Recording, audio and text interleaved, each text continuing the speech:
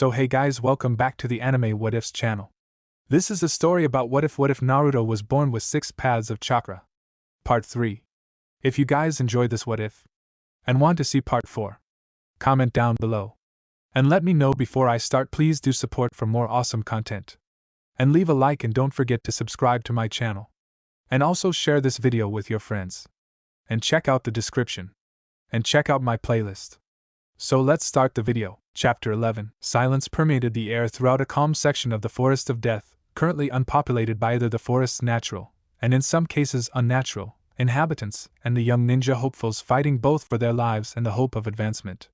That sense of quiet remained unbroken as 6 figures shot through the trees, their precise movements barely making a sound as they bolted through the branches towards the heart of the forest. Teams 7 and 10 moved as blurs as they hopped along the massive trees, Naruto and Chuji bringing up the rear of the group, the Akimichi holding a bound Zaku and Kin over his shoulders like sacks of potatoes, while the blonde carried the leader of the sound trio.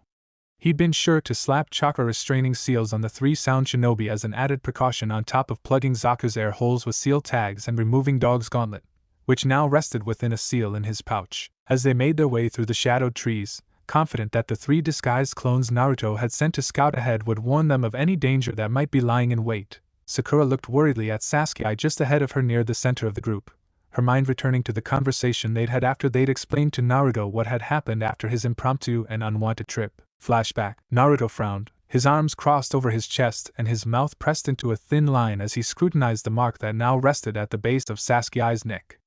Ino and Sakura looked worriedly as the blonde assessed the damage, before finally, he stepped back and shrugged. "Nope, sorry. I can't make heads or tails of this thing," he said finally. While perhaps expected, it was clear from their reactions that this was not what the group had hoped to hear. While Sasuke, stoic as always, showed no reaction besides covering the seal under his high collar, Shikamaru and Sakura let out sighs. Chuji continued to munch on his potato chips. It was a stressful situation, while Ino looked annoyed. "Geez. And here I thought you might actually know what you were talking about for once," Yamanaka said, covering her face with her hand, causing the other blonde to send her a glare. "Hey, the hell's that supposed to mean?" Ino put her hands on her hips. "Exactly what it sounded like. Since you're the only one here studying this stuff, I thought you might be able to, do something about this." Naruto's eye twitched, and he leaned towards her. "Do you have any idea how complicated sealing is?" Jinchuriki asked. "This isn't like ninjutsu, where all you have to do is make a few hand seals and mold your chakra. It's more like an entire language where one wrong symbol or line written out of place could have disastrous consequences. Characters can flow together that don't mean anything unless you can look at the whole picture. Lines that seem to have no real place can make or break any seal made. One wrong move, one symbol out of place, a single smudged line and the whole seal could blow up in your face. It's more than just learning how to draw a few symbols and squiggles. It's about creating a written language using symbols and lines of power in order to direct the flow of your chakra in order to create a very specific effect. It's a hell of a lot more complicated than weaving a few hand seals. And I just started learning it 2 months ago." Ino held her arms up in a placating gesture. Okay, I get it. I was asking for too much. Sorry, I'm just a little frustrated over all this. Here we are in the middle of our village, going through these already crazy exams. Sure, we're in this creepy forest, but still our village. And we stumble on a mess left by Orochimaru of all people." Naruto sighed at that. "But I get what you mean. It's just another reason we should get to the tower as fast as we can. I mean, we've barely got an idea of what this thing does." Naruto rubbed the back of his head. "Well, I didn't say I didn't have any idea what it was." Truthfully, he had quickly formed an idea of just what they were dealing with based on their recounting of Sasuke's awakening and Orochimaru's parting words. Although, he really didn't like the conclusions he came to. Sasuke turned to him and Sakura blinked. "What?" "But you just said," the pink-haired Kunoichi began. "I said I couldn't read the seal just by looking at it or doing anything about it. I'm nowhere near that level yet. But I've got a pretty good idea of what it's supposed to do." "Well, don't just keep us in suspense, tell us already," Ino said. All right. "But you're not going to like it any more than I do," Naruto replied. "From the sound of it, I'm guessing this is some kind of cursed seal." "Cursed seal? Yeesh, that just sounds troublesome." Shikamaru spoke up with a frown. "Yeah, that's one way to put it." Naruto crossed his arms and took on a stern and focused air that surprised the members of Team 10. "Like I said, cursed seals are too advanced for me to even go into right now, so I've only just glossed over this stuff. But cursed sealing is a type of sealing used to control people. Sakura, Ino and Chuji looked worried while Sasuke and Shikamaru's eyes narrowed. Mostly, they punish the victim if they don't do what the user wants, like making them feel like they're on fire or paralyzing them. It can be on command or automatic, depending on the seal. Some might actually reward you if you do what you're told to, conditioning you to follow orders. Shikamaru said as Sasuke subconsciously reached for the seal. The Uchiha heir was fairly sure that Naruto had hit the nail on the head. He hadn't mentioned it to the others because he hated to be coddled or pitted, but he'd already experienced the pain he'd described. While they'd been looking for Naruto, he happened upon a kunoichi in trouble. Unwilling to leave someone who wasn't an enemy, or at least not at the moment to certain death, and hoping she'd have a scroll, he'd quickly decided to intervene. He'd rescued her, of course, but found in the process that anything beyond basic taijutsu caused the seal to try and take him over again. And it hurt like hell when he resisted its influence. Naruto nodded. Exactly. And from what I heard, some can even keep you from doing certain things outright. Of course, this one's a bit different. He looked at Sasuke, his Rinnegan activating behind his glasses and focusing on the poisonous purple aura of Orochimaru's chakra that now clung to Sasuke's neck. If I had to guess, I'd say that thing is meant to twist the user until they turn into someone Orochimaru would want as a minion. With the whole group clearly concerned by his theory, he continued, that's probably why it made you stronger. You know what they say, everything has a price. It might give you some incredible chakra, but as long as you're using it, it turns you into a sadistic prick like him. That's the only reason I can think of he'd want to make you stronger, to tempt you to use it knowing what it'll do to you. On top of that, it's probably addicting like a drug. The more you use it, the more you want to use it. Until eventually the effects start to become permanent. Sasuke scowled at the thought of what was likely being done to him, while Sakura covered her mouth and turned a worried eye towards him, feeling powerless. Shikamaru meanwhile stared to the ground and cupped his chin, deep in thought, a state that few ever saw the typically lazy Nara in, as his surprisingly sharp mind went over Naruto's hypothesis. He quickly deemed it likely and added to it. This wasn't the time to half-ass everything, a comrade was in serious trouble. Not only that, but if Naruto's guess is right, it'll probably have some way to control him at that point too. He pointed out. After all, people like Orochimaru aren't exactly trustworthy. If that seal makes you anything like him, he'd probably want a way to make sure that you wouldn't just turn on him sometime down the road. Yeah, giving people power in exchange for their freedom. That sounds like it'd be right up his alley. Naruto mused. After a moment of tense silence, the blonde waved his hand, returning to his usual exuberant self. But no worries. Kakashi-sensei can probably do something about it. If not, Jiraiya of the Sanin's in town. I'm sure he'll lend a hand, since it was his old teammate who made the thing, Ino gasped. What? Master Jiraiya's here? Now. It's been years since he set foot in the village. Naruto put his hands behind his head and gave a wide grin. Yep. From what I know, it should be child's play for him to deal with it, or at least suppress it even if our sensei can't. Turning to Sasuke, he added. You'll be fine, as long as you don't use that seal. Humph, who do you take me for? Sasuke responded. However, what he was thinking was easier said than done. If there was any alternative, he would take it, but if they couldn't suppress its influence, or he didn't develop a tolerance over time, he doubted he'd even have the option of focusing on taijutsu like Rock Lee if even the chakra needed to activate the Sharingan triggered it.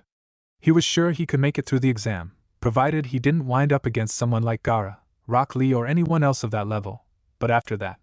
And if he was ever going to go after Itachi, remembering the crippling pain that resisting the seal brought, he knew that if it came down to it, he'd have to choose between either trying to control the seal, or giving up his career as a shinobi along with his goal of avenging his clan. There was a pause before Naruto turned to the members of Team 10. Hey, by the way, what scroll do you guys have? Shikamaru raised a brow. Why?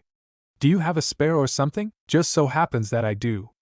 Naruto answered with a grin, reaching into his pouch and pulling out 2 Earth scrolls, to their surprise. That's it?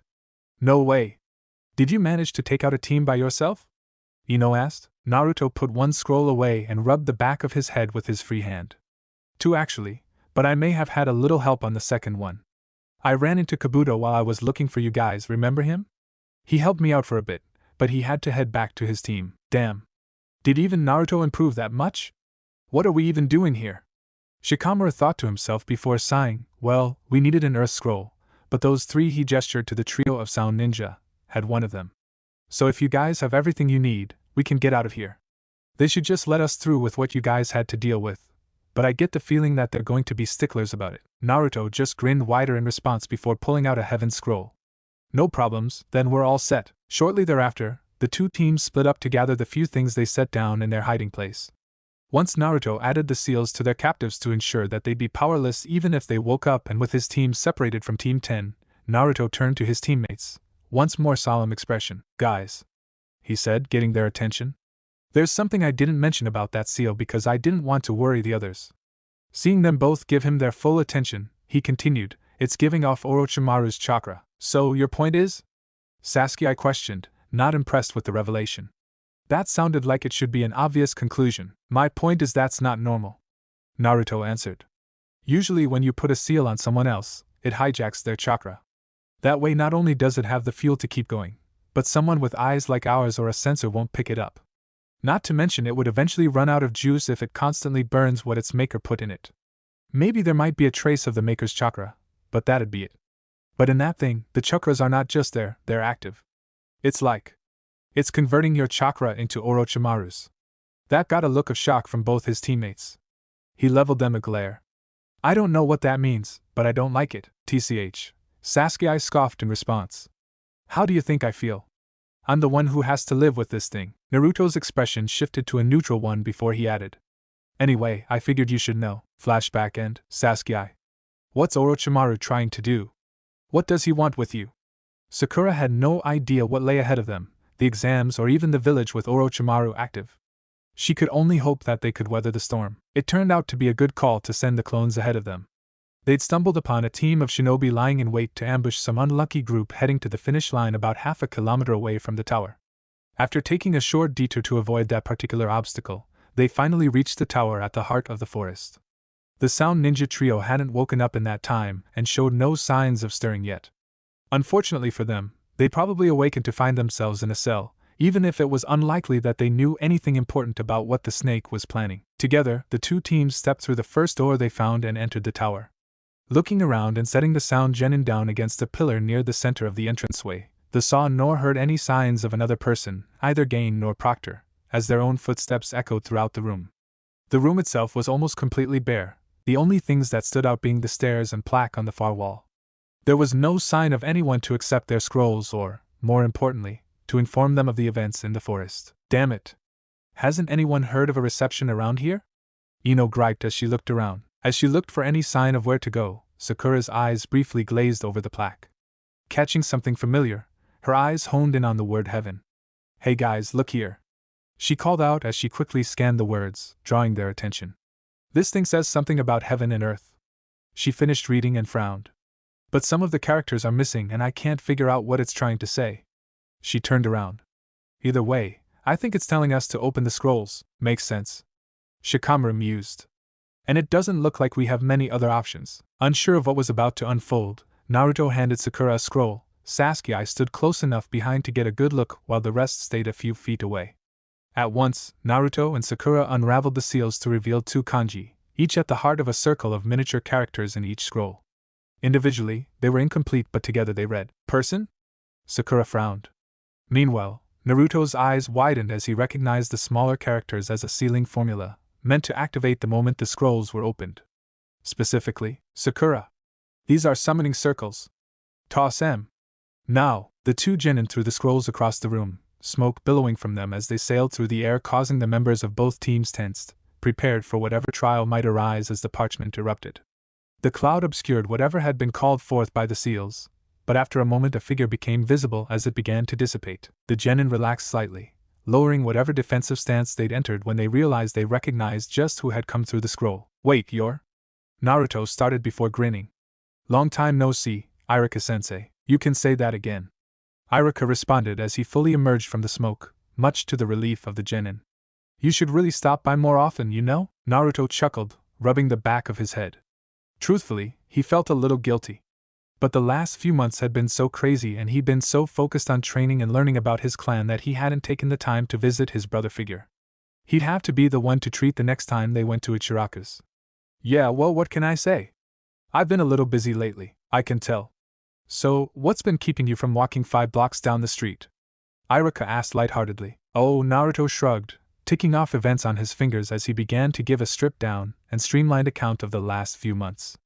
Just getting beaten into the ground training to where I can barely drag myself home, chased halfway across the village by this crazy snake lady, learning about my long-lost family, saving a country.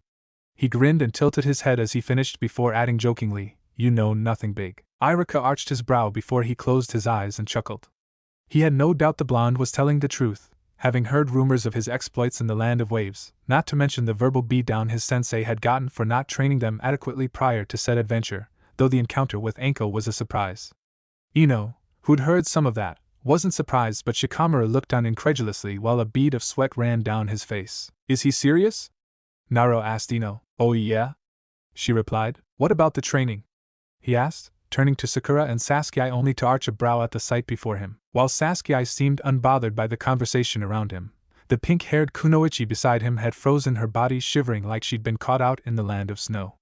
Her eyes had widened to the size of saucers, irises and pupils absent from the now solid white orbs, while quiet, strangled cries left her throat as vision after horror-filled vision filtered through her mind. Flashback. Once more, Sakura and Haku stood before the raging river deep in the forest surrounding the village. Just at the edge of their field of vision, the water shifted to white rapids that frothed and churned as it sped towards the falls she could hear in the distance. Rather than fear and apprehension as she had displayed earlier when faced with the prospect of swimming against the current for training, the kunoichi seemed confused at this choice. Haku," she began. "Didn't you say that we were moving on? Why are we back here again?" She'd been so relieved when he told her that he wasn't going to make her swim in the river again, although that had only lasted about a second before she wondered exactly what he was going to put her through next. Haku seemed apologetic as he turned to face Sakura, and that was enough to send a fearful chill down her spine. "Yes, I did. We're moving on to the next stage of your training." He then pulled out a scroll and laid it on the ground. Sakura felt a sense of foreboding creep through her chest as she watched him unfold the scroll, revealing a storage seal. Her body tensed, and she audibly gulped when he made a hand sign before the scroll vanished under a puff of smoke. In its wake, something appeared which confirmed the young girl's fears. Something that had her take a step back, her eyes wide with terror and her mouth agape as her arm crossed over her chest as if to protect herself from the horror. "4 weighted bracers, each labeled 20 pounds. Lifting one up," Haku said. "From now on, you'll have to wear these while swimming." "Ga," was Sakura's strangled reply. "All right, listen up, you brats," Zabuza said, staring at the genin of Team 7 alongside Haku and Kakashi from the edge of the clearing. Sakura had been dreading this day. It was once more time for a joint training session to work on their teamwork. While normally this would be a welcome reprieve for most Haku's training, it was Zabuza's turn to supervise. Every step on the way here, her feet had been weighed down by the shackles of anxiety, as she could only imagine what new nightmare he'd put them through. After hearing so much of this bell training this village seems so fond of, I've decided to put my own spin on it for today's main exercise. He began, and Sakura briefly held out hope that maybe this wouldn't be any worse than their second graduation exam or any of Kakashi's much more reasonable trials. She really should have known better by now. "You're to treat this like a real mission. That means you can use just about anything you want. That includes," but Zabuza said before looking pointedly at Naruto. "None of that gravity bullshit. That'll make this too easy." "Damn." Naruto cursed, but he wasn't about to complain. Besides, he was right. "This time around, you've only got to get the one bell," Zabuza stated, pulling it out of his pocket for emphasis, though this one had a hook at the end of its chain. "All you have to do is get it, and actually keep your hands on it while you make your escape." Naruto and Sakura seemed puzzled, while Sasuke's eyes narrowed. "Where are we trying to escape to?" Naruto asked. "Or do we have to lose you after we take the bell?" Sakura added. "Wrong questions, brats," Zabuza replied, and Sakura once more felt a sense of dread as his face twisted, making it clear he was wearing a sadistic smirk under his bandages. "What you should be asking is where from." With that, he tossed the bell to his apprentice, who caught it. The 3 genin immediately knew what was about to happen and tensed as he attached it to his forehead protector, carefully spearing the hook into the cloth. Sure enough, after giving the trio a small smile, one that had them guessing whether or not he was enjoying this, Haku made hand signs that Sasuke recognized all too well. "Secret crystal ice mirrors." Suddenly, water rose from the nearby lake, forming the first layer of the dome of ice mirrors in a perfect circle around the trio. Sakura felt the temperature drop around them as the mirrors absorbed the heat from the surrounding air but never warmed in the slightest. In a few moments the dome was complete, sealing them in. Sakura watched in dread as Haku stepped back, phasing into the mirror. In moments, his image appeared on every mirror in the dome, each drawing and placing them between his fingers in both hands, holding his arms crossed over his chest. The three genin took formation, each staring into a different direction, ready for the first attack to come from anywhere. While Naruto grinned and Sasuke smirked, eager for the challenge and the opportunity to best the technique that nearly beat them before, Sakura was clearly not as enthusiastic. That is to say, she was terrified. She trembled slightly as she recalled how Naruto and Sasuke looked the last time they faced this. Her eyes transformed into large white circles as she held her kunai before her, and Zabuza began, raising his arm. Begin, Haku. Sakura began, her eyes closed and her fist closed in front of her chest. She was trembling, though whether it was with outrage or fear one couldn't tell. Likely a combination of the two. You've asked a lot of me since we started this nightmare you call training. I won't lie and say I didn't complain, but in the end I did it. But, suddenly, outrage won out against whatever dread she was feeling and she leveled a fierce glare at the ice user standing beside her, who raised his hands in a placating gesture as she pointed her left hand at the cliff wall before her. Well, it no longer really qualified as a cliff wall. A more accurate term for what it was now would be death trap. Don't you think this is a little too much? The rock wall before her, its surface far too jagged to try and run up its entirety, had been converted into a vertical obstacle course. Built into the face of the cliff were all manner of traps, from wire nets that criss-crossed across the stone to clear kunai nests. Several rock fall traps and what looked like a small forest of bamboo shoots that no doubt held many more hazards within.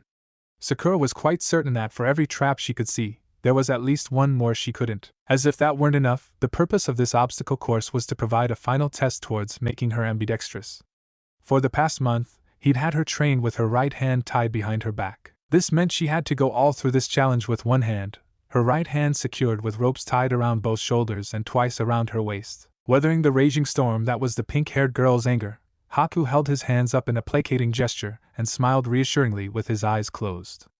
I understand where you're coming from, and you're right, this might seem like it's a bit extreme. But look at it this way. I can guarantee this is the worst thing I'll put you through, so when you make it through it's all smooth sailing from there. Oh yeah, that's so comforting. Sakura replied through grit teeth. His enthusiasm evaporating like a puddle in the desert, Haku gave her a look that made it clear that he wasn't particularly pleased with this trial either. Look, Sakura. Zabuza-sensei is the one who came up with this challenge. If I let you skirt on this exercise and he finds out, and I don't have to tell him, you know he will, what do you think he'll do? Sakura froze for an instant, unable to keep herself from imagining what kind of hell Zabuza would put her through if she backed out, and seemed to deflate before shrinking into her and shivering. Haku once more put on a reassuring face, placed a hand on her shoulder and said, Don't worry. You've managed to make it through everything else we've thrown at you. I'm sure this will be no different. Sakura just stared at him, clearly not the least bit soothed by his words. And I'll be here to catch you if you fall. She was still staring. Now if you're ready, we should get started. Sakura whimpered before looking back at the cliff face. Sakura scrambled up the seemingly bare surface near the top of the cliff face, now less than 100 meters from the finish line. Her body was riddled with small cuts, and her restrained arm had long since begun to burn, but she still wore a look of hope and anticipation now that the end was in sight. Just then her honed ears caught the sound of a trigger being sprung. She looked down just in time to see a barrage of kunai flying through the air towards her. Focusing the chakra into her arm and releasing it at just the right moment, she propelled herself dozens of meters up and safely out of the way of the daggers. She was afforded a brief moment of respite and allowed herself to breathe a sigh of relief. That relief lasted all of 2 seconds before 3 sticks of bamboo burst from the stone, one striking her in the sternum and 2 in the stomach, propelling her into the air while all the air rushed out of her lungs with a grunt and a whoosh. Sailing through the air, she did the only thing she could when she regained her ability to breathe. She screamed. Sakura barely managed to duck in time, feeling the air rush over her head as Zabuza's sword swung over her. However, the ex-Mist Ninja had predicted her move and slammed his foot into her chest, sending her flying back into a tree hard enough that the bark shattered and leaving a cracked indentation in the lighter surface underneath. Before he could press the advantage, he was suddenly sent slammed by an invisible force that propelled him through the tree line and out of sight. The kunoichi turned to thank Naruto, only to freeze when Zabuza's sword flew through the air, passing just inches past her face, leaving her a shivering, fray-haired mess. Sakura ran as fast as she could, looking over her shoulder and diving to the ground as Zabuza's sword spun through the air where her waist had been moments before, only for a sandal-clad foot to slam into her back hard enough to send spiderweb-like cracks through the surrounding ground for making the wrong move. Sakura cried out in panic as boulders barreled towards her as she was navigating a wire field. Sakura cried out, wondering how she'd gotten into this mess. Sakura leapt from one bamboo shoot to the other as quickly as her arms and legs could take her as kunai and came at her from every direction. Sakura fell to the ground with a grunt as she felt a twinge of pain in her shin. Looking to her leg, she found two, hitting her pressure points and paralyzing her tendons. She looked up just in time to see a wave speeding towards her. All she could do was raise her arm and scream. Flashback end. Sakura sank to the floor and curled up into a ball, hugging her knees to her chest as a cloud of gloom seemed to hang over her head. They could just barely see the top half of her face, her skin tinged blue and her eyes speaking of untold despair. I don't want to talk about it. Right. Shikamaru said as he raised a brow, a bead of sweat rolling down the side of his face. He cast Ino and Choji a look out of the corner of his eyes and said as quietly as possible, "Remind me to run interference if Asuma-sensei ever tries to take pointers from their teacher." His teammates kept their eyes on Sakura as they nodded. So, Iruka began as his eyes scanned the room, narrowing slightly at the trio of tied-up genin. Something was up, that would be clear even to most academy students. While I don't disapprove, I'm surprised you guys came here together. It's rare to see genin teams help each other, or at least this openly. Can I ask what led to this team up? Naruto suddenly became serious, all traces of levity vanishing. Iruka couldn't prevent his eyes from widening at how quickly Naruto's expression shifted. While he couldn't see his eyes, the look on the boy's face reminded him of when the blonde had taken down Mizuki. It seemed he'd grown up a lot since he'd last seen him. Yeah, we ran into trouble. Listen, Iruka-sensei, I need you to call me Hokage. Lord Hokage?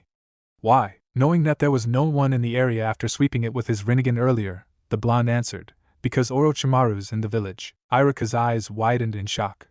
Orochimaru? Naruto, are you serious? You mean you saw him?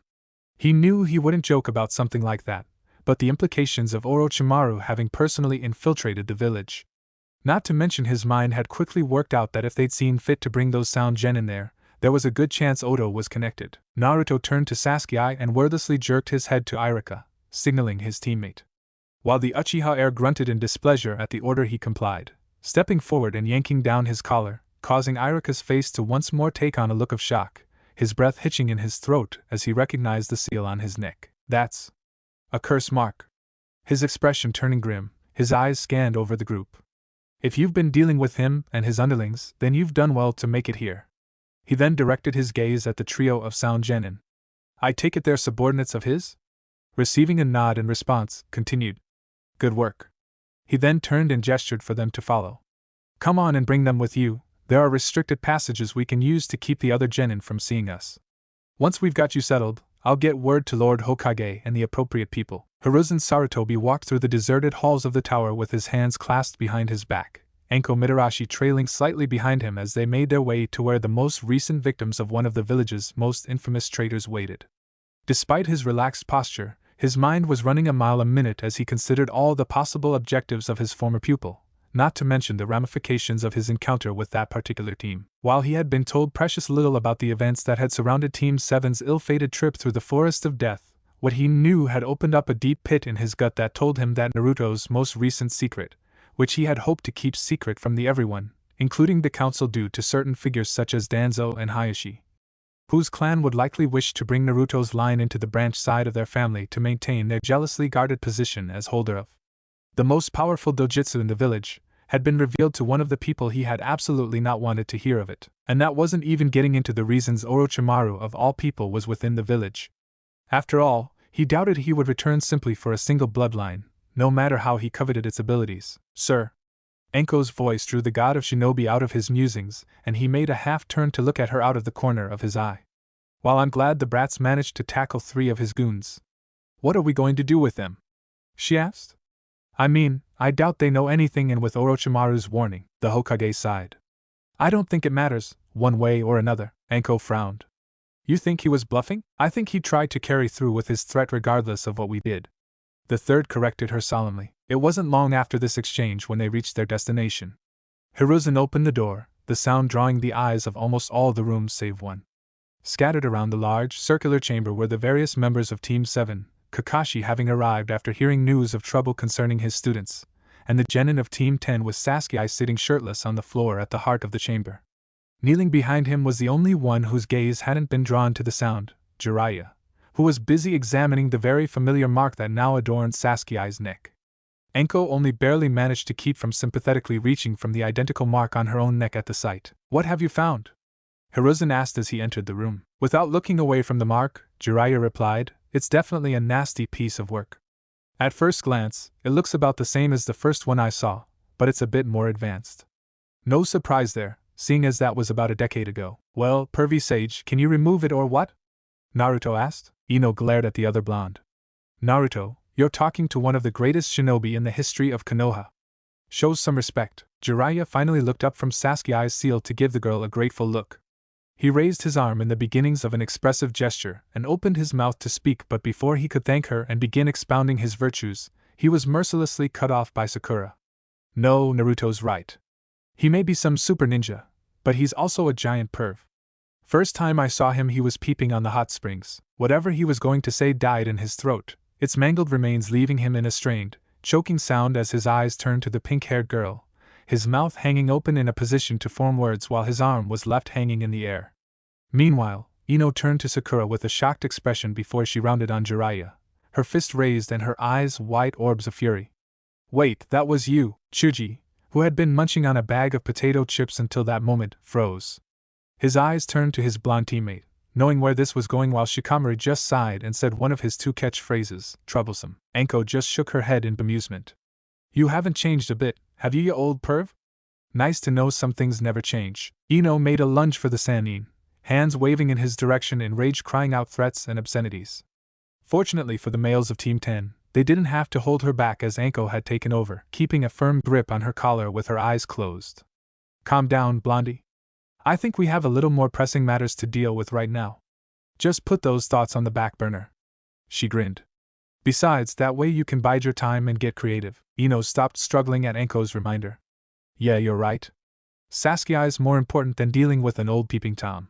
She then gave the older Kunoichi that sickly sweet smile most females seemed capable of producing, marking imminent pain and suffering for some poor, unfortunate soul who'd earned her ire. Besides, I'd bet I can come up with something extra special for him in a few days, said poor unfortunate soul scoffed. Oh please. There's only one Kunoichi who can intimidate me, and you, little girl, aren't her. Oh yeah? You could have fooled me the way you ran when I caught you at the hot springs. Sakura commented dryly as she gave him a dull stare. Yeah, because standing still is standard procedure when facing an angry mob. Jiraiya replied in a deadpan manner. Oh? Jiraiya turned his dull gaze at the sinister tone from the purple-haired woman behind him. Am I included in that, Master Jiraiya? Jiraiya actually laughed deeply and loudly, much to Naruto's visible horror. Oh please. While I admit you might creep the hell out of me sometimes, Anko, unless you're blonde, wear pigtails, have a 106-centimeter bust and can destroy mountains with a single punch, there is no way this Jiraiya will ever be afraid of you. Anko grinned wickedly. Challenge accepted.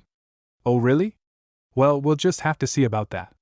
Naruto shivered and silently said a prayer for the Toad Summoner. Hiruzen coughed into his hand to get their attention. He would probably have found that exchange amusing were it not for the seriousness of the situation. As you were saying before we got off topic. Ah, right. He turned to Naruto. To answer your question, no, I can't just remove it. His eyes hardened as he glared at the seal. Like I said, this thing's a real piece of work. It's got some biological component to it, and fuses with the victim, both in their cells and their chakra network. That's why it's so hazardous. Most can't handle the strain of this thing worming its way into them, and the body burns itself out trying to adapt. And the way the chakra in it reacts, it's almost like it's got a mind of its own. It could be removed. Theoretically at least, if you could pull all the chakra in it to the surface and suck it all out at once, but to pull that off you need to have it resonate with a like source. In other words, we need Orochimaru, or at least his chakra. He rubbed the back of his head with a sigh. Good news is it's only affecting you the way it is because it's still raw. You'll build up a tolerance to it over the next few months, and after that it'll only be a problem if you blow all your chakra or you're stupid or desperate enough to actually try to use it to your advantage, Kakashi sighed.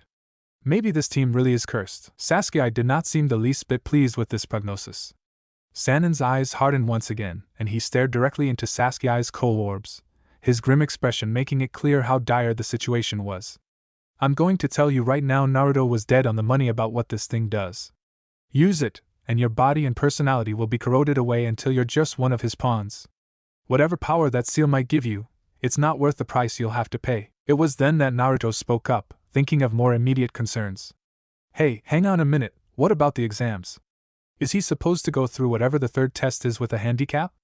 Aside from the fact that he wanted to fight Sasuke at his best and as his teammate he wanted to support him, with enemies like Gaara participating he could die because of this thing if he didn't drop out. And if there was one thing he couldn't see the Uchiha doing, it was back down from a challenge he considered worth his time. Hate to break it to you, kid, but it's probably best if he dropped out. Anko answered, her brow furrowed as her mind ran through the dangers of a fresh cursed mark. Now hang on. Jiraiya interjected, raising his hand in a halting gesture. I may not be able to remove it, but I can seal its influence. He turned to look at Sasuke. It'll put you under for about as long as the seal itself did, but afterwards you should be alright as long as you keep in mind that that seal will be powered by your chakra and will. Same dangers as if you just built up a tolerance naturally. Sasuke's response was what could only be called typical of him, a nod and an affirmative grunt. The group stood in silence as Jiraiya, squatting down on his haunches, finished drawing a seal on the ground. The large array took up most of the room and consisted of 3 circles linked by 3 equidistant lines, all made up of countless characters, some kanji, including the characters for bind and seal, the innermost ring being just large enough for Sasuke to sit in the center of the array, the 3 lines going up his body and surrounding the curse mark. With his work completed, Jiraiya rose to his feet and nodded to himself before placing his hands together in a Tora seal. Alright kid, brace yourself. This isn't going to be easy on you. Jiraiya warned before he brought his hand back and Sasuke did as asked, tensing his body and preparing himself. Sealing art, adamantine guardian seal. With that he slammed his hand over the Uchiha's seal and the white array glowed bluish-white as Sasuke cringed, the light it gave off illuminating the entire room in its azure hue. Then, all the characters began to shift, the circles tightening and closing in around the Uchiha as the characters ran along the 3 lines, shrinking until they were unidentifiable. After the first few seconds, Sasuke grit his teeth to bite back a scream. A moment later, his considerable pain tolerance gave out, and he cried out in agony as the curse mark fought against the binding, the burning sensation of its power struggling to maintain its hold over its host only a small magnitude worse than the seal uprooting said influence, ripping it out with all the patience and finesse of a panicked soldier driving a jagged spear into his enemy. The white-hot waves and lines of pain as it forced its way through his body and chakra was nearly as bad as it scoured him for any traces of the vile power that plagued him. The glow faded as the seal became smaller and smaller until finally, the last portions ran up his body and formed a perfect circle around the offending mark, lined with unreadable characters. When the glowing circle faded into a black coloring, Sasuke lost consciousness, slumping forward to be caught by Jiraiya, who lifted him up and walked over to Kakashi. Handing the boy over to his sensei, Jiraiya said, "He's all yours now. Make sure to keep an eye on him. He mustn't start trying to draw on the seal for power. Its influence could lead him down a very dark path." "I know. I can handle it," Kakashi replied with a nod. "Now, I believe I should find somewhere for my student to spend the day." And with that, he walked towards the door, the other genin watching with Sakura and Ino visibly worried. "Why don't you all go on and get yourself comfortable?" Jiraiya said, waving the genin off before looking at the Rinnegan bearer. "Naruto, stay behind for a sec, would ya?" Naruto nodded as the rest of the genin filtered out. "What do you think Jiraiya wants with him?" Ino quietly asked Shikamaru. "Who knows? It could be anything.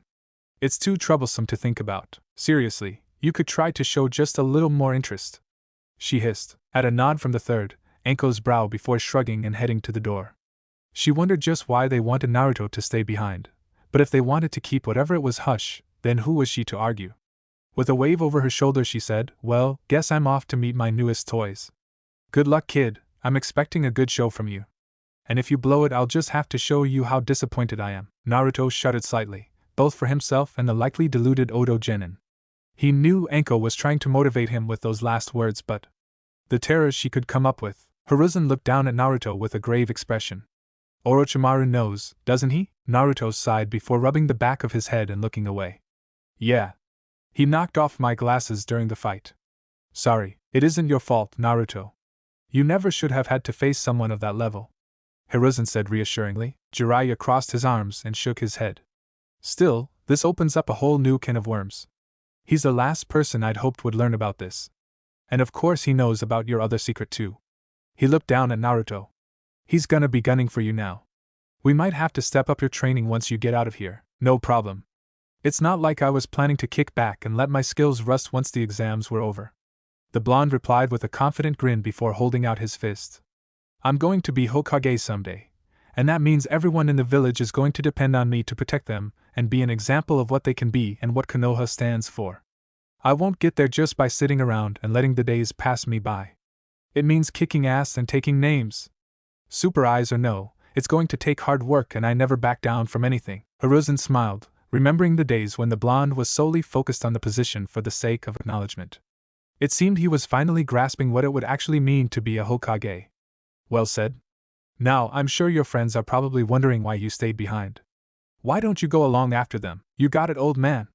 Naruto nodded before running out the door. After a moment, Hiruzen turned to Jiraiya, his demeanor once more serious. You think Orochimaru might leak this information to them? Jiraiya, his expression as grim as his sensei's, closed his eyes in contemplation. Hard to say. He certainly wouldn't want to risk them snatching him up before he has a chance to, but they might have spies in his organization. There's also the risk his eyes will be exposed in whatever mess Orochimaru's cooking up for us. We'll just have to wait and see. Naruto stepped out into the hall and briefly activated his Rinnegan, just long enough to locate the chakra of his teammates before taking off through the halls. After taking 2 turns and going up a flight of stairs, he ran into none other than Kabuto, who blinked at the sight of the younger genin. Naruto? Hey, Kabuto. Naruto greeted me. I see you made it in one piece. You too. Kabuto replied with a nod. I guess you found your team then. Was everyone alright? Yeah. I was a little worried for a minute there, but they're both safe. Sasuke's a bit under the weather, but he'll pull through. I was just on my way to meet up with them. Wanna come by and say hey? Kabuto shook his head and gave an apologetic smile. No, my own team is expecting me. I'll be sure to stop by before the next stage though, okay? Sure! See you later. And with that, Naruto took off and Kabuto watched as he bounded down the hall. A moment after Naruto vanished from sight, Kabuto's smile widened, becoming something twisted. Something that was a mockery of everything a smile was possibly meant to convey. Flashback. Kabuto and his 2 teammates, both wearing attire that matched his own, stepped into the entrance hall of the tower. The moment he set foot within the double doors, a smirk found its way to his face as he sensed the presence of his sensei. So, how was your journey, Kabuto? I trust you found it enlightening. Kabuto tilted his head forward and pushed up his glasses with his index finger, the light reflecting off the lenses and hiding his eyes behind their shine. Indeed it was. He pulled out Naruto's ninja info card and handed it out for a chalk white hand to take. While I didn't find everything I was looking for, I believe you'll be satisfied. He raised his head to look at the man who inspected his carefully gathered information. Lord Orochimaru. Orochimaru scrutinized the card with a wide grin before letting out a chilling chuckle. Oh, I assure you I am. While you may have missed an opportunity to gather intel on Sasuke, Naruto's proven to be a far more fascinating specimen than I anticipated. He looked up at the gray-haired youth, his right-hand man. He was quite the entertainment during their doomed attempt to escape me, and I found the boy was hiding a most intriguing secret. Oh? And may I ask just what it could be to have piqued your interest so? Kabuto tilted his head to the side slightly. The traitorous Sannin closed his eyes and chuckled, pausing for dramatic effect, before leveling his snake-like, amber eyes on Kabuto so he could savor his shock. It would seem the boy has spontaneously developed the Rinnegan. Kabuto gasped slightly, his eyes wide, straightening himself up from the shock as one of the most dangerous spies in all the elemental countries. A man who couldn't afford to be surprised, was completely thrown for a loop. His teammates shared in his reaction. The Rinnegan? But, my lord. How? Our research. How indeed? I'm eager to find that out myself. All of my research into those eyes says this should be impossible. But then, the word has a rather loose definition for shinobi, wouldn't you agree? Orochimaru shook his head. Still, we're in no hurry. With all my objectives laid out before me, I can afford to be patient a little while longer. Shall I update my info card? No. The farther this spreads, the more likely it is to fall into untrustworthy hands. And should that happen, my old associates may hear of it. And we certainly wouldn't want that, now would we? They might dismiss it because he's a child. Or they may come for him sooner. That's something we can't allow. His gaze took on a curious gleam as he eyes his subordinate. What's your opinion on all this? It's certainly unexpected. But beyond that, my opinion doesn't matter. Kabuto replied. After all, you're the one who will decide everything. How amusing. Orochimaru chuckled. Perhaps it would be best to deal with this particular curiosity between stages. After all, he's grown a great deal in a short time. I'd almost attribute it to his eyes, but he's developed in other areas they wouldn't account for. I suppose it's no surprise. He is their son after all, Kabuto frowned. Their son. Did you know his parents, my lord? Orochimaru let out another amused chuckle. Oh come now, don't tell me your time here has dulled your senses so, Kabuto. It's so apparent just by looking at him the majority of the village must be blind not to see it, the purple-clad teen shrugged. I never found any indication of his family. As far as I know, he was just some random orphan. Orochimaru shook his head. Well, I won't spoil the surprise for you. He stepped away from the wall before he vanished in a burst of smoke. Try to figure it out, if you have the spare time. His voice echoed from around them, Flashback and Naruto Uzumaki. Kabuto spoke as he stood alone in the hallway. You're much more interesting than I thought. Chapter 12. So, how's he doing? Naruto asked as he entered the room. Sakura and Ino maintained a vigil on Sasuke's bedside while Kakashi stood at its foot and Shikamaru and Chuji stood at the wall, Nara lying against it. A lot better than when he first got the curse mark, Sakura answered before looking back at the Uchiha heir, resting the back of her hand on his forehead. He's relaxed and he's not running a fever this time. Kakashi sighed and closed his sole visible eye. I'll have to keep a close eye on him from here on out. He turned towards Naruto. It may seem like Orochimaru wants Sasuke to come to him, but he's always been a fickle one when it comes to what he wants. He could easily decide that he doesn't want to wait and send someone to retrieve him. It went unspoken that the same attention would have to be paid to Naruto. How long was he like this before? Ino asked Sakura. He was out all night. He should be up by tomorrow. Well, Shikamaru began, pushing away from the wall and rubbing the back of his neck. We're going to need to find a room of our own.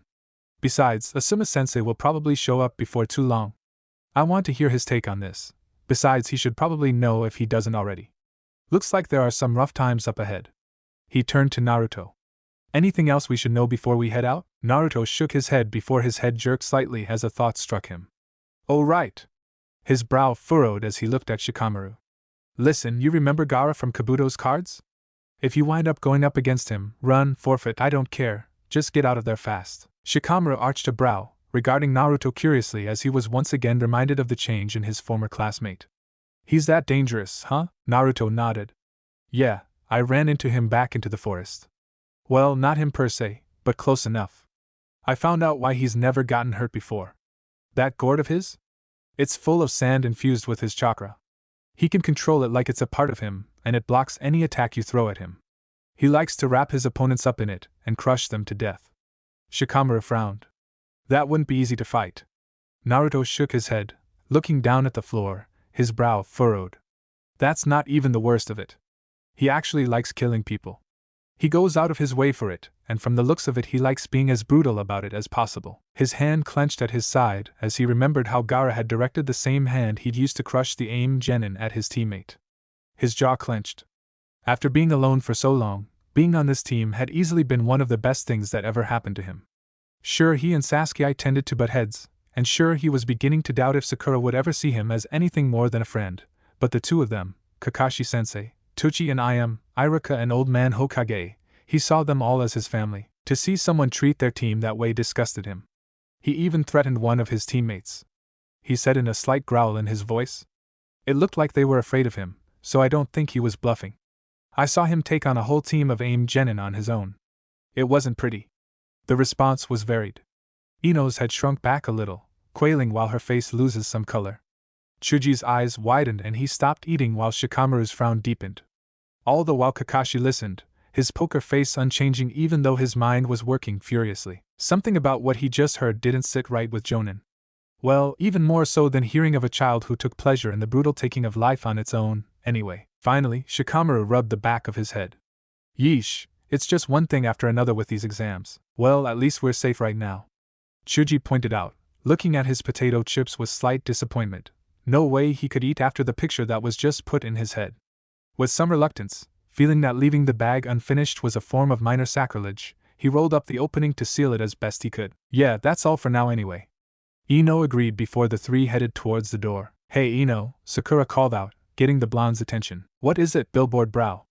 Ino asked, causing Sakura to glare at her before she took a calming breath. The pink-haired kunoichi gave her former friend a somewhat grateful look and softly said, Thanks for helping us out back there. Ino blinked before smirking as she closed her eyes and turned her head up, sticking her nose in the air.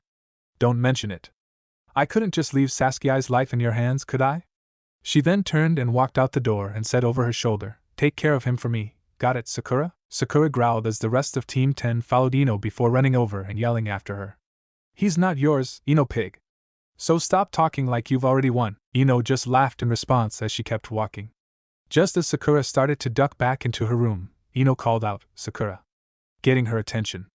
Giving her fellow kunoichi a warmer smile, she said, it looks like things are gonna be a little rough up ahead, so take care of them. And look after yourself too, okay? Sakura seemed a little surprised before she smiled and nodded. Right, same to you, Ino. And with that, she ducked back into the room she shared with her teammates. Rough, huh? That's about the understatement of the century. Chuji commented as he turned back to Ino, who sighed in response. So what was that just now? I thought you two weren't really on speaking terms anymore. Well, unless you count going at it like angry cats whenever you're in the same room. Ino raised a fist to her chest and glared at her teammate. Shut up. This is just how affairs of the heart work between rivals. Okay, no need to bite my head off. Chuji replied with his hands raised in a placating manner. He then chuckled with a small smile. This only seemed to irritate the Yamanaka heir more. A cross-shaped vein pulsed on her forehead as she placed her hands on her hips. And just what's so funny? Oh, nothing. It's just nice to see you getting along like you used to. Humph. Ino turned her head away. That was just a momentary thing. Nothing's changed, and I will be the one to beat Sasuke. Just watch. Yeah, I hear you. Chuji sighed and Ino walked away. Affairs of the heart, huh? Somehow I don't think all that drama is necessary. Shikamaru said as he walked up beside Chuji. You know what they say. A woman's heart is one thing men will never truly understand, whatever. Shikamaru replied as the two walked after their blonde teammate. I just know it's just a drag to be caught up in their rivalry. You know she's not going to stop hounding us after this until we've caught up to those three, right? He smirked. And she'll probably try to have you go on a diet. Chuji looked horrified. She wouldn't. Don't worry about it. Just explain why this is normal for your clan and she'll understand. Probably. Chuji just groaned in response. We'll cross that bridge when we come to it. Hey! What are you guys talking about back there? Ino called back at her teammates. Nothing. Don't worry about it. That's what they always say when you should worry. You were talking about me, weren't you? Naruto sat at a table against the wall in the Uchiha's room, keeping Sakura company as she refused to leave Sasuke's side. Kakashi had left to speak with the Hokage. He was once again reading his book on sealing, the sealing arts, maintaining stability while maximizing power. According to Jiraiya, the author wasn't half as good as he thought he was, but there was nothing in the book that was wrong and the information was factual. It contained a lot of intermediate knowledge of seals as well as patterns and matrices that grant stability and strengthen the effects and tips on improvising your own unique combinations. Meanwhile, two clones sat on the floor in the corner of the room taking in different subjects in the art, one looking into more characters and their meaning and the other reading up other tips on improving the stability and the speed with which the seals functioned. Reading up on and practicing Fuinjutsu had become one of his favorite pastimes, and it was really the only thing he could do to improve himself while they were confined to the tower until the next stage of the exams began. However, soon enough he found himself growing curious about what was going on. So after an hour of studying, an act which would have no doubt sent Iruka into hysterics, Naruto rose to his feet. With a groan, he stretched out his arms before rolling his neck, eliciting a few pops due to how long he'd been staring down at the pages. He placed his book under his arm and made a cross-shaped hand sign and summoned another clone before tossing it to it, who promptly caught it and flipped back to his page. I'm going to go take a look around, Naruto told Sakura. Sakura looked over to him and nodded. All right. Keep your eyes open, okay? He waved her off. Relax. It's not like Orochimaru's going to attack us here with the Hokage in the building. Despite his reassuring words, he knew better than to completely let his guard down with the snake Sannin on the loose. Placing his hands behind his head, he walked along the halls of the tower, only his footsteps echoing around the corridors as he aimlessly made his way, in search of something interesting to pass the time. He went up and down several flights of stairs, turned many corners, but found nothing and no one. Eventually he grew bored and headed outside, finding a balcony and leaping up to the building's highest point. From there, he activated his Rinnegan, seeing how far he could see Chakra signatures hidden within the forest. Once more, the barriers surrounding the village became visible to his eyes as the world shifted to black and white with various shades of blue representing pure Chakra. Looking down into the forest, he could see brief flickers of color revealing Chakra, but mostly all he saw were the black of the trees and their leaves. He saw a flock of birds take to the sky, a barely visible aura of blue surrounding them as it flew out of sight. After a few moments, he closed his eyes and deactivated the legendary dojutsu, trying to extend his senses and sense the presence and signatures of everyone around him without their use. Shiho had gotten him a book of supplementary ninja skills she thought he'd appreciate, and she'd been right. It wasn't a skill that was easy to nurture, but he could see the value in it. Problem was the ability required an innate talent in it that you wouldn't know if you had or not until you tried it. Some rare individuals didn't even have to practice. They just had it from birth like any other sense. So far, the blonde had made no progress. But then, he hadn't been putting much effort into the exercises just yet. Many of the books had been annoyingly vague, simply stating the quickest way to awaken the senses was to close off one's senses and open up your mind to the world. Or, as the more comprehensive writings he'd browsed through, close off your 5 senses as best you can, focus your chakra on your brain and attempt to sense the people around you. It was best if you knew where they were so you at least had some vague idea where to look. He absently decided to try some more when he returned to his team's rooms. Sakura and Sasuke weren't going anywhere for a while, and maybe it would help keep an eye on whatever the curse mark was doing if he ever got the hang of it. The attempt was, predictably, a total failure. In the end, it wasn't his currently non-existent sensing abilities but rather his ears that caught an approaching presence. A series of barks drew his attention. HM? What's that, Akamaru? More barks, followed by footsteps. Naruto looked down to see Kiba stepping out onto the balcony, his hands resting in his pockets and Akamaru's head sticking out from the top of his jacket. He turned his head and looked up, seeing the blonde. Well, look at that. I guess you 3 made it after all, Naruto asked as he jumped down, landing on the balcony in a crouch before righting himself. Was there ever any doubt? He asked with a confident grin. Kiba gave an amused scoff and said, Don't get too ahead of yourself. This forest was no problem. We got here on the first day. Naruto would have pointed out that they almost made it on the first day too, but dropped it as he would have come up with some excuse to avoid talking about Orochimaru. They didn't need word about that to spread right now. Instead, he shook his head, his mouth twisting into a slight grimace as another thought crossed his mind. Don't let Enko hear you say that. She'll probably toss you into the darkest part of the forest and chase you through it. The Inuzuka briefly considered saying something smug, but thought better of it. That woman creeped him out, and he had a feeling Naruto wasn't just blowing smoke. He made an affirmative grunt before adding, We'll see just what you're made of in the next rounds. Kiba replied before arching a brow. What are you doing out here anyway? Naruto shrugged, turning his head to the side. Oh, you know. Just thought I'd get some shut-eye. Seemed like a pretty good place. Kiba gave him a dull look. You do know we have rooms for that, right? You do know I was kidding, right? Naruto replied with an equally blank tone before shaking his head. Seriously, I was just taking in the sights. Not like there's much else to do around here until this part of the exams is over. Well, you got that right. The pair turned at the female voice that cut through their conversation to find Temari approaching them.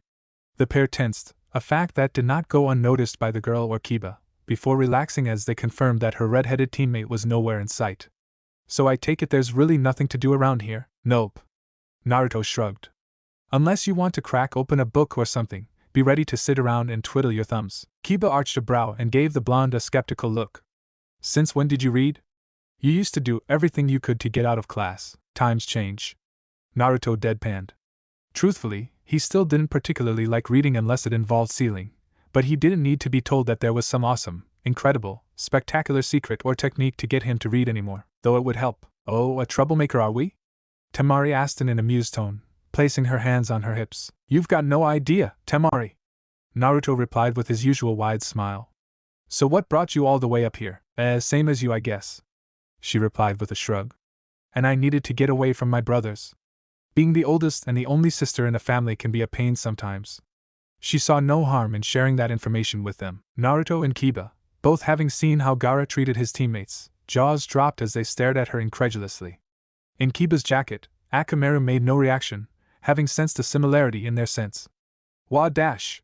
Bu-dash! The Rinnegan bearer stammered. Those two are your brothers? Putting his thoughts on the way Gaara aside, Kiba recovered and shouted seriously. You 3 don't look anything alike. Well, that happens from time to time. Temari shrugged before she saw Naruto frowning and clenching his fist. She tilted her head to the side. Something wrong? Naruto took in a deep breath and sighed before shaking his head. Not much, it's just that your brother, the small one. He seemed kind of cold to you guys, I guess. He said, deciding not to mention he'd seen the battle in the forest. Tell me about it. Temari averted her gaze and rubbed the back of her neck. But he's like that to everyone. If anything, I do get some preferential treatment for being his big sister. It's not much, but it's something. If I had a sister, you better believe I wouldn't act the way that guy does. Naruto shook his head with a slight growl. Temari glared at the other blonde. What did he know? Yeah, she didn't like the way Gaara treated her, but it wasn't his fault. She wouldn't deny he scared her a little. Okay, a lot, but anyone who grew up the way he did was entitled to act however they wanted. Well, what do you know? In case you haven't noticed, you're not my brother. She wondered what his problem was. That was way too big a reaction for the way Gaara generally acted. She'd only talked to the blonde once. Gaara hadn't done anything too bad in front of them, so why would they? Oh. He must have been hiding out during Gaara's fight with the Aim Genin and witnessed the aftermath. I know that if I was lucky enough to have a sister, I sure as hell wouldn't be a jerk to her. Naruto answered hotly. Then she blinked as something about her words registered and she looked at him curiously. Her eyes narrowed slightly. He wouldn't react this badly if he just wished he had a sibling, so. You don't have a family, do you? Naruto shook his head. Nope. I've been an orphan for as long as I can remember. I don't even know who my parents were. His tone made it clear this was a sore subject. Well, sorry, she replied gruffly. But you're still not Gaara. He might not be the nicest guy to me, but he's still my little brother, and I'm not going to listen to you insult him. Yeah, I know. Doesn't mean it can't piss me off to see someone treating their own family like that. Temari arched a brow, absently noting that the blonde before her and her father would most certainly not get along if that were the case. Why do you even care? In case you haven't noticed, we're from rival villages, even if we are allies right now. I don't care about any of that crap. Naruto replied before shrugging. Konoha, Suna, whatever. None of that matters as far as I'm concerned. Temari looked at him curiously. Well, you're certainly a unique one. Naruto grinned enthusiastically and brought his fist to his chest. And proud of it, Temari gave a short laugh. She briefly thought to herself that the world might be a better place if more people thought like the boy in front of her. Then she wouldn't have to. It didn't matter. Things were how they were. Well, I'm going to look around some more. She walked away, waving at them over her shoulder. Nice talking with you. Same to you, Temari. Naruto replied as he watched her walk away. Kiba shook his head. Man, if I treated my sister like that brother of hers, my mom would skin me alive. Their parents must be total douches to let that crap go on. He then turned to Naruto. You really are a knucklehead. Sheesh, you do know we're in a competition, right? Yeah, and you should get your ears looked at. Like I said, I don't give a damn about any of that, Kiba scoffed. Whatever. So, what was that back there? You reacted the same way I did when you saw her. Well, what do you think it was? I think you had a run-in with her little brother while we were all back in the forest. Gee, was it that obvious? Naruto responded sardonically before saying. Actually, it was the same time you did. Kiba blinked. Huh. You were there too? Yep, Naruto answered before he rubbed the back of his head. I was out scouting and hid in the trees when I saw the fight about to go down. I had the perfect vantage point to see you guys hiding in the bushes. I was ready to lend a hand if Gaara turned on you guys. Luckily I didn't have to. And what do you think you would have done if that guy decided to kill us? Last I checked, the best you could hope for would be to hold him off for all of 2 seconds. The blonde glared at the belittling of his skills. Although, he had to admit that before he really got serious, before Wave, Kiba would probably have been right. Though if anything, that thought just pissed him off more. He really hated thinking about how obnoxious and cocky he'd been not too long ago. He still was kind of brash, but now he could actually back it up. I think I could have taken him if I really had to. Naruto growled out, eager to teach his former classmate just how much he'd grown since they graduated. Yeah, right? Quit deluding yourself. You'd have about as good a chance to take that guy as you do of actually becoming Hokage someday. Kiba said before turning away, clearly not the least bit intimidated. Naruto just clenched his fist before throwing his arm out and reining in his indignation. Yeah, keep talking. Just wait until we fight, then we'll see who's laughing. Yeah, me, all the way to the next round, only if I've knocked you senseless. When Kiba reached the door, he turned around. Seriously though, don't get into a fight with that guy if you can avoid it. It won't just be your pride on the line there. Yeah, because he's clearly a live and let live kind of guy. Naruto said sardonically before crossing his arms. Same to you? Kiba nodded and walked through the door. Naruto shook his head and turned to look out at the forest. Things are heating up. The blonde thought as he placed his hand on the rail. He couldn't help but let an eager grin spread across his face. He couldn't say he was looking forward to whatever Orochimaru was planning, but as for the rest of the exams, things are getting crazy around here. I'll have to give them all a real showstopper. Naruto. It was just after the break of dawn the next day when Sakura suddenly burst through the door to the blonde's room. However, she stopped and stared in surprise at what she saw. Naruto had 3 clones sitting near the corner of the room. One was reading a book, probably on sealing if she knew her teammate, while the other 2 were holding kunai, seemingly focusing on them. They were attempting to flow their chakra through the weapons, mostly as a way to improve both their chakra control and skill in the wind element, as channeling and shaping one's chakra through another object was more difficult than doing so in one's own body. However, it was what the real Naruto was doing that caught her attention. He was sitting on his bed with his tracksuit off and lying on the back of a nearby chair, leaving him in his orange pants and a black t-shirt. His legs crossed and his hands resting on his knees. His sunglasses were off, allowing Sakura to see that his eyes were closed before he cracked open a single purple eye to look at her. "Hey, Sakura," the blonde said before he unfurled his legs, stretching as he let them hang over the side of his bed, reaching over to his nightstand and picking up his sunglasses. "What's up, were you meditating?" Sakura stuttered incredulously, unable to believe what she just saw. Momentarily stunned by her previous thoughts, she almost felt compelled to check the blonde's temperature to make sure there wasn't something wrong with him. Naruto rubbed the back of his head and smiled sheepishly. "Not exactly. I was trying to sense your chakra, but I didn't have much luck." Sakura shook her head, remembering why she was there. "Never mind about that. Sasuke, eyes up. Come on." Naruto blinked behind his sunglasses as she ran back to the Uchiha's room next door before jumping off his bed and grabbing his tracksuit and throwing it on. As he followed her, when he reached Sasuke's room, he found Sakura had returned to his side. The Uchiha heir was sitting up with a hand on his neck, bending his neck to work out the kinks from having lied immobile for so long with his eyes closed. "Nice to see you finally got enough beauty sleep. Finally got over your little hickey, Sasuke?" Naruto said jokingly with a smirk, which Sasuke ignored while Sakura threw him a glare. "It's not a hickey, Naruto." Naruto held his hands up in a placating gesture. Yeah, I know. "So, how are you feeling?" Sasuke opened his eyes, revealing the crimson of his Sharingan. It was with more than a little relief that he noted that rather than the crippling pain he felt last time he attempted to use his Kekkei Genkai, there wasn't even a dull throb from his neck. He turned to his teammates, taking in the sight of their chakra and the odd view of transparent images over his teammates' forms, showing him what they would do moments later while his eyes allowed him to perfectly interpret their actions. His crimson orbs returned to their standard cold color, and closed his eyes, bending his neck again. "I'll be better once I've worked out the kinks. That old man might act like a fool most of the time, but he's earned his reputation, I'll give him that." He turned to Naruto. "I take it you've had a look around. Anyone else know how to make it to the tower?" Naruto shrugged. "It's mostly people from Konoha. I saw Tenten and Kiba, so their teams made it. Gaara's team's here too, no surprise there. But get this, those 3 are actually siblings." Sakura seemed surprised to hear that. "Seriously? They don't look anything alike." "Yeah, right? That's what I thought. So all our biggest competition made it." Sasuke mused. "Find anything out?" Naruto shrugged. Not really. Why am I not surprised?" Sasuke shook his head. "Well, excuse me, but no one's going to advertise their powers, you know." Naruto shot back. "It's not like you could have done much better." Sasuke grunted in acknowledgement. "Though you shouldn't have much of a problem with Temari. And you got that from? You couldn't tell?" Naruto asked, his eyebrows rising slightly. Surprisingly to his teammates, he went into a short lecture mode, raising his hand and extending his index finger. "She's a wind user. That's why she carries that fan. She can use wind without hand seals with it." He smirked and tilted his head to the side. "I thought that a prodigy would know stuff like that. You'll have to forgive me for not being well versed in an element I don't use." Sasuke replied sarcastically. Sakura frowned in thought as she considered what the most dangerous team among their rivals was easily. So then, that guy, Kankuro's probably a physical fighter of some kind, since his brother and sister are ninjutsu specialists. Maybe not, but that'd be the most balanced setup.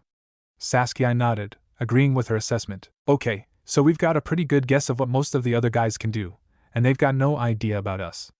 That's an advantage if I've ever heard one," Naruto said with his arms crossed before turning to the door. "I'm going to give Ino, Chuji, and Shikamaru the good news. They'll probably want to know you're up." And with that, he left to alert the members of Team 10. The trio spent most of their remaining time resting from their ordeals, hanging out with Team 10 and discussing how best to counter their potential rivals, focusing on the most dangerous individuals like Gaara. Naruto also spent his time doing what little he could to improve his abilities. That had always been something of a problem for him. Kakashi didn't call him the #1 hyperactive knucklehead ninja for nothing. He'd always had trouble sitting still or resting for long periods of time.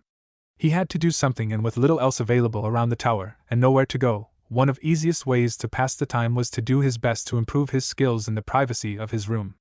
Still, it was only a few days, so while he did pick up some new information on seals, he made little progress elsewhere. Time flew, and soon enough, they were called to assemble in the main hall. About time things finally got moving, Naruto commented, punching his fist into his open palm as he and his team walked through the halls of the tower, along with the members of Team 10. At one's behest, they'd chosen rooms close to those of Team 7 and thus had about the same route. Geez, you'd think he'd be a little less enthusiastic after the last exam was such a drag, Shikamaru commented. Sakura turned and shrugged, smiling slightly as she replied, what else did you expect? That's how he always is. Chuji swallowed a mouthful of his potato chips. I don't have a good feeling about all this. Think we can back out now? Damn it, don't talk like that, you'll jinx us. Ino chastised her teammate. Don't worry so much. We made it this far, right? I'm sure we'll be fine. What was it you said about jinxing us? I'm pretty sure that's right up there with what could possibly go wrong. The Akamichi grumbled, looking glumly at his potato chips, one of his last bags. I just wish they'd had some food for us here. We shouldn't have had to go back into the forest just to get our next meal. Ino put her hands on her hips and gave him an annoyed look. Well, we might not have had to if someone didn't inhale every morsel in front of them at every opportunity. Soon enough, the group entered the main hall to find Team Guy. Kabuto's team and the Sand siblings were already there, each team lined up into a single row standing before the Hokage, the proctors along with Iruka arrayed in front of him, and the sensei of the passing teams behind him. A lone Sand shinobi wearing turban-like headgear with the length of the white cloth covering the left half of his face was the sole foreigner, obviously the Sand trio's teacher. The only other individual present Naruto didn't recognize was a Konoha shinobi wearing glasses identical to Kabuto's, likely his sensei. As they moved to join them, Team 8 emerged from the hallway. Hearing more footsteps behind him, Naruto turned and was slightly surprised to see the three genin he'd encountered with Kabuto enter the room, the fresh cuts on their exposed faces hinting that they'd arrived just in the nick of time. The leader of the three glared at him, to which he responded with a grin. Sasuke noticed and quietly questioned, You know those three? They're just some losers I took a scroll off of. Nothing to worry about. Yeah, keep grinning. We'll see who gets the last laugh. The leader of the genin thought as he continued to glare, so only 7 of the teams made it. Temari mused as her eyes wandered the assembled genin. Looking over the group, Kurena's eyes widened when her gaze fell on her team. What's wrong with Akamaru? She wondered, seeing the dog cowering after a fearful glance at Gaara while Kiba gave the redhead an uneasy look. The third Hokage looked over all the participants who'd made it this far, his eyes lingering briefly on Kurena's team. The only group of the rookies he hadn't known was accounted for. All of them made it. It's no wonder their sensei nominated them. He mused. All right, listen up. Anko demanded the genin, all of whom stood at the ready. Lord Hokage is going to explain the third exam. Placing his hand on his pipe, the Hokage took a deep breath, inhaling the sweet tobacco and blowing out the smoke before saying, Before we talk about the next stage, there's something I'd like to explain to you. He began, getting the genin's attention. Why do we have all the allied nations taking them together? To promote friendship across countries and to raise the quality of our shinobi. He listed off the generally given reasons. I don't want you to misunderstand the meaning, however. The true purpose of the exam is to serve as a replacement for war amongst our allies. That surprised many of the teens, eliciting a range of responses mostly consisting of widened or narrowed eyes aside from Gaara, who displayed no reaction to the revelation. The members of Team 7 and 10 were also caught off guard a bit. Naruto had told them Kabuto's explanation on the exam stages, but the exam veteran had never explained the reasons behind it all. Not too long ago, we were at war with our current allies. In order to avoid any more wasteful fighting, a stage was set to facilitate future battles and determine the standing of each nation's village. That was the origin of the Chunin exams. Our standing? Ino questioned. During the third stage, influential people from all the nations, including the leaders of the various countries, will come to observe the battles. Those people are the most important clients of our villages. If a nation appears strong, they will receive more clients. Conversely, those who appear weak will lose clients. In addition, a strong showing will warn potential enemies to avoid conflict, while a weak showing may make your nation seem vulnerable. But why? Why do we have to risk our lives just to make our village look good? Kiba asked indignantly. The strength of a country is the strength of its village. And the strength of its village is the strength of its shinobi. And a shinobi's true strength can only be shown in a life or death battle. The third explained calmly. This exam is a place to display your country's strength, as well as your own. It only has meaning because your lives are at risk. And that's why your predecessors have all fought in these exams. But then, what was all that talk about friendship before? Tenten asked. I told you at the beginning not to misunderstand. The balance established here shapes the friendship of the shinobi world. Hiruzen finished his explanation, giving it a moment to soak in. Before we begin, I will tell you one more thing.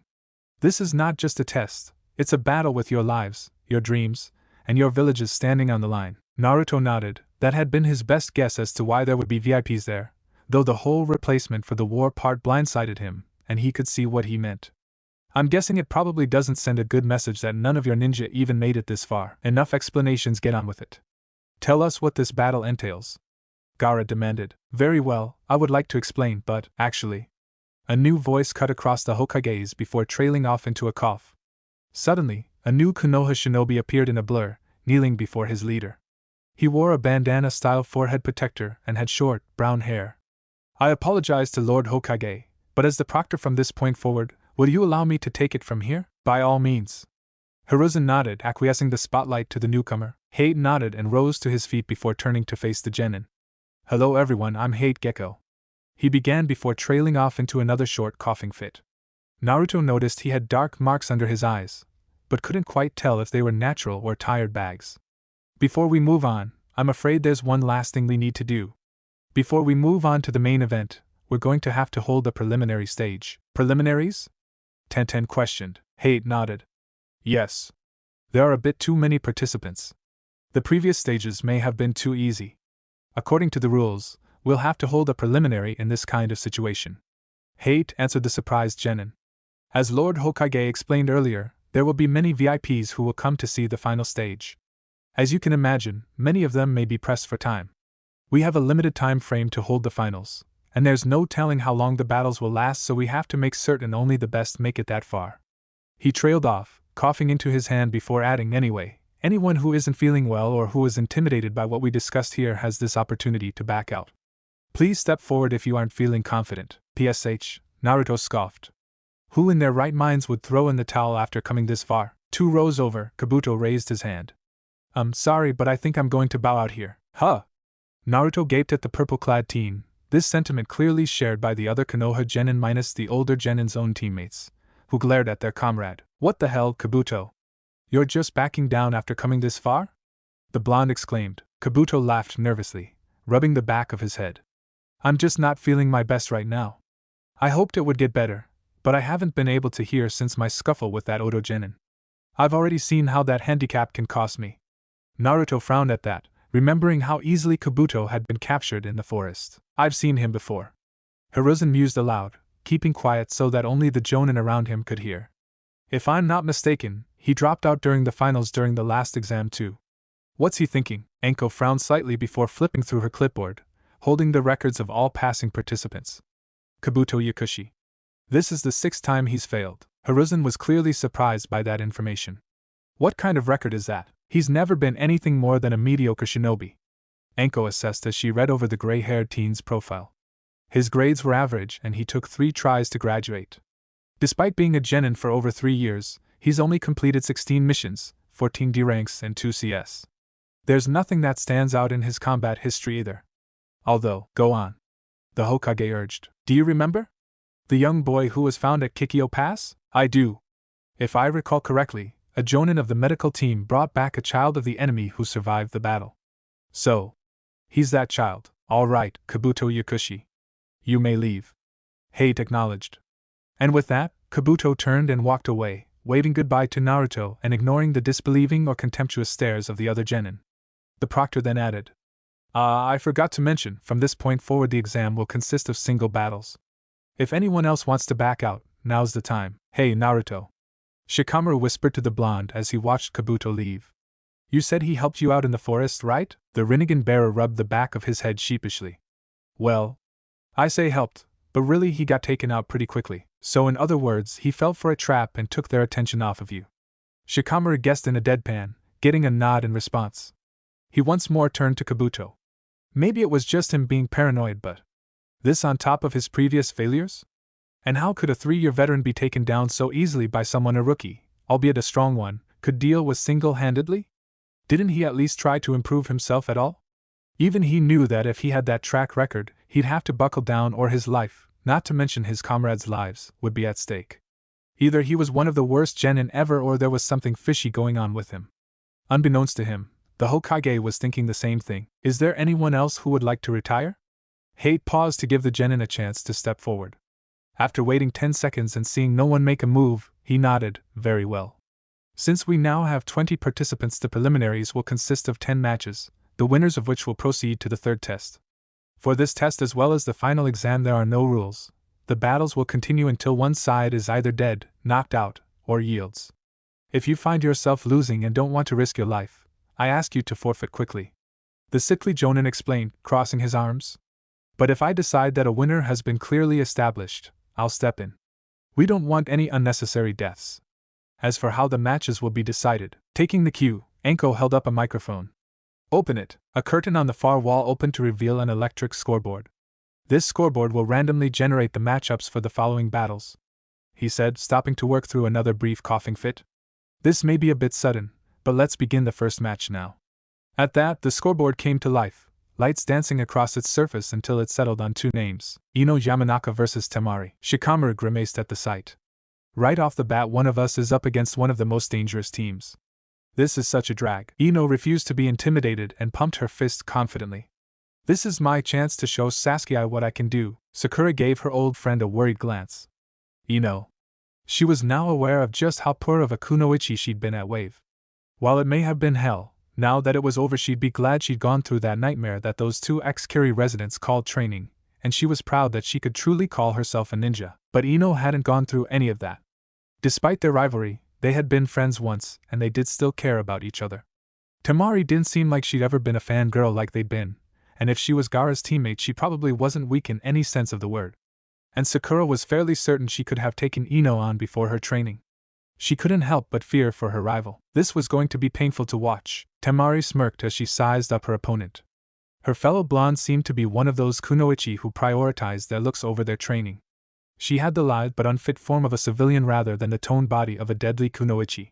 She really hated her type. Girls like her made kunoichi everywhere look bad. They were the reason so many believed so many males made better shinobi. She was going to enjoy this. This'll be child's play. All right, contestants, come to the front. Everyone else please move to the balconies. Hate commanded. The various shinobi made their way up the stairs on either side of the room until they all stood on the balconies overlooking the arena. The Konoha shinobi all stood on one side while the AIM and Suna ninja stood on the other. As Sakura leaned against the railing and looked down at the upcoming battle, she couldn't help but dread what was only seconds away. It clearly showed on her face because Naruto placed a hand on her shoulder, and she turned to see him giving her an encouraging smile. Hey, don't worry so much. I'm sure she'll be fine. I mean, she is your rival, Naruto said. Worst comes to worst, the proctors will step in, right? Sakura nodded but didn't respond, more realistic than the ever-optimistic blonde beside her. Asuma noticed and arched his brow as he looked at her. Hey, what's got you so worried? Jonin asked. Look, I know it might not seem like it, but Ino was the strongest kunoichi in your class. I'd say her chances are pretty good. Neither her teammates nor the Jounin's words seemed to bring Sakura any comfort. I don't think her odds are as good as you think. Yeah, she was stronger than me back then, but this isn't the academy. If Temari's as strong as I think she is. Shikamaru's eyes narrowed as he examined the blonde opposing his teammate, and quickly reached the same conclusion. He knew that despite Ino's confidence, and how effective they were as a team, they were probably some of the weakest genin who'd made it this far individually. He sighed. I hate to say it, but I'm going to have to go with Sakura on this one. Looks like the Sand Village is going to win this round. Is it that bad? Chuji asked as he turned to Shikamaru, hoping that his blonde teammate had a chance. Seeing the look he gave him in response and trusting his oldest friend's judgment, he turned back to the arena, eating a potato chip in nervous anticipation. I hope Ino will come out of this okay. Asuma crossed his arms, confident in his student. Even if he had left most of her training to her clan so far, it wasn't like he hadn't taught them anything. He just focused on other vital areas of shinobi life, like teamwork, perception, and tactics. Still, he'd seen what she was capable of. Well, you all just hang back and watch. You might not have much faith in her, but as her teacher I can say, begin.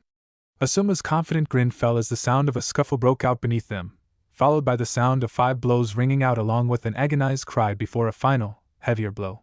Asuma blinked as a few moments of silence passed while Naruto grimaced and Sakura sighed and shook her head, looking at the arena with a pitying stare. The fight could hardly even be called that. The moment that Hade had declared that the match had started, Temari shot forward, determined to put an end to the fight before she had to reveal any of her abilities. Ino had attempted to defend, revealing surprising speed almost on par with Temari's own, but her taijutsu was sorely lacking, little better than Sakura's had been 2 months prior, and she was physically weak. Temari's skilled strikes clearly took their toll on her defenses. Finally, Ino had to pull her left leg back to avoid a leg sweep from the other blonde, positioning her left arm away and raising her right to defend. This left her wide open when Temari's next strike directed said arm up, allowing Temari to strike at Ino's solar plexus, knocking the wind out of her and causing her to double over as all the air rushed out of her lungs. The Sand Kunoichi didn't let up, pressing her advantage and delivering a series of punishing blows to her vulnerable spots, striking first at her kidneys, then when the pain forced her eyes closed, her knee, dislocating the joint and bringing out a cry of pain from the younger girl. Another strike to her neck left her gagging, followed by 2 blows to the torso and then a kick to the chin, sending into a few feet into the air. Temari then whipped around, grabbing her still close fan and using it as a club, slamming it into Ino's skull and swatting her out of the air like a bug, driving her face first into the ground and knocking her out. Temari snorted and tilted her head, staring down at the unconscious blonde in contempt with a hand on her hip. Was that all? Well, that was pretty boring. I'm calling the match here. Winner, Temari. Seriously? Damn. Asuma said, closing his eyes and pinching the bridge of his nose as he shook his head. He could feel his father's eyes on him, and knew he'd have some serious work ahead of him shaping his team up. Shikamaru winced at his teammates' swift defeat. Ah, man. I knew we should never have signed up for these troublesome exams. Beside him, Chuji had shrunk back, his expression a cross between fear and worry. Sakura watched as the medics took Ino away, her face bloody as that final strike had broken her nose when she'd hit the ground. Ino, Tenten pinched the bridge of her nose and shook her head. Ugh, that was painful to watch. If you could clear the arena, I would like to start the next match as soon as possible. Hate said to Temari, who huffed and walked back to her team with a smirk. There was a few moments' pause once she rejoined her team before the scoreboard once again come to life and soon settled on the next participants. Shino Aburame vs. Rock Lee. Chapter 13. Lee pumped his fist and let out a whoop as the scoreboard showed his name. Yahoo! I was afraid that I would have to wait until the very end for my match. He kicked the air in celebration. But fortune has smiled on me and given me the second match. Guy chuckled at his side. Ah, the youth are never willing to wait for things to come to them. He then gave his student a thumbs up. But such is the nature of youth. You can settle down and be patient once you go gray. Until then, keep those fires burning, he said, throwing out his fist. Yes, sensei. Naruto chuckled as he watched them before turning to his teammates and pointing to the pair with the oversized eyebrows. You know, they may be a couple of goofballs, but I like their style. Everyone around him, even Kakashi, looked at him like he was crazy. It was Sakura who voiced their thoughts with a flat, "I'm sorry, come again." What? Don't you think it's funny how they are like father and son? And it's nice that their sensei lets him know he's appreciated. Sure, they're a bit out there sometimes, but they seem like fun people. After a few moments, Sakura, with a hint of apprehension, said, You're not going to follow their example. Are you? Naruto scoffed. No. I said I like their style. I didn't say I'd want it to be like them. Besides, I'm one of a kind. I'm not going to rip off someone else. Sakura gave a sigh of relief and raised a hand to her forehead. Thank Kami, she mumbled. Lee seemed all right, but she didn't think she could deal with that 7 days a week. She threw Tenten a pitying look, which noticed and gave her a thankful expression. Guy leaned down, bringing up his hand and closing all but his index finger. Now Lee, you know the basics of the Aburame clan. They are one of our most famous after all, so you know what to look out for, right? Lee seemed a little sheepish at the question and averted his gaze for a moment. No. Do you have any advice for Guy-sensei? Sakura perked up at that. Oh. Maybe this guy's more on the ball than he acts. Guy's expression became deadly serious as he advised his pupil. I'm fairly certain he's a member of our resident bug-using clan, so be on the lookout for insects, alright? Yes, Guy-sensei, Sakura deflated. That's all? Guess not, Tenten face-palmed. Couldn't he have come up with something a little more helpful? And what does he mean fairly? Hasn't he worked with them before? Then go for it, Lee. Show them all the power of your youth. With that, the green-clad boy leapt over the railing and quickly took his place on the far side of the arena, shifting into his stance and smirking in anticipation as he awaited his opponent. Sheesh. Kiba said with a grimace before turning to Shino, who remained there with his hands in his pockets. That guy might seem like a total goof, but if he's one of Niji's teammates, you've got your work cut out for you. He briefly looked to Hinata, who fidgeted at the mention of her cousin. Be careful, there's no need to tell me that. Why do you ask? I'm always cautious, unlike someone I know. Shino replied in an emotionless tone, getting an annoyed grunt from Kiba, as Shino slowly made his way to his place in contrast to his hot-headed opponent's more enthusiastic action. Sasuke's eyes narrowed as he observed the two as he remembered his bout with the older boy. In pure taijutsu, he's definitely got an edge over me. I expect him to pass though. His eyes turned to Shino as he reached his destination. I don't know the first thing about what Shino can do. He knew the Aburame were one of the 4 noble clans of Konoha, but he didn't know the first thing about them beyond that. Even among clans within the same village, shinobi didn't actively share their abilities, so there weren't any records he could have accessed even if he cared enough to look, which he hadn't. The only other one of the 4 he knew anything about besides his own were the Hyuga, and that was because their clans had been rivals since the founding of the village, though the Uchiha had had the edge until recent years. He probably would have heard about it second-hand from someone who worked with members of the clan before. Had it not been for Itachi, suppressing the urge to let the thought of his brother's deeds get to him, no point in dwelling on such faraway things, he once more focused on the upcoming battle. Shino's the heir to the Aburame if I remember right. Come to think of it, a lot of his classmates were also the heirs to their respective clans. Strange coincidence. I know from the academy that taijutsu's nothing to scoff at. He shouldn't be a pushover. With any luck, they'll both put their all into this. Do you think Shino will be alright? Hinata asked Kiba worriedly. Kiba gave her a confident grin. Relax. Shino's a lot tougher than he looks. It is a privilege to be able to fight this early on. Please show me why your sensei deemed it fit to nominate you even as a rookie. Lee told Shino, you needn't worry. I don't plan on losing. Now we'll start the second match. Hate said before eyeing both genin, gauging if they were ready. After a moment, he gave the command. Please begin. At the word of the proctor, Rock Lee shot forward, wasting no time and closing the distance between them before leaping into a spinning kick, aiming for Aburame's face. Leaf Hurricane! Shino raised his arm, blocking the blow at the very last second before leaping backwards as the taijutsu expert followed up with a low sweep of his leg. Lee pressed the advantage, moving forward and unleashing a barrage of kicks that pushed Shino back as he did his best to parry the attacks. Soon enough, however, Aburame's guard slipped.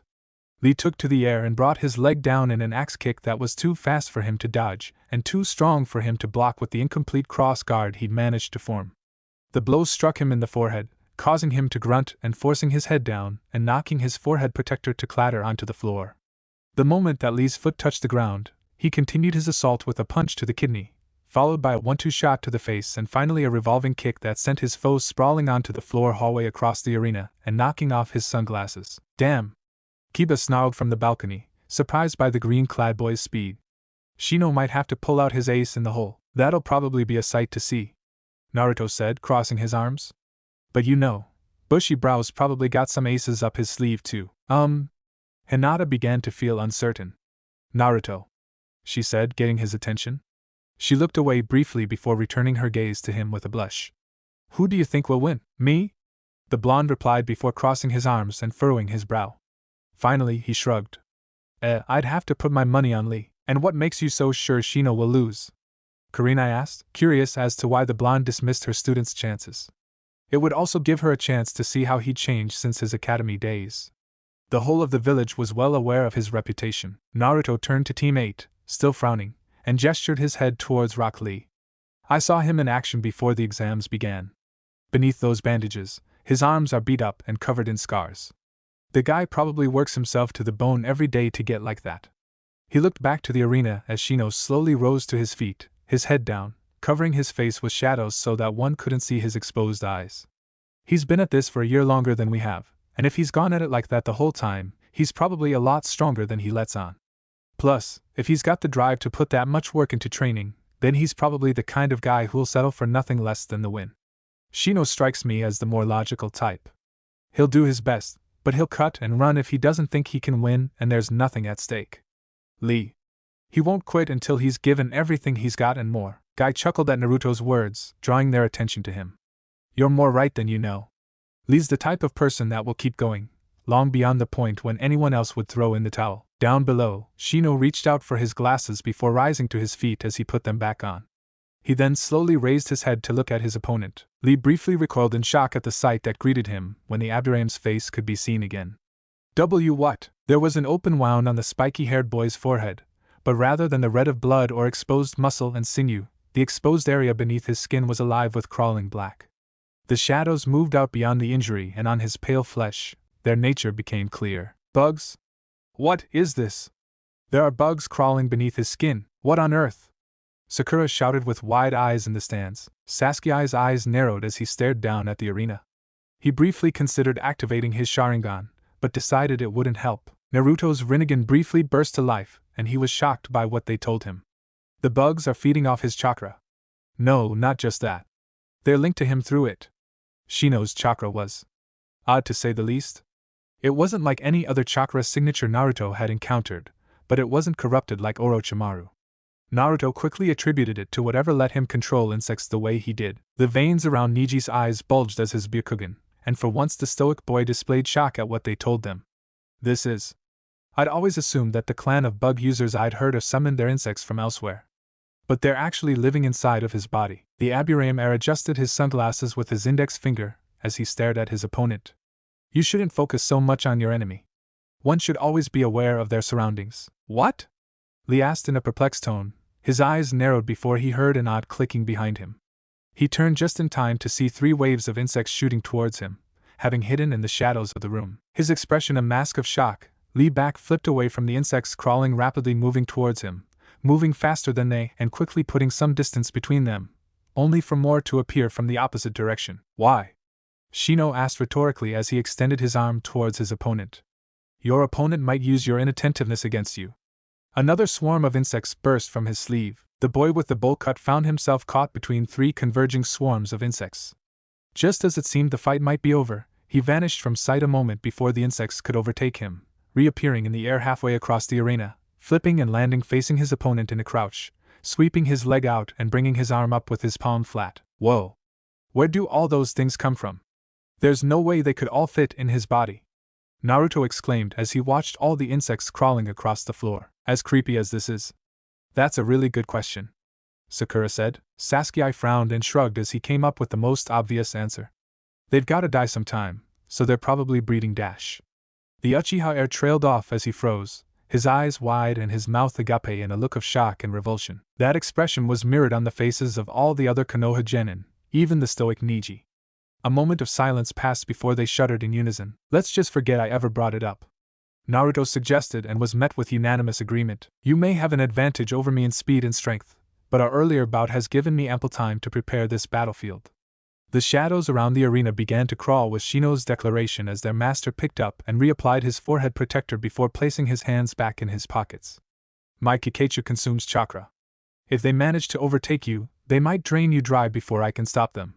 I suggest you forfeit. Lee smirked as he rose up and righted himself. You are right that at the moment, the odds seem stacked in your favor. However, he brought his arm back up before his chest, slipping back into his stance. You will find that I will not give up so easily. Without another word, Shino sent a mental command and his insects obeyed, once more speeding towards Rock Lee, who jumped backwards, weaving around the swarm as best he could and trying to find an opening to get around the shifting mass of chakra-hungry insects to get at their master when he once again sensed something behind him. He turned to see the ground behind him alive with insects, a mass of shifting dots cutting off any hope of escape. The way he controls those insects is kind of like Gaara's sand, though they're not half as dangerous. Kankuro noted as he watched the taijutsu expert do his best to evade the beetles chasing after the living feast that was their master's adversary. Just when he seemed cornered, he vanished from view, reappearing behind the swarm and rushing towards their master. Shino raised his arm and deflected a kick with his arm before doing the same with Lee's follow-up punches, only barely keeping up. Luckily for him, those 3 attacks were all his opponent had time for before the swarms were once again upon him, forcing him back. As the swarm closed the distance between them, Lee once more vanished in a burst of motion, reappearing in the air directly before the Abdurrahim, spinning into a kick aimed at his face.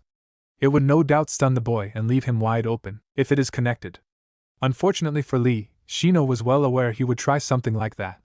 After all, from what he'd seen and learned from Kabuto's info cards, Lee fought exclusively with taijutsu, and in that he definitely had the edge. Which meant Shino would have to maintain close to mid-range and be ready to escape any attempt to force him into hand-to-hand combat to win. Shino ducked under the kick and leapt backwards, raising his arm and unleashing another swarm from his sleeve. Lee was forced to disengage to escape the two-sided attack that followed. Shino directed both arms at the taijutsu expert, calling on more insects from his sleeves while summoning all his scattered insects to converge on Lee. Lee smirked as he ran towards Shino before vanishing from sight in a burst of speed, reappearing in a crouch before the abirame. A rising of Shino's brow was the only exclamation of shock he gave before he was launched into the air by a powerful kick to the chin by Lee. "Is this it?" Sakura asked. Kiba grinned. "Not by a long shot." Lee reappeared in the air above Shino with his arm drawn back for a devastating punch aimed at Shino's face. Seeing his opponent was helpless, the taijutsu expert fully expected for this to be the end of the match. His fist literally plowed through Shino's face. "What?" To Lee's shock, Shino's body fell apart into a mass of black which quickly enveloped him as he cried out, feeling the countless insects bite into his flesh and his body weaken as they drained his chakra. "Lee!" Tenten exclaimed, surprised by this turn of events. "When did he dash?" Niji wondered, never having seen Shino weave a single hand seal. "It's one of the benefits of the abirames." Kakashi spoke up as he watched Lee fall to the ground, where he was promptly swarmed on by the rest of the mass of beetles. The insects they host within their bodies are bound to their will. They're so in tune with their master's will that they can manifest a desired effect without the need of hand signs, as long as it's within their abilities, of course. Shino stepped out of the shadows on the far side of the arena as he watched Lee vanish beneath the swarm. He'd anticipated the boy's next move. After all, the whole arena was covered with his insects. What better place to attack him than in the air, where it would take more time for the beetles to reach them and he'd be defenseless against Lee's superior taijutsu skill. Of course, it worked both ways. If his insects caught him in the air, he'd be helpless to escape. So he'd seamlessly prepared a clone to take his place in the case that Lee did as he expected. The insurance the clone offered was appreciated as well. "I did warn you that I held all the cards. If you can still form words, you should forfeit before my Kakeichu renders you unconscious. If it comes to that, I can't guarantee your life." Sasuke's eyes narrowed. "Is this the best you can do after how you fought me?" Guy looked on stoically, believing in his pupil as his gaze focused on the black mass that covered Lee. Beneath the beetles, Lee could feel his strength ebbing away along with his chakra. His limbs were growing weaker by the moment, and already, he could barely stand under the weight of the insects that were latching onto him, each eager for their meal. "I did not come this far to lose here." He thought back to all the times he'd been mocked because he couldn't use ninjutsu, or to all the people he wanted to prove himself to. "Guy-sensei, I will prove that I am here, in front of everyone, that I am a splendid ninja." He needed to do this quickly. In a few moments, he wouldn't have enough energy left to pull this off. He growled, ignoring the pain of the beetle's jaws pinching his skin as he channeled as much chakra as he could to his head, to one specific spot. "First gate, gate of opening, open." He flooded his chakra into a specific point in his head and then one of his body's primary, one of the 8, which restricted the body to protect it, force open like a bursting dam. He felt the chakra pulse through his body. He felt his muscles swell with newfound strength as the limit on them was removed. But he lacked the energy to actually use it. He had to work quickly. He was almost out of time. Second gate, gate of healing, open. He felt his body revitalize as new energy flooded his system. To him, it almost seemed he was fresh into the battle, better even with the limits on his muscles removed, but he could tell his chakra was dangerously depleted. He had to end this before the boost from the 2 gates ran out. He crossed his arms over his chest and with a cry of effort, burst free from the swarm, scattering a large number of the insects into the air, though a fair number still clung to his body. "What?" This time Shino couldn't hide his shock as Lee crossed the arena in an instant, moving so fast that even the trained eye couldn't follow his movements. "How did he?" Sakura questioned as her teammates activated their respective dojutsu. "No way." Kiba gripped the railing anxiously at this latest turn of events. "That's it." Asuma's eyes narrowed as he recognized what he was looking at. "So, Guy taught him how to use that technique?" Kakashi thought. "That's it, Lee. Let the fires of youth rage." Guy cheered his student on. Lee's movements were too fast for Abirame, and Shino quickly found himself on the receiving end of a kick to the chest. Only for him to once more burst into a cloud of insects, but this time Lee shot away before they could swarm him. "As I expected, you are still hiding behind these insects. If that is the case, then I will just have to drag you out." Lee vanished from sight. A powerful gust of wind left in what was clearly his wake as he sped around the arena, scattering the insects as he plowed through them before finally, his senses, honed through his training with his sensei into a near pseudo-sensor level, and detected a presence hidden beneath the insects. "There you are!" He unleashed a spinning kick at the shape, wincing as his prolonged usage of the gates began to wear on his body, and the fatigue began to settle back in, and the beetles he could shake off continued to drain his chakra. However, he'd found his target. With a grunt of pain, Shino was launched out into the open. Lee vanished once more, reappearing beneath his opponent, and delivered a high kick to the back of his head, disorienting him and sending him high into the air. Flipping and planting his feet on the ground before immediately kneeling into a crouch before disappearing from sight once more, reappearing behind Shino through the dancing leaf shadow technique. This is the end, Lee declared as the bandages around his arms unraveled and wrapped around his opponent too quickly for the bug user to make any move to counter. As soon as his opponent was secure, they began to spin, faster and faster until their forms blurred and they resembled a drill. And then they sped towards the ground. Primary Lotus, they slammed into the hard, unforgiving floor with enough force to kick up a massive cloud of dirt and debris, obscuring all the results of the attack. On the balcony overlooking the arena, Kiba grit his teeth as his hands tightened on the cold steel of the railings, while Hinata covered her hands with her mouth, her expression displaying shock and worry. She wasn't the only one clearly surprised by the impact. Most of the other genin, aside from the green-clad boy's teammates, and the ever-stoic Gaara, were clearly stunned by the force of the impact. Sasuke had settled for a narrowing of his eyes as he awaited the damage from the powerful attack. A second, quiet landing was heard, followed by an almost immutable thud. The edge of the cloud cleared away, revealing Lee, collapsed on the ground and propped up on his left arm. His eyes were drooping from exhaustion, and he was panting heavily, taking in heavy gulps of air as quickly as his lungs would allow. A few more moments passed, and the damage was revealed.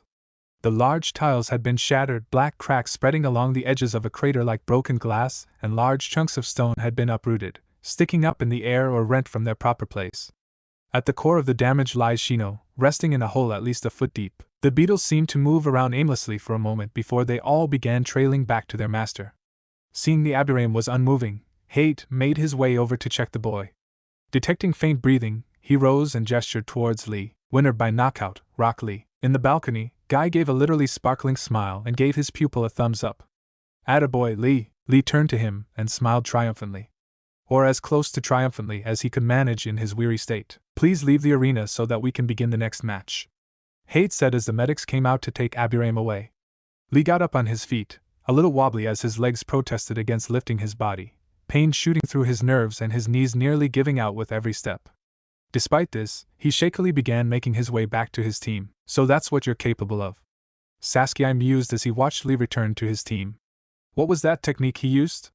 His Sharingan told him that the older boy was almost out of chakra, and yet he'd been able to fight at a far higher level than he had been at the beginning of the match, even if only briefly. He also didn't fail to notice that that was the technique he tried to use on him before the first test, and it was with no small amount of irritation that he realized that if he had succeeded, he would have been out, and his team therefore disqualified. He couldn't help but notice that Lee's movements were hampered by a lot more than just fatigue. Whatever it is, it looks like a price, he thought as his eyes faded back to their normal cold color. Naruto's Rinnegan could see chakra more clearly than the Sharingan, so he had a better idea of what happened. He had seen 2 spots of chakra, which he guessed to be chakra points, which were normally invisible to his eyes, glowing radiantly enough to be clearly seen. One of the things that his sensei had forced his clones to read through time and time again, not that he complained about it anymore, was information on chakra, including the chakra network. It took him a few moments to remember one obscure bit of knowledge he'd taken in and realize what happened. Bushy brow forced open 2 of the 8 gates. I didn't even know you could do that. The 8 gates.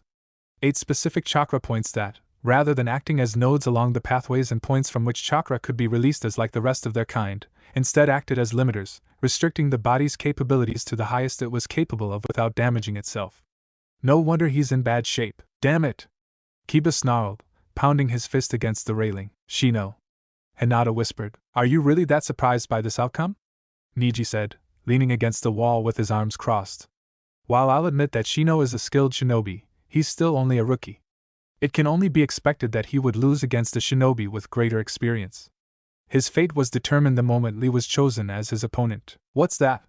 Kiba glared at the Hyuga while Hinata shrank slightly, knowing why her cousin felt that way. You didn't honestly believe that anything else could happen, did you? Neji questioned. Every other shinobi here has spent at least a year honing their abilities, while you 3 are fresh out of the academy. Your sense overestimated your abilities if they thought putting you forward was a good idea. This is all that awaits you, defeat. Just like him, and like Ino. That bought him a few glares from the rookies and a shake of the head from his sensei. Well, glad we won't have to deal with that guy, Kankuro said with a single eye open as he, his siblings and his sensei watched as the Aburame was hauled off of the arena on a stretcher. He could have caused some serious problems for the crow. Not to mention that the way he used those insects reminded me way too much of Gaara's sand. Temari placed her hand on her hip. They didn't seem like much to me. Outside of that last attack, the kid's taijutsu wasn't all that great, and a little pest problem wouldn't have given me much trouble. They turned their attention to the scoreboard as it revealed the next combatants. Hinata Hyuga vs. Kagari. Across the arena, Hinata saw the scoreboard and then looked away, timidly bringing her fingers together. Looks like you're up, Hinata, Kiba said to her with a grin. Show them what you're made of. Hinata nodded and began her trek down to the arena. Kurenai watched as her pupil stepped down the stairs. You have nothing to fear, Hinata. You've grown a lot since over the past few months. Now, show everyone how you've changed. Heh, lucky you. Looks like an easy one, Oboro said to his teammate. The Hyuga are supposed to be tough, but this one looks like a pushover. Yep, looks like this one's in the bag. Just how I like it, Kagari said before leaping over the railing to land in the arena. As the two stood across from each other, Kagari said, You might as well give up now. Hinata seemed to hesitate for a moment before her eyes hardened, determined to prove herself. And begin. Kagari immediately threw a series of shuriken at the girl, who ducked under them and ran through hand seals, and she ran towards him. Byakugan.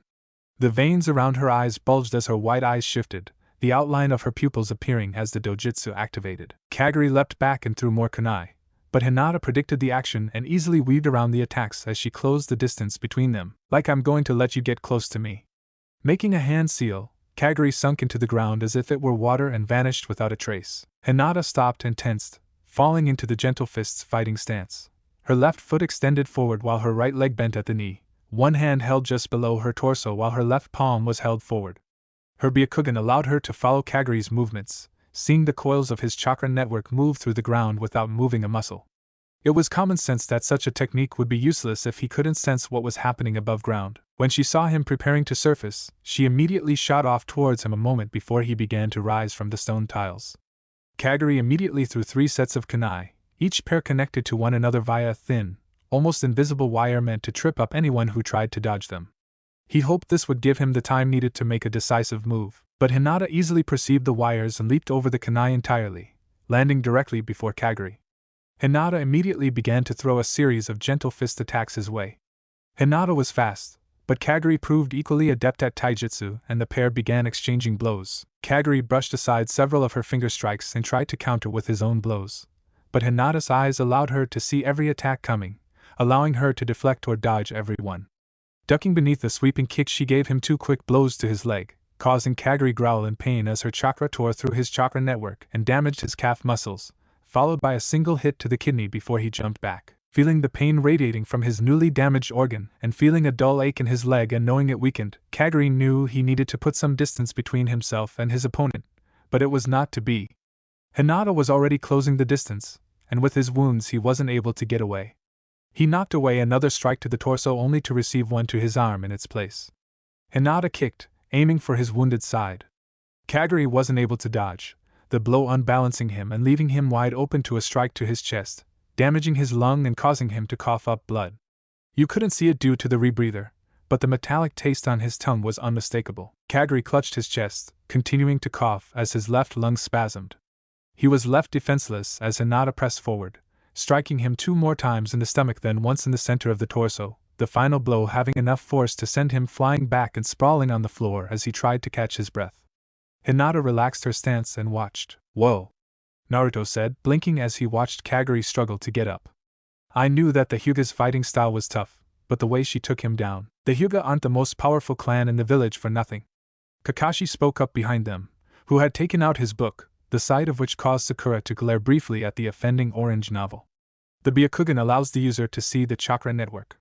A powerful enough user can see even the chakra points, both of which are the Sharingan's sight. It also boasts 360 vision.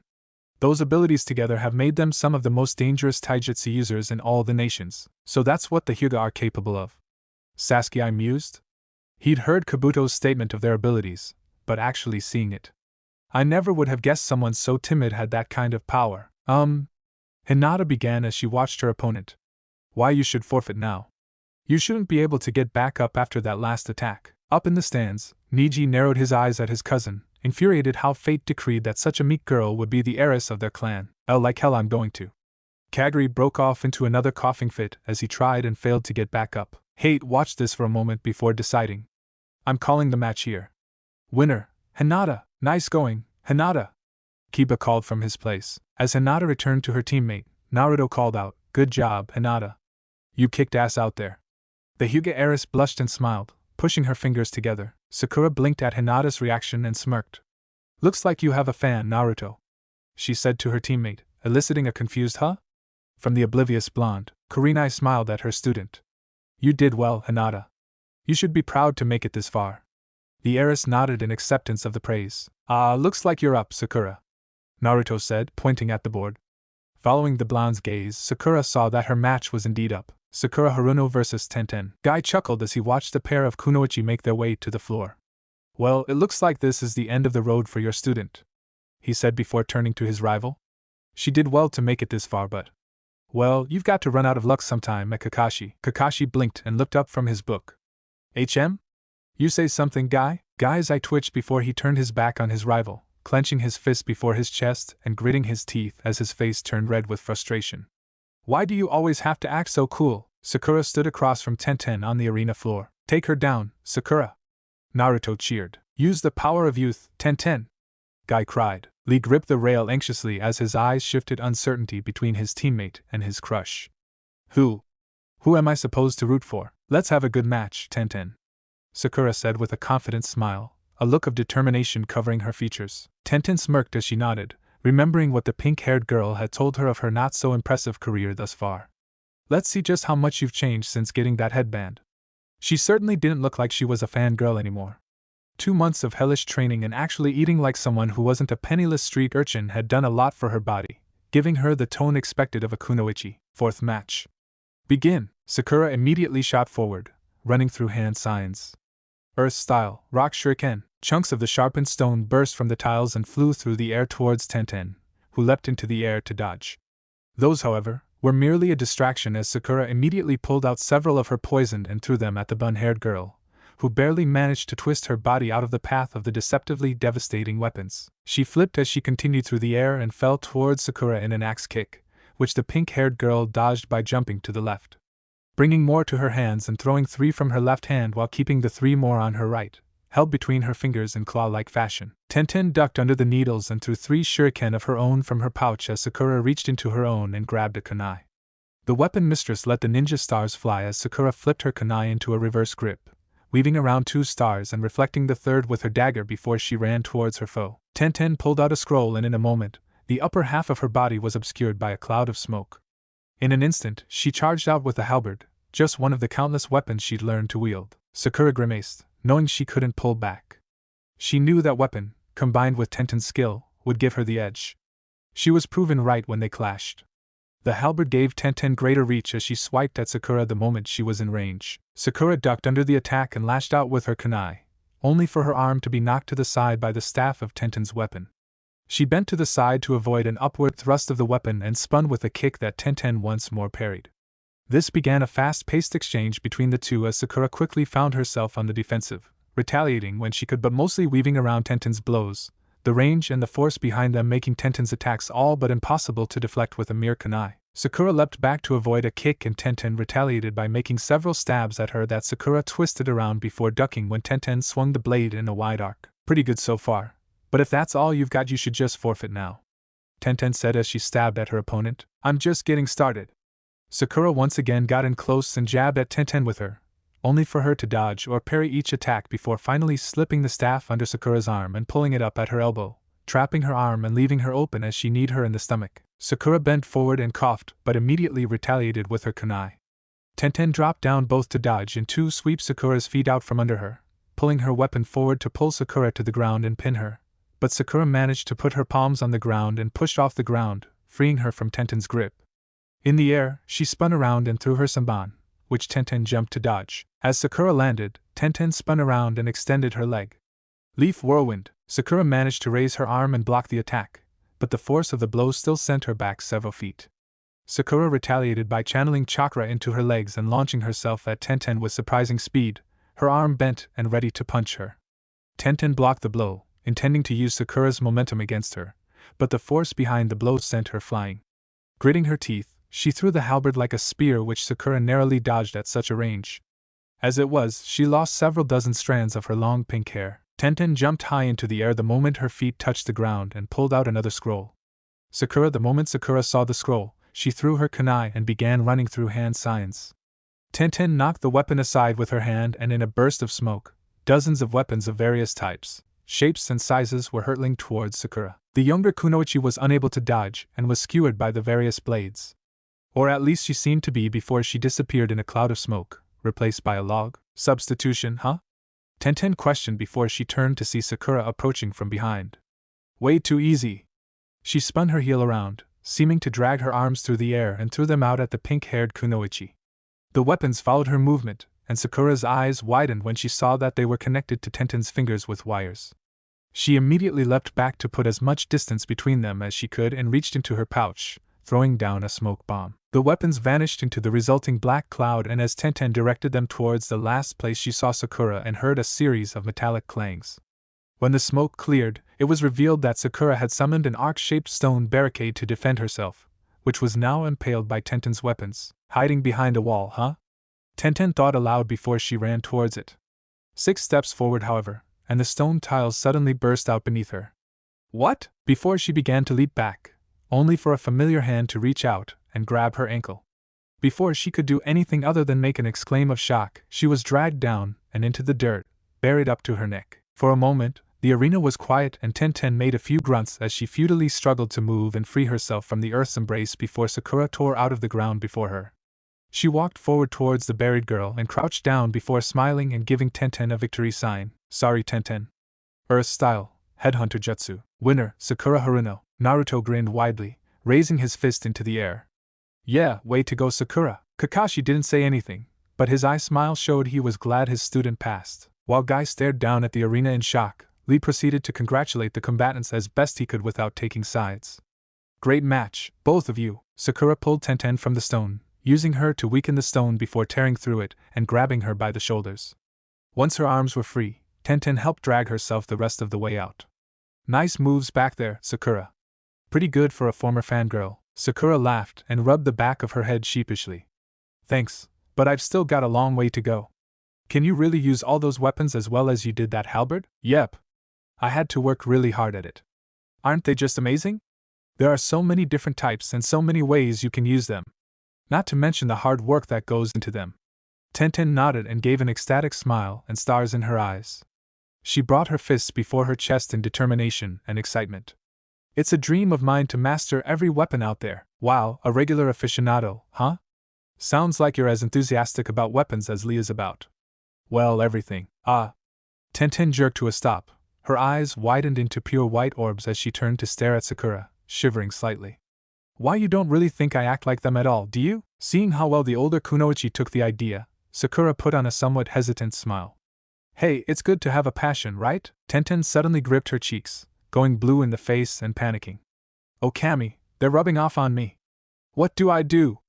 What if it's just starting? What if I start wearing green spandex and screaming about youth? The resulting mental picture caused Tenten to have a complete mental breakdown, pulling at her hair as a look of utter horror and despair crossed her features. A bead of sweat rolled down Sakura's face as she watched Tenten freak out.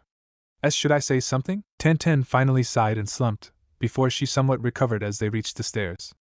But my greatest dream is to become a legendary kunoichi like Tsunade. Really? Sakura blinked before frowning. She briefly thought about her own dreams and her earlier discussion with Haku. She'd grown beyond just wanting to make her father proud, but she still didn't have a dream of her own, really. All her training up until now had been to keep from letting Naruto and Sasuke down and being dead weight like she had been before Wave. I don't have any kind of dream of my own right now. Aside from winning Sasuke's heart. I wonder if I should be aiming for something. They were received by Tenten's team first, as they were closer to the stairs. Despite his student's loss, Guy smiled at the two genin. That was a good fight, you two. Tenten, you may have lost, but you did splendidly.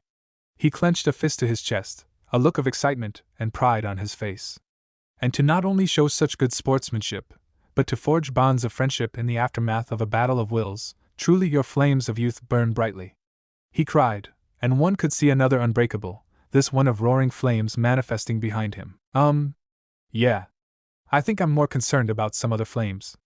Tenten deadpanned with a bead of sweat rolling down her head, a reaction mirrored by Sakura beside her and all the other Konoha shinobi present. Yes.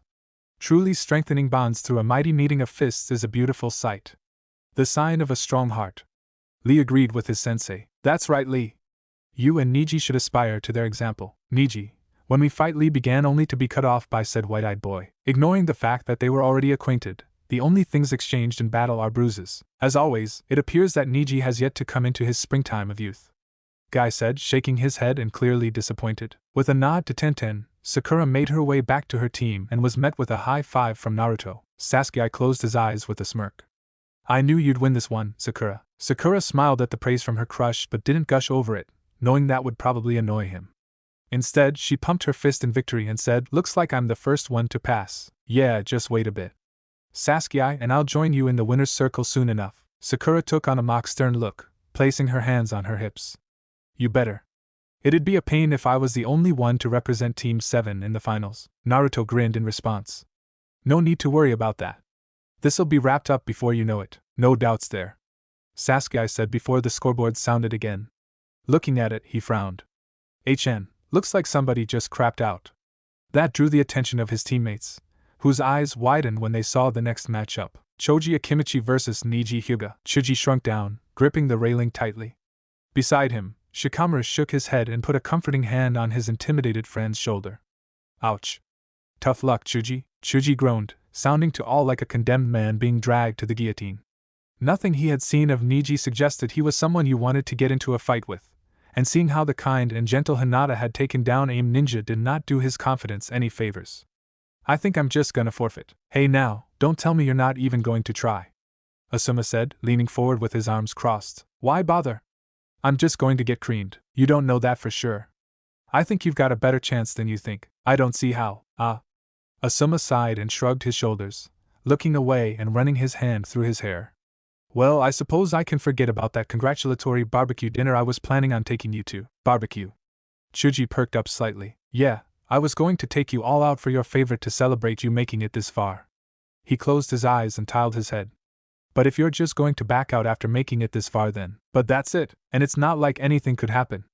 I mean, that's why the proctor and the rest of us Jonin are here." "Well, I mean, I guess I could try," Chuji said, uncertainty. Asuma gave him a knowing smirk.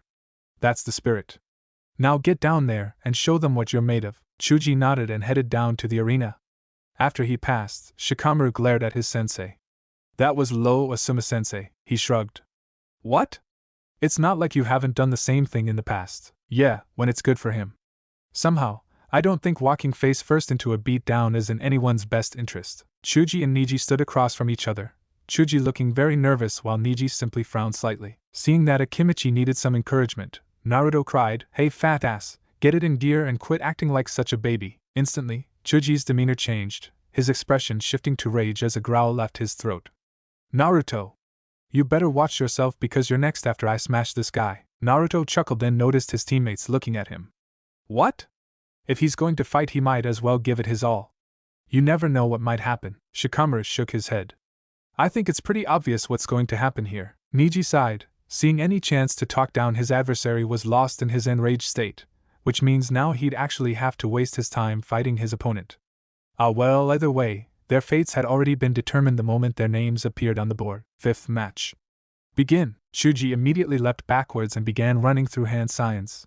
Niji charged forward to stop him, but was just a moment too late. Expansion. Chuji's torso and stomach burst out, swelling to enormous size in an instant as the white-eyed boy reached him. Niji landed multiple strikes to Chuji's bulk the moment he was in range, but the attacks did nothing and he cursed and jumped back. Damn. His size is protecting him. My chakra can't penetrate deep enough to damage his organs. The Akimichi tucked his arms and legs into his body and began to spin, his form quickly blurring until he resembled a giant ball to the naked eye. Human boulder. He shot towards Niji, who fell into the gentle fist stance, his posture stronger and more rigid than his cousin's as Chuji approached. If his bulk shields him from damage, then there's only one option. Niji too began to spin, revolving on his heel before his chakra engulfed him, forming a rapidly revolving blue dome. 8 trigrams, rotation, Hinata gasped, taking a step back. It can't be. That technique is? If he managed to recreate that technique on his own. Just how strong was he? Chuji slammed into the dome, and for a moment, the two spheres warred against one another before suddenly there was an explosion, a black cloud of debris obscuring the result of the clash. A moment passed before the Akimichi air burst from the cloud, his body returned to its initial form. He bounced off of the ground a few times before rolling to a stop, groaning as he lay face up on the ground, clearly alive but unmoving. Naruto's purple eyes were wide behind his sunglasses. Damn, what was that? Sasuke's eyes narrowed, wanting to know the same thing. 8 trigrams, our rotation. Hinata spoke up, causing all the Konoha genin to look at the heiress. Kurenai gave her a concerned look when she saw how Hinata had shrunken into herself. It's a defensive technique of my clan. But it's usually only taught to the main branch. He must have recreated the technique himself. Naruto frowned in curiosity. Main branch? Lee was the one to answer him. Yes, the Hyuga clan is divided into 2 houses, the main branch who leads the clan, and the branch family who exists to protect them and safeguard their bloodline. In general, the branch family serves the main branch, but in recent years, there has been bad blood between the 2 houses. I don't get it. Naruto admitted, sounding a bit like his old self before he continued, I mean, what's the point? How does dividing the family help protect the Byakugan? From the sound of it, the branch family isn't taught any special moves to help protect the rest, and they have the Byakugan too. Hinata's expression suddenly became troubled, her eyes turning down and then to the side as she wrung her hands together. Kurenai placed her hand on her shoulder, but it did little to comfort her, causing Naruto's frown to deepen. After a few moments, Hate was sure Chuji wouldn't get up. Winner Niji Hyuga. Well, that could have gone worse. Shikamaru commented before his eyes were drawn to the entrance as a certain blonde re-entered the room. Ino had finally returned after her rather humiliating defeat at the hands of Temari.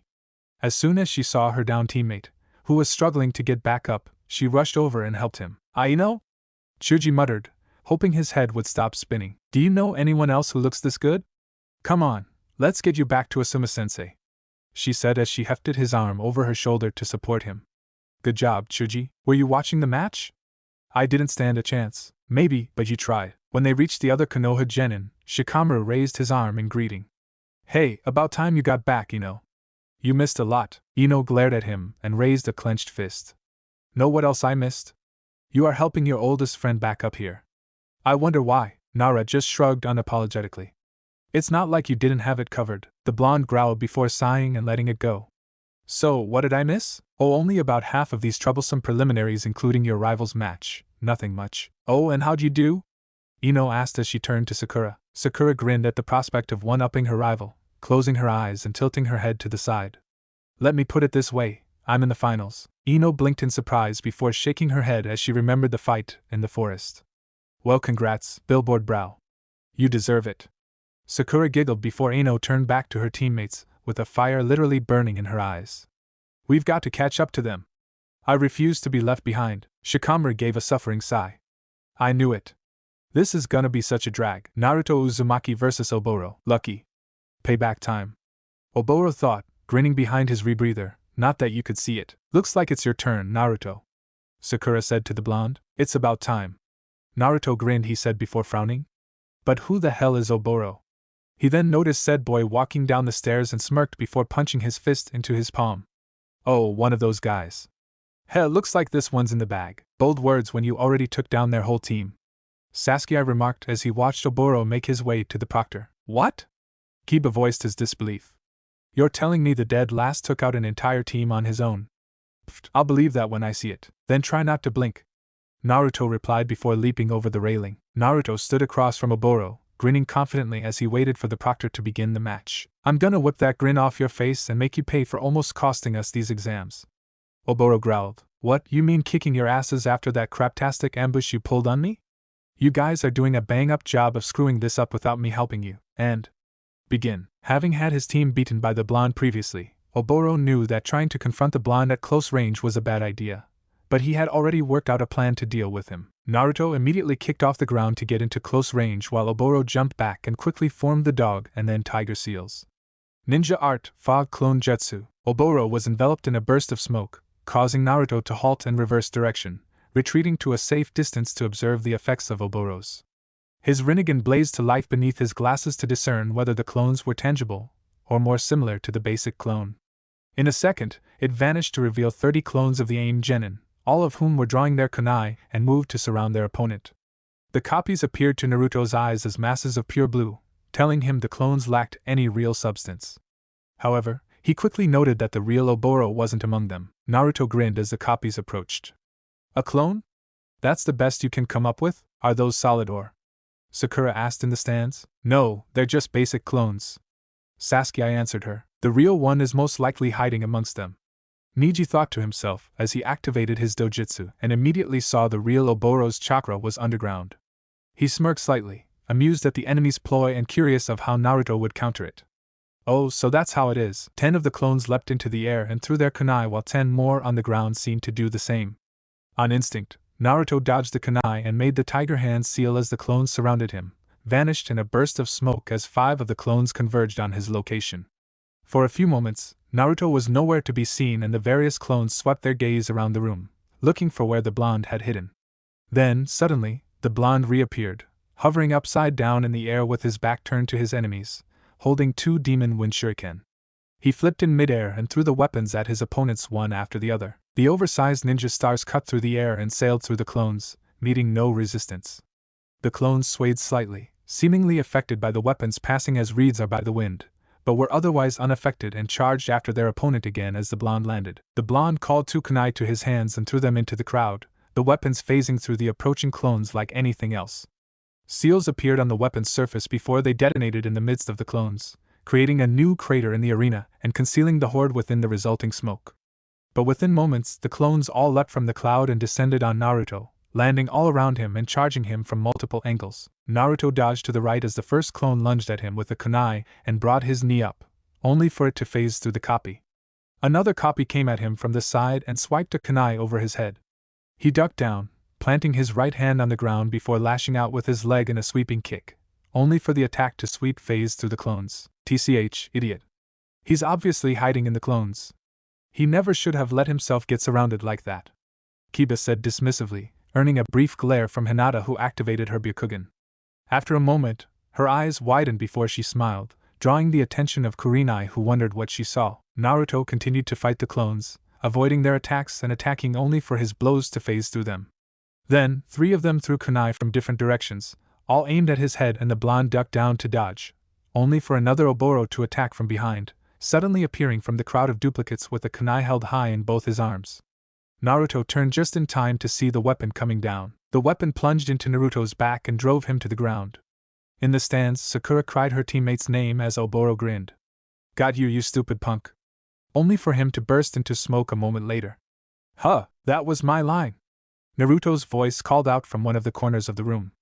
In the direction of the voice, one of the discarded demon wind shuriken burst into smoke to reveal the smirking blonde who made a one-handed seal. In an instant, a seal tag appeared on the ground where Naruto had placed his hand earlier, glowing blue before 4 additional tags burst from its surface and attached themselves to his arms and legs.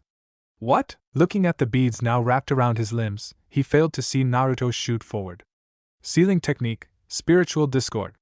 He slammed his palm into Oboro hard enough to send him sailing through the air. When he hit the ground, he slid slightly before coming to a stop. His clones faded away, their forms distorting from the feet up as if they were smoke until nothing remained. Damn it! Oboro groaned as he rose to his feet. He immediately knew something was wrong. His chakra was slow to respond to his will and molding it was nearly impossible. What the hell did you do to me? Naruto grinned as he stood up straight, pumping his fist in victory and resting his hand on his elbow. Ha! You fell for it hook, line and sinker. I knew I'd never get a shot at you as long as you hid within those clones, so I needed to draw you out, and I knew there was only one thing I could use as bait. You must usually go up against some pretty sorry excuses for ninja if stunts like that took you this far. He pointed at Oboro. That's a ceiling that screws with your chakra flow. I bet you could barely pull off academy-level techniques right now. It also happened to be the same technique he used on the Odo Genin. They were actually fairly easy to remove provided you had the chakra and control for it. A Jonin, let alone Orochimaru, would tear through them like the paper the tags were made of, but for a genin of Oboro's level, removing them on his own was hopeless, as he quickly found out. Oboro attempted in vain to remove the seals and then tried to use his Earth-style underground projection fish technique, only to find that the ground refused to yield to his command. He leapt back as Naruto shot forward and drew his kunai in a reverse grip. Bastard! Naruto ducked under a swipe of his kunai and dodged to the left to avoid a kick, catching Oboro's leg only to let go when he tried to stab him with the kunai. After a brief exchange of taijutsu, Naruto caught Oboro's arm at the wrist and pulled him down, slamming his knee into his masked face. The blonde didn't let up, delivering a blow to Oboro's pancreas followed by one to his solar plexus that caused him to double over. Naruto gripped his wrist and jabbed his elbow, forcing him to let go of his kunai before kicking him in the face, sending him sailing through the air and sprawling on the floor unconscious. Winner, Naruto Uzumaki. Geez, way to give me a heart attack. Sakura complained before brightening up and cheering, great job, Naruto. Guess he's not all talk after all. Kiba mused. He played that guy like a fiddle from the moment he pulled out those clones. He smirked and looked down at the dog, which turned his head to meet his master's gaze. We're not going to let the dead last show us up, right, Akamaru? The tiny dog barked in response. That was pretty impressive, Tenten thought as the blonde neared the stairs. Rather than his performance during the fight, which was good, what she focused on most, however, was the kunai he used during the fight. He engraved his own custom seal into the kunai. Her expression dropped somewhat, and she felt the urge to bang to her head against the wall, an impulse she'd had frequently thanks to her two bull-haired teammates. Ugh, I feel like a dumbass for never thinking of that.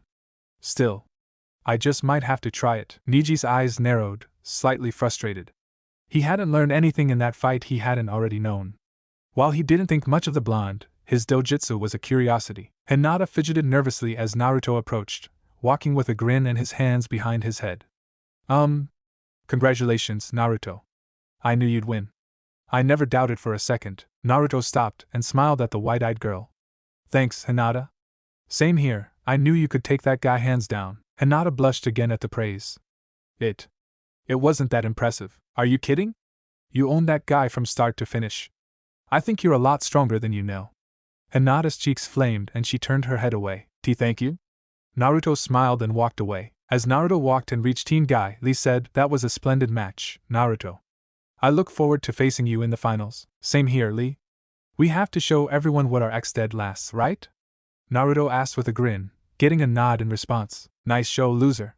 Sasuke said with a smirk when Naruto made it back to his team. Yeah, just try to match it, you bastard. Naruto replied, but there was no ill sentiment in his tone as he bumped fists with his Uchiha teammate. Looks like you're the only one who hasn't passed yet. Well, you know what they say about the best. Sasuke replied. Behind them, Kakashi gave another eye smile at his student's success and how close his teams seemed to have gotten. It was almost hard to believe that just a few months ago they were at each other's throats, and Sakura gushed over Sasuke left and right. He was quite proud of them, though he regretted that he hadn't been a better teacher. Naruto was about to reply when the scoreboard signaled the next match. Naruto glanced at it, and suddenly his expression became grim. The sudden shift alerted both his teammates, who turned their own eyes to the board. Gaara versus Misumi Tsurugi. On the other side of the room, Gaara simply closed his eyes before vanishing in a swirl of sand, reappearing at his place and waiting for his opponent, his eyes following the masked genin as he walked towards the stairs. Looks like it's my turn. One of Kabuto's purple-clad teammates said, identifying him as Misumi. We're the only team that had someone chicken out, so everyone here probably thinks we're pushovers. Prove that we're stronger, Kabuto. Them and Lord Orochimaru. No problem, that kid's toast. Gaara's essential for the plan. But he just has to be alive to unleash the beast within. No one said anything about him making it to the final exam. All I have to do is finish him before things get serious. Sakura said somewhat uncertainly as Misumi walked by. Maybe you should sit this one out, Sakura said, getting his attention. Gaara's probably the last person here I'd want to fight. I don't think so, thanks for the concern. Misumi cut her off coldly. But I'm not afraid of a little challenge, unlike Kabuto. And with that, he continued on. Sakura turned to her teammates. Why didn't you say anything? Naruto shook his head. Because there's nothing anyone could have said to make me back down. I figure he's the same way, he said, and Sasuke grunted in agreement. What's got you so concerned? Tenten asked, wondering why Sakura balked at the idea of fighting Gaara. She didn't seem like the type to back down easily. Did you run into Gaara in the forest or something? Sakura shook her head. Not me. Naruto. She turned to the arena, a hint of nervousness in her eyes as she thought about what she might witness. Out of all genin here, Gaara's probably the most dangerous. Niji's eyes narrowed while Lee frowned as he stared into the arena, both intrigued by Sakura's words. The Jonin also took notice.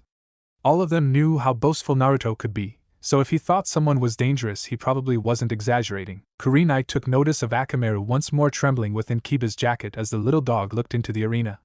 So he's the one who spooked Akamaru. Soon, Misumi stood across from Gaara, his hands at his sides and his form tense and ready to spring into action, while Gaara simply remained stoic, his body relaxed and his arms folded over his chest. Misumi gave a brief, confident chuckle, clearly smirking behind his mask while the redhead remained expressionless. Now let the sixth match begins. Misumi immediately kicked off towards Gaara, bringing his right arm across his chest for a sweeping attack while Gaara made no attempt to dodge or block.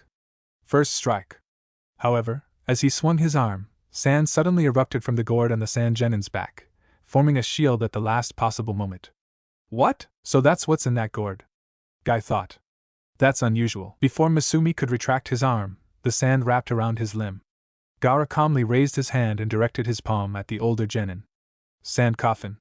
He closed his fist, the action eliciting looks of panic from the Konoha genin who'd seen or heard of him aside from Sasuke who settled for a glare. The sand enveloping Misumi's arm suddenly compressed, squeezing the appendage before exploding outward from the force of the action. Misumi let out an agonized cry as pain erupted from his limb as he pulled free, cradling the appendage which was already littered with bruises, the dark purple marks forming as blood spilled from their vessels and pooled across his arm. Was that the best you can offer? Gaara finally spoke up, and it was easy to tell he was unimpressed even though his words were devoid of emotion. Pathetic, Misumi growled, refusing to be defeated by a child. It's not over yet. He leaped back and called 3 shuriken to his left hand before throwing them, one straight at his red-headed opponent, and the other 2 arcing around him, only for the sand to block every attack. However, while the sand blocked Gaara's vision, Misumi charged again, kicking at the sand with his left leg, which was predictably blocked. However, what was not expected was for his damaged limb to suddenly extend and snake down and around Gaara's sight, moving to strike at Gaara from where he couldn't see. However, even though the Tsunade genin hadn't expected the attack, the sand still blocked the attack and once more encased his limb. I see. Gaara began as he analyzed his opponent. This allows you to soften your body and disconnect your bones, allowing you to contort in all manner of ways while also making you more resistant to physical force. How pitiful. Let's put it to the test. Misumi growled in shock and effort as he attempted to free himself, the sand rapidly swallowing his body. Sand coffin. In moments, he yelled out as his face was covered. That's the end. Kankuro said. He should have backed down when he had the chance. His sister said. Naruto gripped the railing. Quick! Call the match before dash. Sand burial. Gaara once more clenched his fist.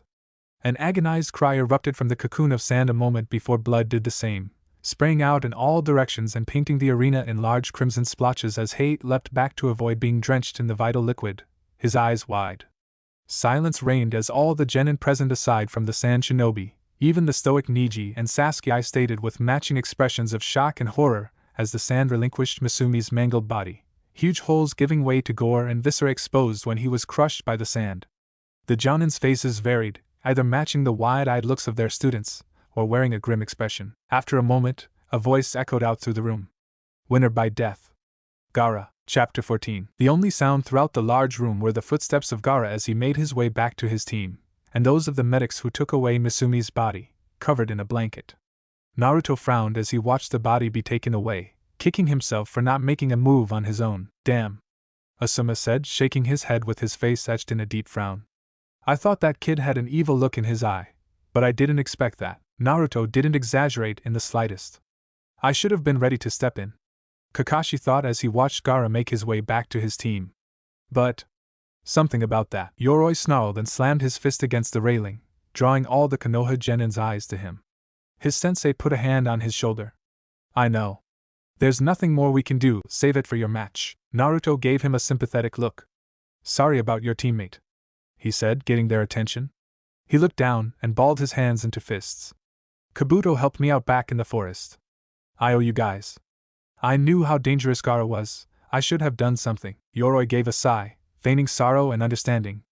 Compassion and camaraderie were rare commodities among spies, especially underemployment under a master like his. Truthfully, All he was feeling at the moment was frustration at his own weakened position, but he easily suppressed that. You couldn't have known that Gaara would end it that quickly. And this is just how the world is. Being a shinobi means you could die any day, there's no telling when your number will be up. Naruto didn't seem the least bit placated by that. I know that, but it doesn't make losing comrades any easier. Kakashi answered for him, causing his students to look at him. The look in his eye made them remember he had a lot of experience with that. In the arena, Hate cleared his throat, cutting off any further statements. Excuse me, but as this was well within the allowances for the exam, we'll be continuing the prelims now. At that, the scoreboard sounded again. The rookie 9, eager to get their minds off what they just saw, turned their attention to it. In a few moments the next match was decided, Kiba vs. Mubi. Looks like it's our turn. I think we got one of those losers Naruto took down, this should be a piece of cake. Kiba said before looking down at the dog. Let's show him what we got, Shikamaru. The dog barked in response, you're our last shot. Don't screw this up. Oboro said to his teammate, relax, I'm up against a boy and his mutt. How tough could they be? Kaguri's face palmed as his teammate tempted fate. We're doomed. The two genin stood across from each other, both ready to fight. Kiba would normally be smirking, but the stench of the blood surrounding him dampened his excitement somewhat. Shikamaru leapt out of his coat and stood on the ground beside him. And what's that tiny little runt gonna do? Growl at me until I cower in fear? Word of advice. Don't taunt Shikamaru. Kiba said seriously, and the dog growled at his side. I'm positively shaking. If you're ready? Hate said, looking from one to the other. You can begin. Kiba immediately leapt back as Mubi shot forward to attack and landed in a crouch, forming a single hand seal. Alright. Ninja art, beast mimicry. All fours jutsu. Kiba declared as chakra began to visibly leak from his body. As he implied, he got down on all fours, his nails lengthening and his canines growing larger, giving the boy a more feral appearance. Mubi immediately halted his advance and sunk into the ground using the underground projection fish technique. Beast mimicry, huh? The name says it all. Animals are stronger and possess more powerful senses than humans, so this probably brings its user closer to the animal kingdom to enhance their abilities. So direct attacks are out. Good thing that's not how I fight anyway. Mubi smirked. Problem is, that mud might be useless in a fight, but it'll probably sniff me out. Unless. Kiba's eyes scanned the arena as he waited for his opponent to surface. When he did, rising from the ground on the far side of the arena behind him, Shikamaru immediately noticed and promptly barked in his direction, alerting his master of his presence. However, as Kiba turned to launch himself at his opponent, Mubi made a series of hand seals. Mist follower jutsu. As Kiba jumped and whirled around to face his opponent, he vanished into a mist that seemed to cover the entire arena. What the? Some kind of mist? He turned to his dog. Shikamaru, can you tell where he's hiding? The dog looked around for a moment before shaking its head. TCH, he must have covered his scent. Where suddenly a black shape began to rise from the stone nearby. Huh! The shape gradually took the form of an AIM genin wearing all black, contrasting Mubi and his teammates with matching yellow jumpsuits. You don't stand a chance. At those words, dozens more shadows began to rise, each taking the form of another black-cloaked AIM shinobi, all slowly turning their heads towards him, mocking him. What the hell's this? Some kind of clone? Kiba glared at the copies as they slowly began making their way towards him with eerie, zombie-like gaits. It's gonna take more than this to stand a chance against me. He charged towards the nearest clone, its movements far too slow to mount any kind of defense. He slashed at it with his claw and struck true, but frowned. It was almost like punching through molasses. Its body melted into tar where it was struck, and as Kiba skid across the ground and turned to face his enemy, he found that there was another clone growing out of where the first was wounded. His eyes widened and his jaw dropped in disbelief as both heads turned to regard him. What in the dash? What's he doing? Ino questioned, seeing Kiba appear to attack thin air. Shikamaru was looking around uncertainty. He must be under A, Sakura theorized. Kiba continued to strike at the clones that came near him, but every time he struck one, the things multiplied. He would have gotten out of their encirclement, but they were everywhere. More and more kept coming, and already there was barely a spot that didn't have one of the black-cloaked shinobi almost in arm's length. The ones surrounding Kiba had been mangled and were now grotesque amalgams of bodies, with masses of limbs sticking out where they didn't belong, multiple heads and much constantly leaking tar out of unhealed wounds on their forms. Damn it, there's no end to these things. He snarled before a canine cry of alarm caught his attention. Shikamaru, turning to his partner, he found the tiny dog was in the hands of the AIM genin, His front paws held together in his hands and a kunai held to the dog's neck as more of the dark shinobi took up defensive positions around him. You seem like a pretty tough guy. I'm guessing it'll take a while for my friends to tire you out. Mubi began. He only manipulated 3 of the 5 senses, sight, hearing and feeling, but fortunately, the blood Gaara had scattered across the arena had covered his scent. Lucky for me, you seem to care about this much so much. He brought the kunai closer to the dog's neck, causing it to whimper. Forfeit now and your little friend won't get hurt. Kiba snarled at the aimed genin. You bastard! His opponent simply chuckled. Before Kiba grinned and vanished from sight. Before Mubi knew what happened, he'd been struck and sent flying, safely away from the little dog that landed on his feet rather like his hated adversaries, the felines. You should have tried that from farther away, dumbass. I could close that distance in a heartbeat. Kiba boasted, looking around as the various clones vanished. Oh, I get it. Those were just illusions. So, I guess the game's over, huh? He asked as Mubi got up and glared. But I think Akamaru's gonna want some payback for that stunt you pulled, right? Akamaru barked in response and Kiba kneeled down, letting the dog jump on his back as he made the tiger hand seal. Ninja art. There was a puff of smoke and the two vanished from sight. When the cloud cleared, it revealed that Akamaru had been turned into a copy of the feral genin. Man-beast clone, shit! There goes his biggest weak spot. The 2 Kibas launched themselves forward, zigzagging as they closed the distance, and moving so fast the spectators lost all hope of telling them apart. Mubi could hardly raise any defense as the 2 blitzed him. He managed to duck under an attack from the first Kiba and jump back as the second swiped at him with his claws, only to take an elbow to the face when the first shot forward again. His guard shattered, he could do nothing as one of the animalistic twins slammed him in the stomach, launching him back to where the other appeared to send him away with a sweeping kick. The aimed genin was ragdolled by the pair before finally launching him into the air. The pair of wolfish genin stood beside each other. Man-beast taijutsu, one of the 2, the real Kiba declared before both leapt after their opponent, both spinning in the air so quickly their forms resembled drills before they began rotating together into a single twister. Fawn over fawn! The 2 blurs slammed into Mubi, who let out a cry of pain as they drove him to the ground and dragged him across its surface, digging a groove into the stone before slamming into a wall, kicking up a cloud of debris. Both jumped out of the resulting smog and when it cleared, it revealed the aimed genin was unconscious. Winner Kiba Inuzuka. Ha!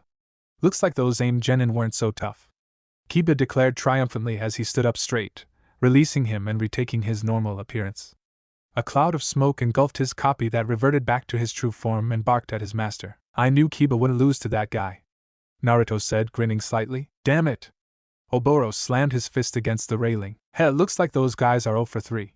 Pretty sad, Temari commented, looking at the pair of aimed genin with a smirk. They made it all this way for nothing. Congratulations, Kiba, Hinata said as her teammate returned to her side. It was nothing. Besides, we still have the finals to worry about, Kiba replied, suddenly serious. We've got to show our stuff for Shino, and there are 2 guys here even I want to get into a fight with. Looks like things are winding down, Naruto commented as the scoreboard came to life once again. Yoroi watched the lights dance across the screen. There are only 3 possibilities left, and all 3 are just run-of-the-mill rookies. Lord Orochimaru tasked us to test Sasuke, and since Kabuto backed out and Misumi bit it, I'm all that's left. In moments the penultimate match was decided, Sasuke versus Kankuro. Looks like you're up, Sasuke, Naruto said, turning to grin at the Uchiha. You better not blow it, there's a lot riding on this. Sasuke raised a brow. You'll have to enlighten me on that. Naruto's grin widened somewhat as he pointed at the Suna genin. Both our teams are 2 for 3. Whoever wins this match's team is undefeated. Sasuke blinked before smirking. Heh. I get it. Show everyone we're the best of the best. Fine, I won't be the one to blow our winning streak. He began his walk to the stairs. I wasn't planning on losing anyway. That brat, huh? Kankuro commented across the arena. Don't screw around with this one, Kankuro, his sister said. Yeah, don't worry so much. I've been looking forward to this. Shikamaru was glaring at the screen. Great. This means I'm up against the guy who just lost his teammate. What a drag. Sasuke and Kankuro stood apart from each other. The black-clothed genin took the wrapped object off of his back and slammed it on the ground, resting his hand on its top. Get him, Sasuke! Ino cried from her place on the railing, getting no reaction from the Uchiha heir. I'm going to give you some advice, Kankuro began. Once I unleash the crow here, you're gonna want to give up, Sasuke smirked. Funny, I was going to say something along those lines to you. Should I go all out and use the Sharingan to end this quickly? He thought about it for a moment. Why the hell not? The finals probably won't be today anyway if they have to call up VIPs from other nations, so I don't need to conserve chakra. It's best if I end this quickly, and don't show off anything the spectators don't already know I've got. And begin. Sasuke immediately crouched down, ready to dodge or launch himself at his black-clad opponent as he drew a kunai and spun it by the ring at its base into a reverse grip and activated his Sharingan. When he saw what truly lied in front of him, he couldn't help but let his smirk widen before he burst into blurred motion. Damn! He's seen through me. Kankuro's expression twisted into a grimace. He'd hoped Sasuke wouldn't activate the Sharingan right off the bat. Clearly, he'd hoped in vain. He instantly began to move, grabbing the wrapped crow and preparing to jump a moment too late. Sasuke reached them but at the last moment, diverted away from Kankuro and targeted the crow. Something shot out of Kankuro's side, a blur that the spectators couldn't make out but the Uchiha air duct beneath it. He slashed at the bandaged object, managing to catch it as Kankuro leapt away. As he sailed through the air, Kankuro threw out a free hand and dozens suddenly shot out, seemingly from out of his palm. Sasuke leapt back to dodge, leaning back in midair until he was parallel to the floor to let a second wave pass over him, and then planted his hands on the ground to launch him backwards, evading one final barrage. Idiot! Gaara said dismissively. Ugh, Temari's face is pale. Didn't I tell him to take this seriously? Both Sasuke and Kankuro landed and glared at each other, and for a moment all was still. Then, a crimson stain grew from the side of the bandaged object. Moments later the bandages unraveled to reveal Kankuro, his right arm bleeding slightly, throws a fierce look at the Sharingan wielder. Huh! Sakura voiced her surprise before looking at what she thought had been Kankuro.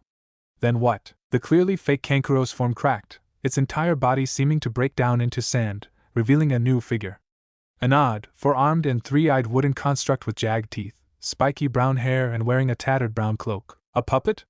Sakura questioned with a frown. Apparently, Kankuro's one of Suna's infamous puppet users. Kakashi commented, drawing all the genin's attention. Rather than fight directly, they used threads made of their chakra to control puppets to fight in their stead. Naruto scoffed and crossed his arms, closing his eyes although you couldn't see it through his sunglasses. So they spend all their time playing with dolls? Real intimidating. I'm with Naruto on this one. These guys sound like pushovers. Kiba agreed. Oh, I wouldn't be too sure about that. Kakashi shook his head. Like you just saw, they're loaded with all kinds of hidden weaponry, all of which are typically poisoned. That caused both previously unconcerned genin to look back at him, their brows furrowing. Not to mention that no part of them is essential, so they're very hard to disable without directly targeting the puppeteer and the chemical knowledge and fine chakra control required to control their puppets, and create their poisons make them natural medical ninjas. Some of Suna's most dangerous ninja have been puppeteers, so that's what you were hiding under those bandages. Sasuke commented. Ignoring his wound, Kankuro smirked. That's right. This here's my favorite puppet, the crow. I inherited it from one of the greatest puppeteers in Suna's history. It might not look like it, but it's deadly. One of the greatest, huh? You must have a lot of faith in it. Sasuke replied. His eyes narrowed as he thought back to the exchange moments ago. The puppet wasn't a living thing. It had no muscles to give the minute signals his crimson eyes used to read his targets. My Sharingan won't be able to predict that thing's movements as well as they could a living being. Kankuro grinned. Yeah, want to see why? Actually, why don't I just show you? With a slight movement of his hands, Crow shot forward, extending its right arm forward to reveal a dagger below the wrist. Sasuke easily dodged the puppet, leaping to the side and charging at Kankuro. However, alarm bells went off in his head when Kankuro's grin widened and he once again moved his hands.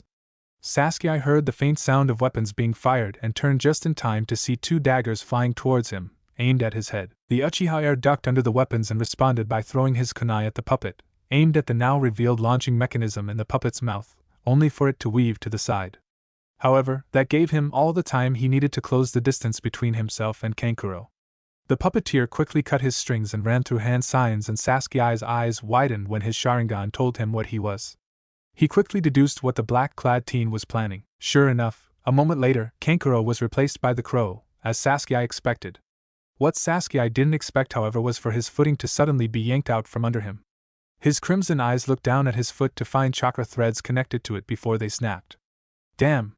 He used his chakra threads to trip me up. Kankuro immediately reconnected to his puppet and had it raise all four of its arms, releasing a hail of "You're mine now, you punk." Sasuke began to run through hand signs the moment the puppet raised its arms, taking in a deep breath as they fired at him.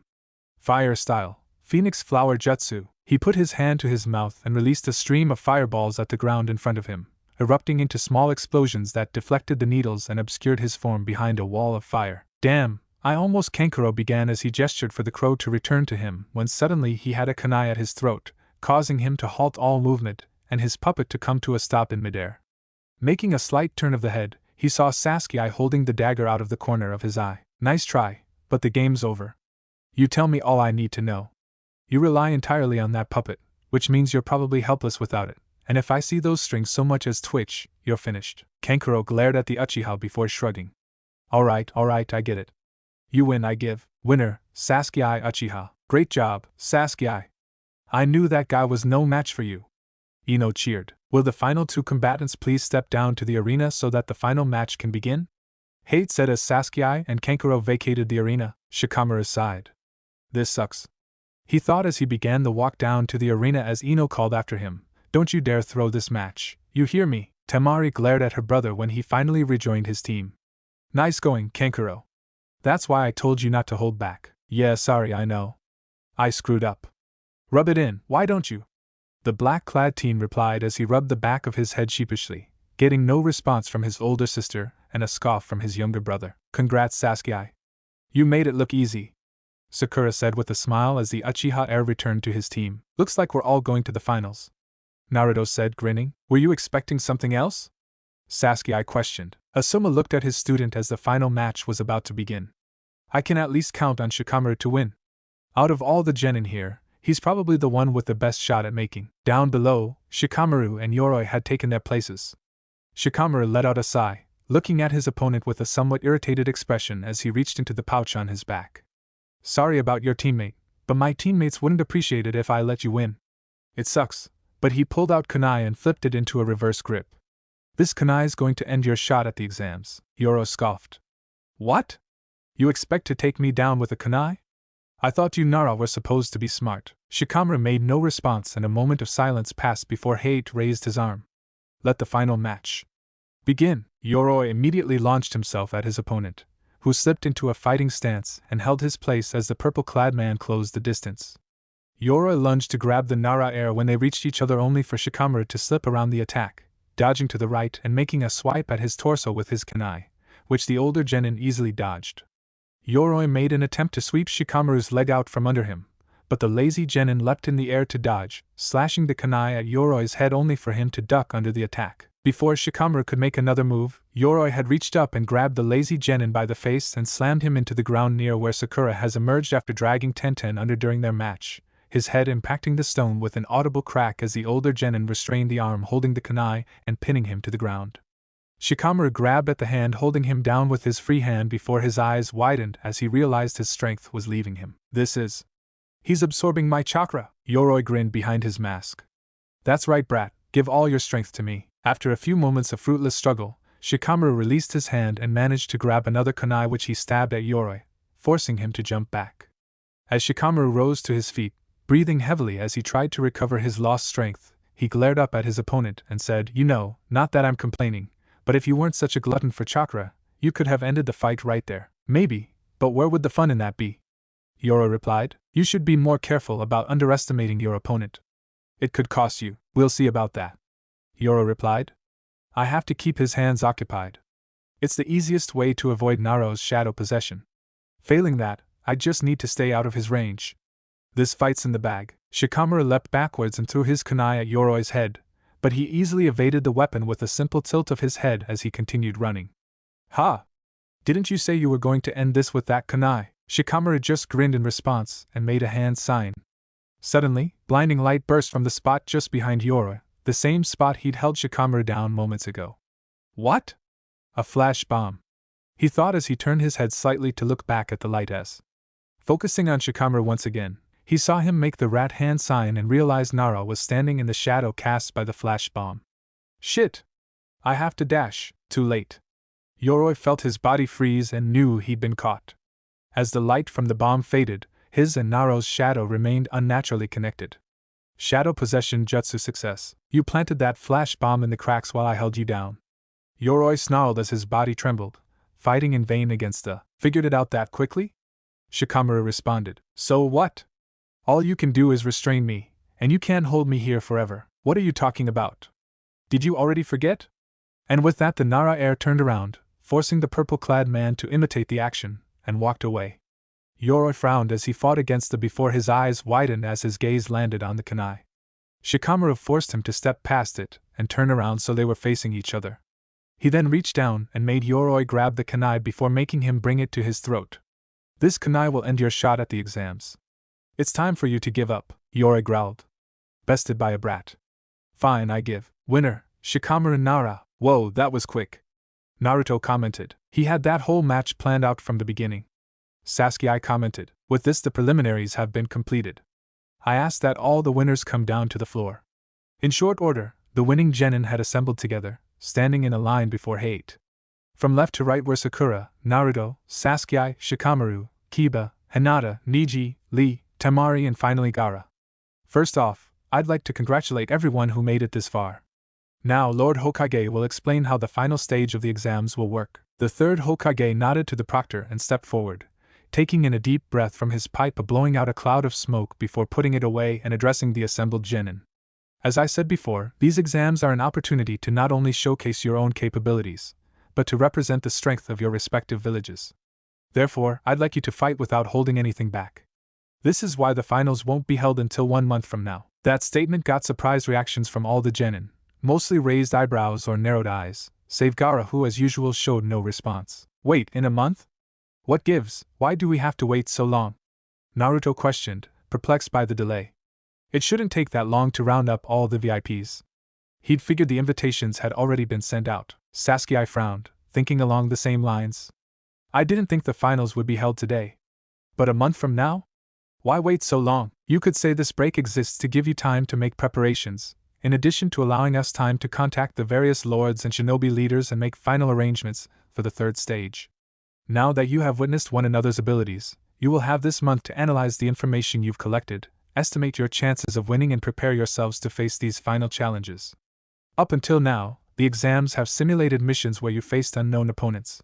Now, however, many of you have revealed your abilities, and some of you may be injured and unable to perform at your best. He briefly looked at Lee, who was still not in the best condition after using the primary lotus. To make things fairer, we're giving you this month to rest in advance. He paused for a moment to let this sink in before he continued. Now, I'd like to say you're all dismissed, but there's still one last thing we have to do first. With a tilt of his head, he gestured to Anko, who stepped forward, carrying a small, unremarkable box. There are pieces of paper within the box that Anko's holding. Each of you is to take one. The purple-haired Kunoichi added, I'll come around, so wait your turn. As she moved to the closest end of the line of genin, holding out the box for Sakura to reach in. Sakura raised an eyebrow as she opened the paper to reveal. A7? 1? Naruto frowned at what he drew, not that he was surprised he drew number 1, before looking up at the Hokage as Anko moved on to Sasuke. What's this about? Are we drawing lots or something? Surprising the blonde, who'd only been guessing, Hiruzen nodded. That's it exactly. The Rinnegan bearer looked slightly surprised before staring back at the number. Huh. And here I thought we'd be using something like the scoreboard again. Guess they don't want us going in blind this time around. So then, the final round is going to be a tournament? Rock Lee questioned, more or less. The god of shinobi confirmed. Of course, the conditions for winning aren't what you would call traditional for such an affair. How so? Neji promoted. Obviously, there can't be just one winner. The Hokage replied, bringing his hands together behind his back.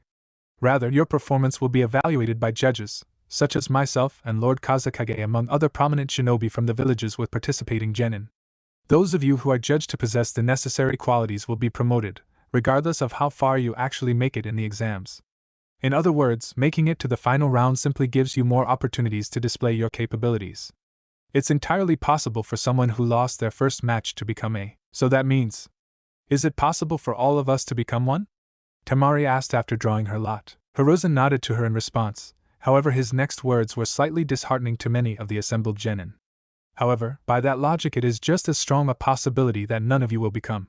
He glanced at Anko as she stepped away from the group before saying, all right, now that you've all drawn your numbers, I'd like you to say them aloud starting from the left. 7.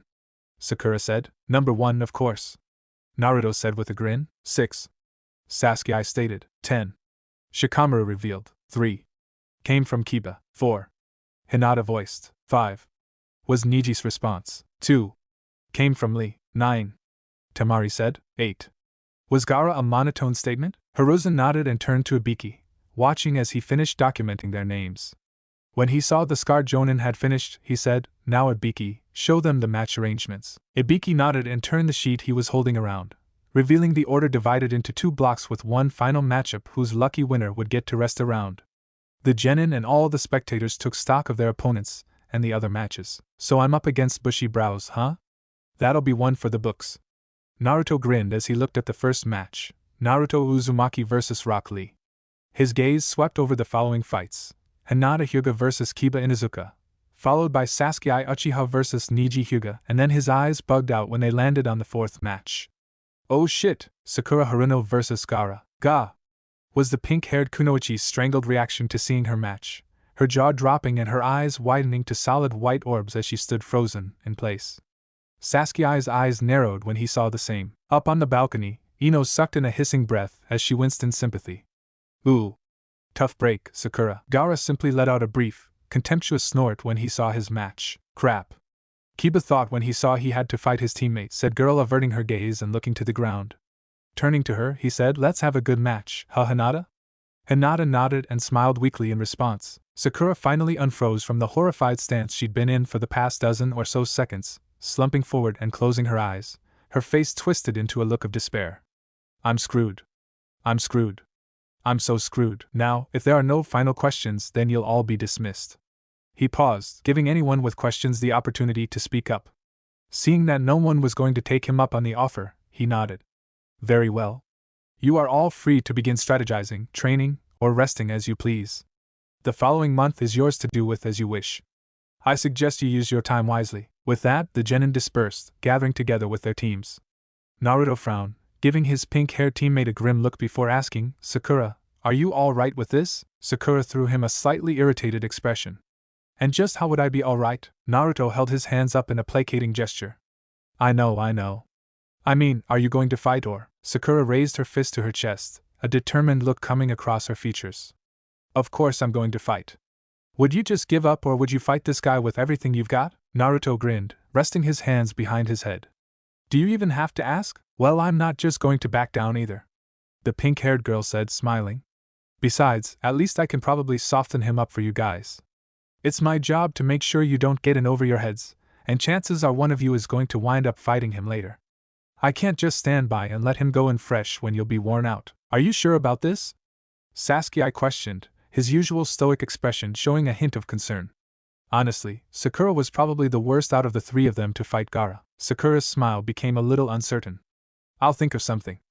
I'm sure of it." Up on the balcony, Guy chuckled and shook his head. "Well, Kakashi, I've got to admit those kids of yours are something else.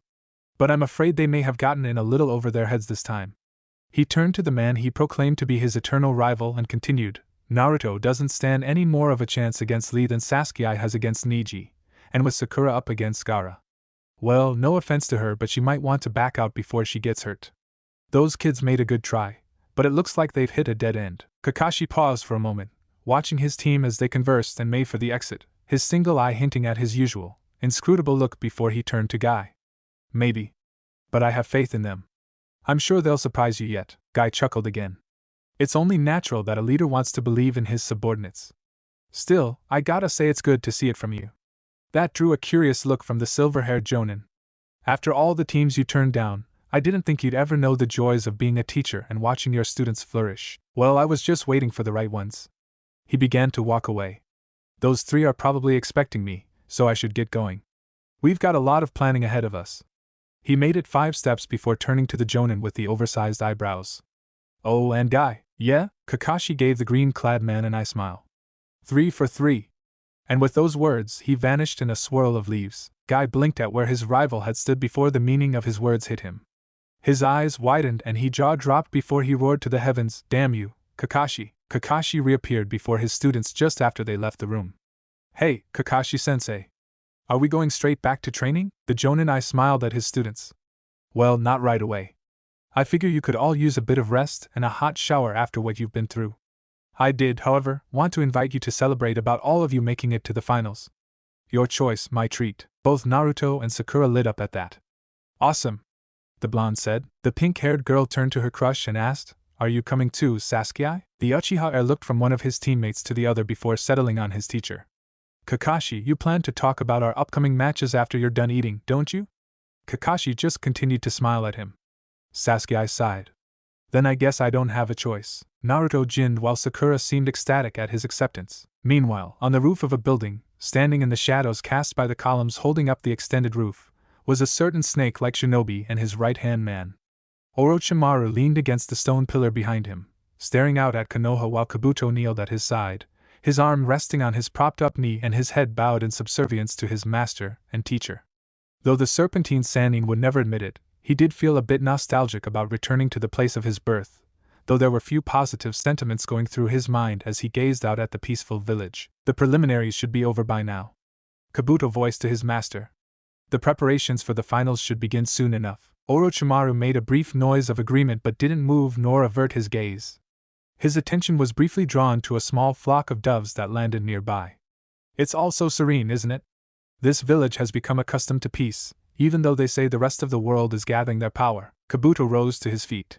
Do you think we could take it, if we attacked now? Perhaps.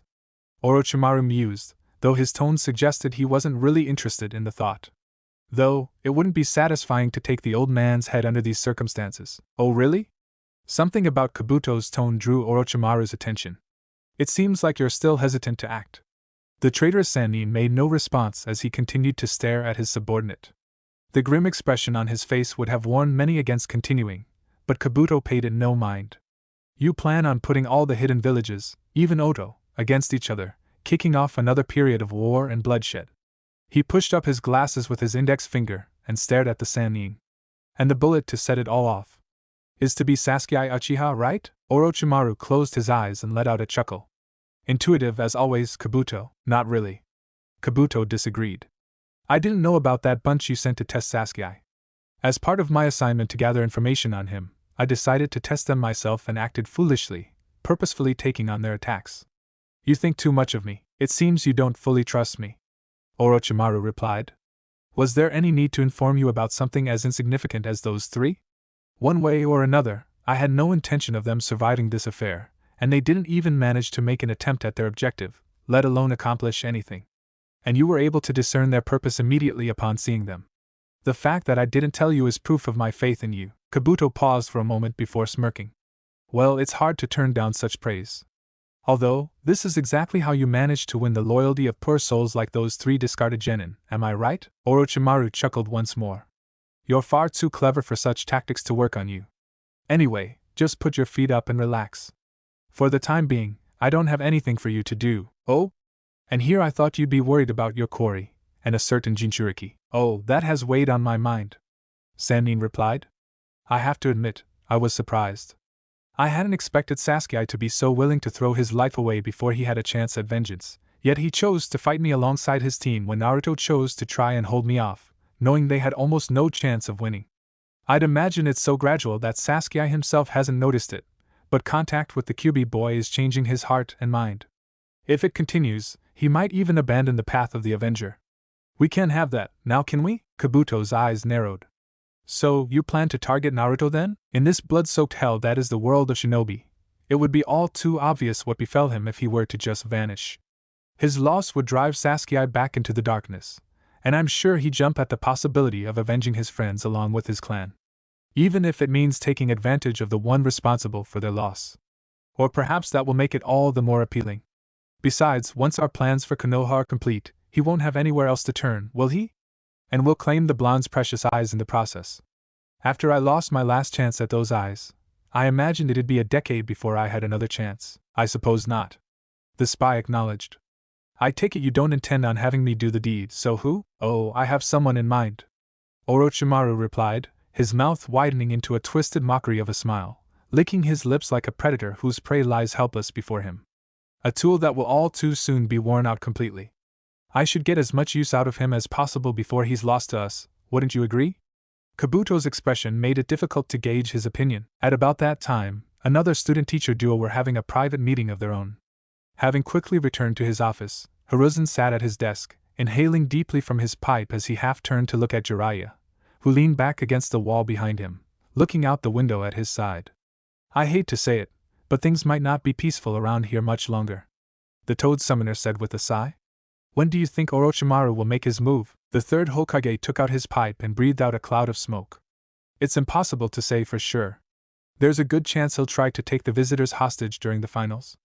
We'll have to have agents hidden amongst them, if he hasn't attacked already by then. Jiraiya grunted in agreement. Were you able to dig up anything on Odo during the past week? His student shook his head. I've been able to find out its general location, but I can't go snooping around over there right now for obvious reasons. Beyond that, nothing but whispers. Still, at least we know where he disappeared to after the Akatsuki kicked him out, and we still know next to nothing about them and their plans. Even once we deal with Orochimaru, another threat is looming on the horizon, Hiruzen said with a shake of his head. His voice sounded tired, and for once his face showed the weight of every one of his 60-plus years as a shinobi. Isn't there always? Jiraiya replied, taking on a weary tone of his own. That's how this world works. There's always someone out there, waiting for you to show weakness so they can pounce on it. That's part of the reason you kept Danzo around for all these years, isn't it? That's old War Hawk's good for two things, and one of them is dealing with what we can't see. Unfortunately, the other thing he was good for was making enemies, but he had too much influence within the village and with the feudal lord and other nobles to just oust him, and he was always looking over his shoulder, the god of shinobi sighed. For the past few years, I'd been trying to find some way to limit his power. I was too lax. I should have done something sooner. Oh? What brought that change on? Far as I know, you were content to let him do what he wanted as long as he stayed in the shadows and didn't try to seize power or something? Hiruzen's eyes narrowed and he stared at the ground, clearly not wanting to talk about whatever had changed his views of his old friend. Jiraiya shrugged and looked out the window. Fine, keep it to yourself. After a pause, he turned to his senses again. Say, old man, do you have any backup plans for Konoha if you bite it? Hiruzen chuckled. Have you so little faith in me, Jiraiya? Jiraiya smirked back at the man and shrugged. Well, it's not like you're getting any younger. Those old bones must be fighting you every step of the way. You should kick your feet up and go back to retirement. You say that when you're no spring chicken yourself. Jiraiya appeared mock offended by that statement. Hey, I'll have you know 50's the new 40. Well, I'd say I still have another decade to 2 left in me. Yeah, I could see you sitting in that chair 20 years from now. And I'd like to. Jiraiya replied before his smirk vanished, his expression becoming grim. Seriously though. If I thought there was any chance I was going to check out anytime soon, I'd be sure to have an insurance policy or two. The third Hokage leaned back in his chair. As much as he hated to admit it, he wasn't entirely sure he could defeat his serpentine former student. Not for the first time, he wished he'd had the strength to do what needed to be done years ago, when Orochimaru left. He'd hoped he'd find his way again, but after seeing what he'd done in the lab, he supposed he should have known better. That boy who'd been as much a son to him as a Suma and his brother had died long before that day. In what seemed to others like a brief moment, his mind, honed to think run through thoughts and moments by years of battle, ran through everything that could go wrong if he were to fall. Many of the possibilities were not to his liking. You may have a point. Either way, all we can do is make sure we're ready when he plays his hand. He took another deep breath of his pipe, gathering his thoughts before blowing out the smoke. His eyes turned to the pictures of the Hokage that rested on the wall, lined up in order. He looked across them until his eyes landed on the final photo, one of a blond man with tan skin and ocean blue eyes. I wonder, would things have gone this far if I'd been the one to make the sacrifice that day? Jiraiya followed his gaze before closing his eyes. After a moment, he shook his head. Don't start thinking about that. Kami knows I've done it enough to know you'll get nowhere quickly dwelling on what-ifs. I'm well aware of the folly of falling into that particular trap. Forgive an old man for his musings. A moment of silence fell over the student and teacher before Hiruzen reached into his desk, the sound of a drawer sliding open catching the Toad Summoner's eye. For once, there's a distinct lack of paperwork tying me down. He turned to reveal a white bottle and 2 cups. Care to share a drink with your old sensei? Well, I should really go see those brats I've been helping so I can weigh in before they come up with a plan of their own. Jiraiya smirked, kicking off the wall and rubbing his hands together. As expected of the head of an old and powerful clan, Hiruzen always had the best sake you could find in Konoha. But how can I say no to that? Just be sure to break out the good stuff, old man, Hiruzen chuckled. Would I keep anything else at arm's length? 10 minutes later, Jiraiya sat on the corner of the desk, throwing back his cup before reaching over to the bottle again. "You're lucky she didn't finish the job," Hiruzen said, his amusement as he recalled the one time Jiraiya almost died. "How many times did I tell you not to peek on Tsunade again?" The Sannin chuckled deeply and raised his glass. "More times than I care to count, old man. And I gave you the same answer every time. Yes, I won't quit until I, Jiraiya, pervert extraordinaire, have seen every vivacious example of the female form in the world." Hiruzen shook his head. While he was always fond of his white-haired student, he couldn't deny that hearing him say that, loudly and proudly, in public, had been more than a little embarrassing. "I'd always said that would be the death of you, but I never thought my words might have been prophetic. I almost thought I'd have to bring her in for team killing when I saw you flying out of that city." And Orochimaru. He laughed once again as he recalled the look on the future trader's face. I'd never seen him so shocked.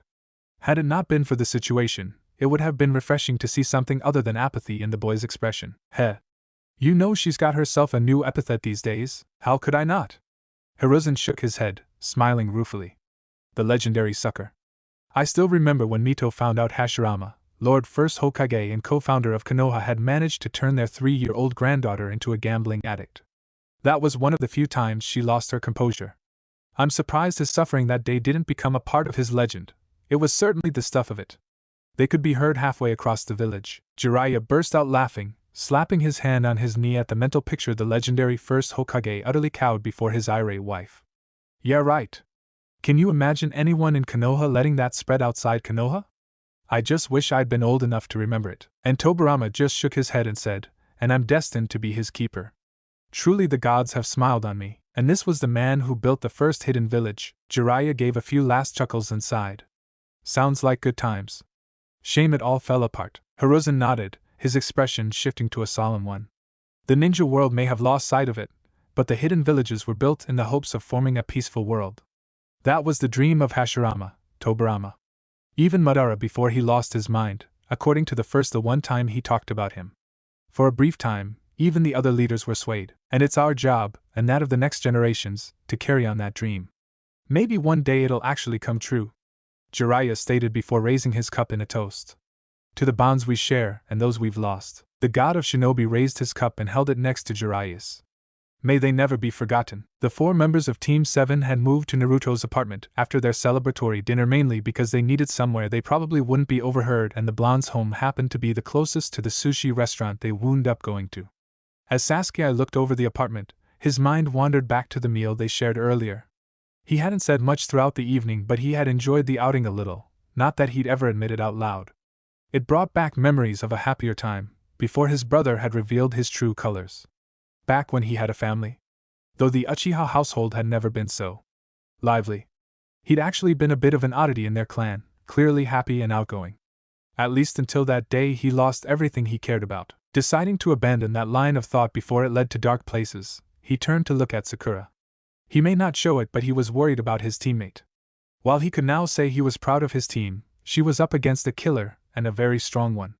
He was somewhat impressed by her growth, as the old Sakura would probably have run screaming for him to help her, but that didn't change the fact that there was a very real possibility this was a fight she wouldn't survive. Forget about winning. Naruto was thinking along the same lines. It was still a long way off, and he had confidence in his teammates, so it didn't show, but he did not like the idea of her fighting Gaara alone, especially after what he did to Misumi. That said, if she was committed to this, he would just support her all the way and cheer her on. And if things went too far, he'd be ready to step in this time. He wouldn't just leave it to the proctor and let him drop the ball again. Sakura was trying to keep her mind off of it until it was time to plan. As she took the first few steps into the apartment, she absently looked over the main room and noted it was surprisingly well taken care of.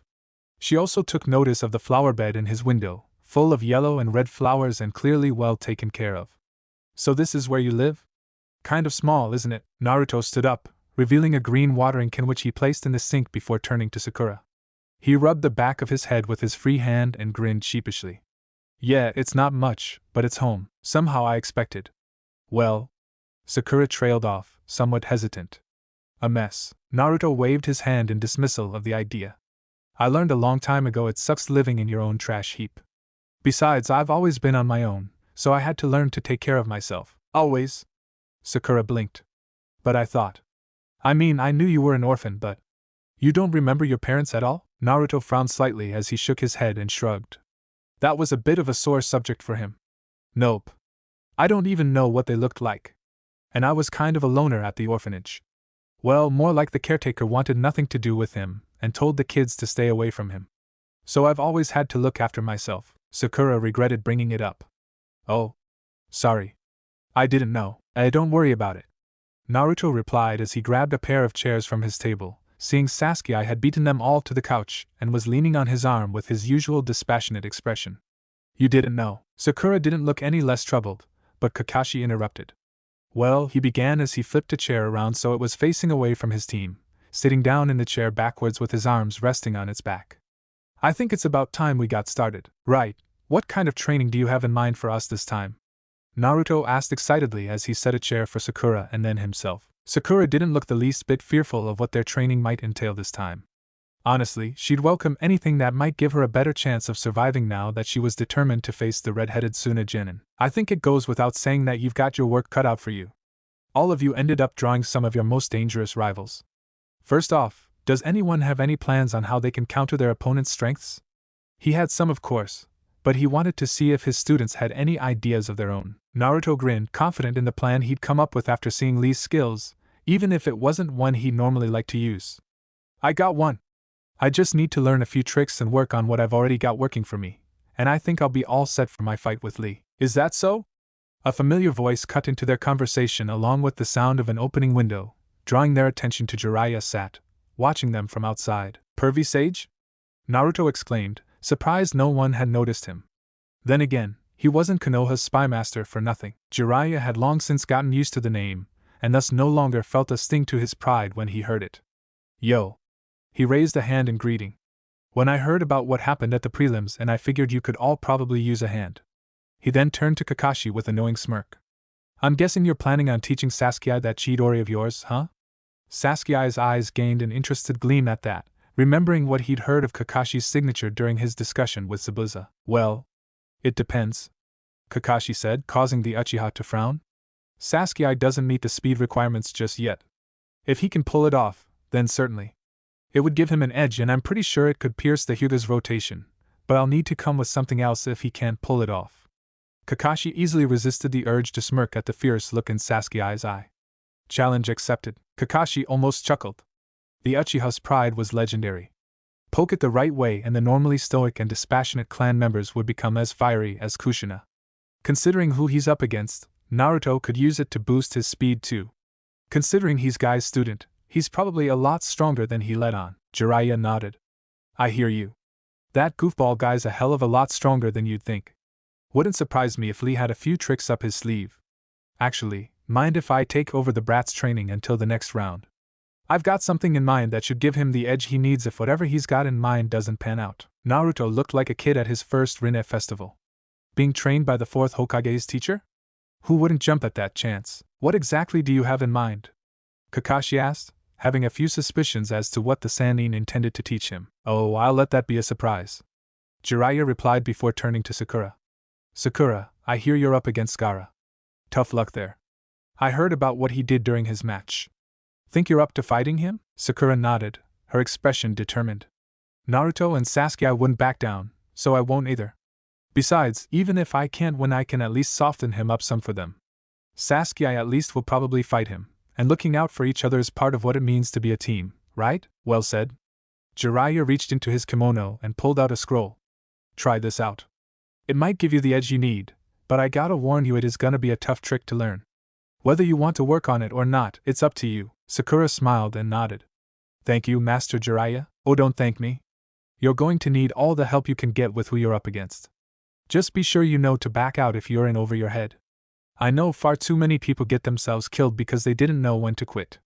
He turned a sly smirk to the blonde present. Kind of like a certain someone we know. Naruto scoffed and crossed his arms stubbornly. Better to stand tall and meet all your problems head on than chicken out. Trust me, kid, that depends on the situation. There are some times when you've just gotta know when to throw in the towel. Like when? Naruto shot back. Like when pursuing something means not being there to save someone close to you. Naruto made a strangled sound. Jiraiya closed his eyes. That's what I thought. You've got a lot to learn. But then, you're still young. That's what it means to grow up, maybe. Naruto conceded before looking at the Sannin. But I won't back down no matter what's in front of me. I won't let myself fail, or let anyone close to me die, no matter what kind of hell I have to put myself through, Jiraiya started before shrugging with a grin. Chances are life would disillusion him, but it was a good dream to have. And maybe, just maybe, if he stuck to it and didn't back down, he might actually be a hero who protected everyone, just like the fourth tried to be. Chapter 15. An orange blur shot across the rooftops as the morning sun shined on Konoha. Making no sound, the figure sped across the village. Naruto could hardly contain his excitement to find out what Jiraiya planned on teaching him. Back when they were training as a team, Jiraiya had mostly focused on helping him with sealing, from the intricacies of the art to suggesting he take up calligraphy to improve the accuracy and speed of his writing, and a few tips here and there when it came to other fields, but for the most part he'd let Kakashi and Zabuza take over. Apparently, Zabuza's training was more harsh than what he would have suggested anyway, and Kakashi was a living library of ninjutsu, even if he couldn't actually use 60% of them effectively. This time around, the Sannin was directly taking the reins and Naruto couldn't wait to find out what he had in mind. Jiraiya had told him to meet him in a clearing near a waterfall just beyond the outskirts of the village. First though, he had to make a stop. Soon enough he saw his destination, and wouldn't you know it, just the person he wanted to talk to walked out of the building. Zabuza stood on the bottom step of the T&IHQ of the village, rubbing his head. Damn, glad that's over, the masked jonin muttered. Aside from his discussions with Hiruzen, part of his probation required he report to Inoichi for evaluation, to ensure his loyalty was to the village, and he wasn't secretly relaying information to the village of his birth. Getting mind-raped, suffice to say, and was not fun. Still, he couldn't deny it was an effective way to root out spies. He knew Kiri would love to get their hands on that kind of trick. It was rare, coveted ability, and only a few villages, including Konoha, had such techniques. Yeah, well, look at the bright side, you've only got another month to go. Anko cheered cheerfully as she leaned against the doorway. Is that supposed to be a comforting thought? Zabuza turned and gave her a mildly annoyed stare. Anko grinned cheekily. Nope, Zabuza sighed and ran a hand through his hair. I'll be glad when this is all over and done with. Yeah, I'll bet. So, want to grab a bite? I want to hear about how this is done in Kiri. Her grin turned slightly bloodthirsty. I bet there's a lot I can learn from them. Konoha interrogators are a bit too cerebral for my liking. Oh, that's fun too, and I'm damn good at it, but the other way's a lot more amusing. Zabuza was about to reply before a familiar voice cut him off. Hey, Zabuza!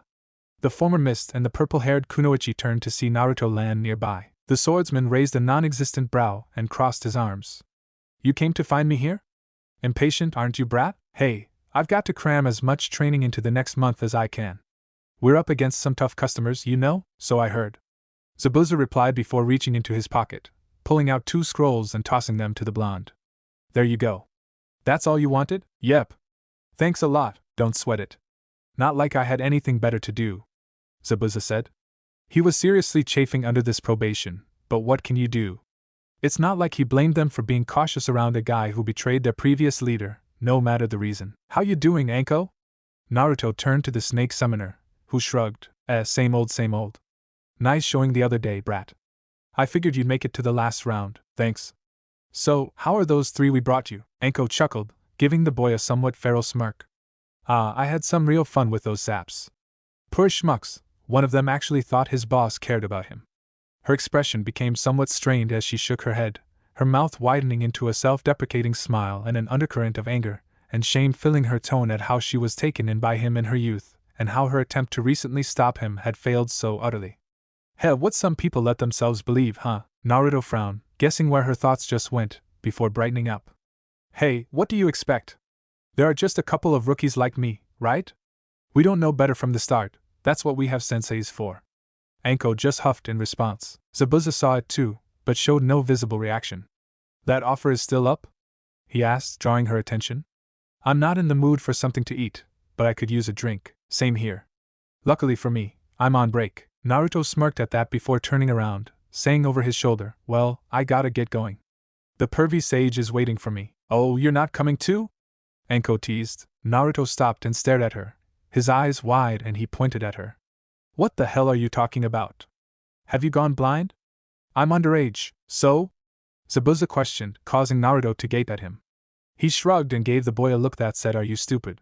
Kid, you've signed on to a profession that demands you kill and risk your life, regardless how you choose to act. The moment you put on that headband, you're considered an adult.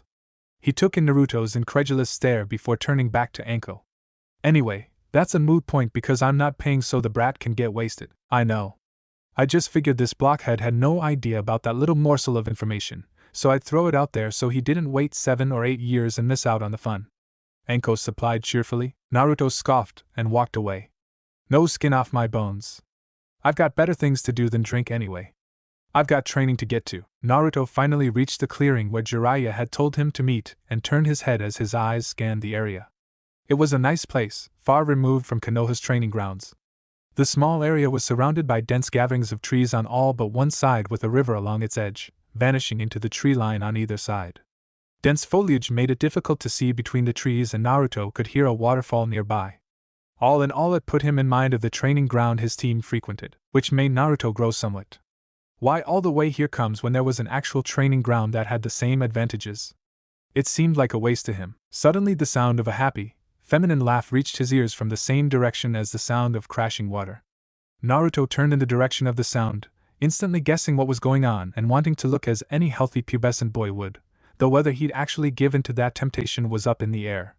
3 months ago he probably would have, but months of Haku and Iam's lessons and better social knowledge taught him better. Then a wave of annoyance crashed over him, his eye twitching as it became as blatantly obvious as the glaring light of the sun just why the perverted Sannin had chosen this particular spot. As if to prove his suspicions, the sound of a perverted giggle emanated from the foliage in the same direction as the waterfalls. Naruto facepalmed. You gotta be kidding me. The Rinnegan bearer made a short walk through the trees and pushed aside a bush, and sure enough, there was Jiraiya, peeking through the leaves at what was no doubt a gathering of noble young women, playing in the water and oblivious to the pervert hiding nearby. Naruto glared at the sage before smirking. Just as he opened his mouth to yell out and alert the women to the peeping Tom, Jiraiya said, "Don't even think about it," causing the blind to freeze there with his mouth wide open. The renowned shinobi would have found the sight comical had he turned to look. He stood stock still for a second before he slumped. "Damn it, how'd you know what I was going to do?" "Easy, because I know you," the Sannin replied dryly, rising from his place and walking over to his student, easily suppressing the desire to stay rooted to that spot all day. He could return to them soon enough. "Now come on. I guess we might as well get started." "Good. For a minute there, I thought I'd have to do something drastic to get your eyes off the ladies and onto my training," Naruto said, punching his open palm with his fist. He said as he stepped back into the clearing. "Alright, first things first." He made a cross-shaped hand seal. Shadow Clone Jutsu. 51 clones of the blonde materialized around him. The blonde nodded with a grin as he surveyed the crowd of identical blondes. "Alright guys, you know what to do, right boss?" The clones chorused, each having been created with every thought of the original, including what he had in mind for them, as well as copies of everything in his possession. They split, 20 working on each while another 10 worked on chakra control. Sannin watched, shaking his head at the efficiency of the technique, and wishing he'd thought of it decades ago. The memory of a red-headed woman flashed into his mind.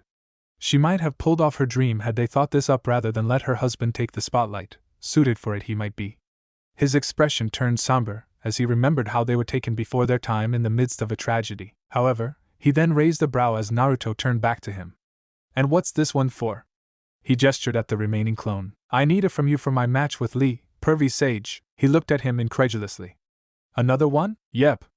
I got a plan worked out to take down bushy brows if he can open up more of those gates like he did against Shino. It's not really my thing, but it'll work. Besides, it'll be really useful in other situations." Jiraiya's eyes narrowed. "What makes you think he can pull off the Hidden Lotus?" Naruto blinked. "Hidden Lotus? Is that what it's called?" He shrugged. "You make it sound like a big deal." "That's because it is," Jiraiya insisted. "You wouldn't know because you haven't tried it, but opening each gate gets exponentially harder to pull off." Naruto put his hands behind his head and smiled sheepishly, chuckling a little. "Yeah, I didn't even know you could open them until I saw Lee do it," he admitted. "My point exactly. It wasn't that surprising. A lot of shinobi didn't even know they existed, let alone anything about the process of opening them." Jiraiya rubbed his chin and looked away, his expression thoughtful. "Still, you have a point. Knowing Guy, he might have actually taught him that. It wouldn't surprise me. That goof's always had a habit of going overboard. And he probably sees himself and his old man in the kid." He mumbled that last part. "Alright, so what do you need from me?" Naruto told him what he was thinking of. "Yeah, that would work. The Sannin mused, thinking over it. But most techniques like that are earth. He grinned. Luckily for you, I just so happen to know one of the few that aren't. The blonde grinned as he reached into the pouch at his back and pulled out a scroll, plopping down and opening it. Having his clones learn 3 at once was a bit more than he could handle, which was why he just wanted Jiraiya to show this clone how it was done so he could work on it later. Good, then show it to him while I. Actually, Jiraiya interrupted his student, causing him to look up at him. I've got something special in mind for you, eh? Naruto rose to his feet. What is it, pervy sage? Jiraiya chuckled, grinning as he leapt back, striking another one of his dramatic poses. Prepare for the shock of your life, brat. Watch and be amazed at the gift the gallant Jiraiya is about to bestow upon you. With that, he bit his thumb to draw blood and ran through several hand signs before slamming his palm on the ground. Summoning Jutsu. The Sannin disappeared in a burst of smoke. When the cloud cleared, he was once again sitting on the back of an enormous toad, but this time it was holding a large scroll in its mouth. The toad opened its maw, using its tongue to have the scroll to Naruto. The Rinnegan bearer looked at the scroll and something clicked in his mind. Is this their summoning contract? That's right, Naruto. This scroll bears the names of everyone who the toads have allowed to call on them throughout the generations, and now as my student, it is your turn to join them. Jiraiya stood tall on the back of the summoned toad, crossing his arms and smirking. Be sure to take note of the names forever engraved on it before writing your own. Naruto did just that, unrolling the scroll until he found a blank spot. 5 spaces were filled before the opening, the first 3 he didn't recognize and the 4th was Jiraiya's. But the 5th was the one that drew his attention, Minato Namake's, better known as the 4th Hokage. Naruto blinked before grinning widely at that. Jiraiya's smirk grew when he saw Naruto had noticed what he wanted him to see. Now write your name in blood and press your fingerprint beneath it, just like those before you. As Naruto did so, he continued, once this is done, you can call them whenever you want or need. Simply place the hand you signed with on the ground and supply chakra after making the boar, dog, bird, monkey and sheep hand seals. Give it a try, way ahead of you, pervy sage, Naruto said as he finished making the hand signs. Summoning Jutsu. Identical to what happened moments before, Naruto vanished in a cloud of smoke, which cleared to reveal a toad similar to Jiraiya's but with different markings, covered with armor and armed with a katana. The toad croaked as it stood on its hind legs, holding its sword at the ready, its front pair of legs a cross between what you'd expect of a toad and human arms. Awesome! I summoned a samurai! The toad croaked and held his sword at the ready, preening under his summoner's approval. Jiraiya chuckled. Good for a first try, kid. Trust me, that's the least they can do. The toads are one of the most adaptable of all summoned species. There are toads with unique abilities, toads that excel as messengers, toads that can breathe fire, toads with natural barriers that can conceal you from your enemies for a quick getaway. You've got a lot to learn. Naruto was clearly excited by what he was being told. However, Jiraiya shifted and became serious, dampening the blonde's enthusiasm somewhat. Unlike the ones you've seen so far, the upper echelons of the toads, no, of all summons, are capable of speech and some can be very prideful and formal beings. If you don't show them proper respect and earn their acknowledgement, don't expect them to heed your commands. And they're far stronger, and in many cases larger than their brethren. One even aided the 4th and held the Kyuubi off for a while during its attack all those years ago. Whoa! Naruto's face shifted to a determined one as he raised a clenched fist. I'll do my best to earn that respect. Just you watch, pervy sage, heh. I'm sure you will. Jiraiya said before he gave the blonde a grin. One that sent shivers down his spine. The look in the white-haired man's eyes looked way too similar to the Zabaz's before he put him and his team through something particularly hellish. Now I think it's time we get down to the physical aspect of our training today. He nodded to the toads, which disappeared in bursts of smoke. Burying any apprehension he felt, Naruto said, What is pervy sage? Well, let's take a short walk to get started, alright? With that, he led him away from the clearing. They continued to walk, navigating the foliage for about a minute before he nodded to himself at seeing a particularly large tree. Yeah, this place looks good enough. And with that, he kneeled down and rolled out another scroll. In a burst of smoke, 3 weights appeared, each with a rope attached to the top. Naruto raised a brow. Oh, we're doing some weight training? Something like that. There was that grin again. The Rinnegan bearer couldn't help but have a bad feeling about this. Our friends from the Land of Water have really inspired me, you know? Gave me some pretty good ideas on how to put you on Lee's level quickly. Oh? And how's that? Well, speed and most taijutsu depend on the legs, so. Is this your idea of a joke, pervy sage? Get me down! Naruto hanging upside down from a thick branch with 340 pounds, weights tied to his wrists and waist. His knees were bent across the branch, keeping him up, suspended over a pot of boiling water sitting atop a roaring fire. The heat of the steam that rose from the bubbling surface and surrounded him as it rose to the sky was causing him to begin to sweat as he stared into the foaming water beneath him. Careful there, Naruto. A clone of Jiraiya, who had returned to his peeping, said, trying, and failing, to resist the urge to laugh. Don't move around too much, or that branch might snap. Pervy sage. Hinata sat beside Kurenai on the tatami mats in a meeting room in the main manor of the Hyuga compound. A place she hadn't been since she'd become a genin. Since she'd been all but disowned for being meek, useless, despite being the heir. Only her status as the firstborn child of the clan head had protected her from being made a member of the branch family. The thought of what that would entail made her shudder to this day, and sitting on a pillow in front of her was the man who had placed her in Kurenai's care, and seemingly washed his hands of her. Her father, Hiashi Hyuga. The man's imperious gaze washed over the pair of kunoichi. Hinata wanted to look away, as she had so many times before when she'd been in this situation. She could feel the urge to give in and turn her head away from his stern eyes, but she refused to. Naruto would never back down. That's what she kept reminding herself. As Hiashi looked down on his daughter, seeing her stare back at him, while her expression wasn't what one would call determined, nevertheless able to meet his eyes, he couldn't help but feel proud of how far she'd come. It did pain him, if only slightly, that she hadn't done so under his tutelage. Any ill feelings over that were ruthlessly quashed in an instant, however. He'd done what he had to. Contrary to how he portrayed himself, he hadn't wanted to basically hand his daughter away as he had. Politics, no matter the venue, was often an ugly business. The elders couldn't stand having such a weak, timid girl as the heiress to the clan, and many, his own father included, had pushed him to place her in the branch house. That was something he absolutely would not do, but so long as they felt her apparent weakness reflected on the clan due to her position, there was always the risk of it, and a clan head's power wasn't absolute. The fate of his brother was proof of that. Either all but disown her, or risk her being placed in the branch house. Those were his options, and he chose the lesser of the two evils. You've done well, Hinata, he finally said, causing his daughter to look surprised. Hinata could only wonder if she'd heard right.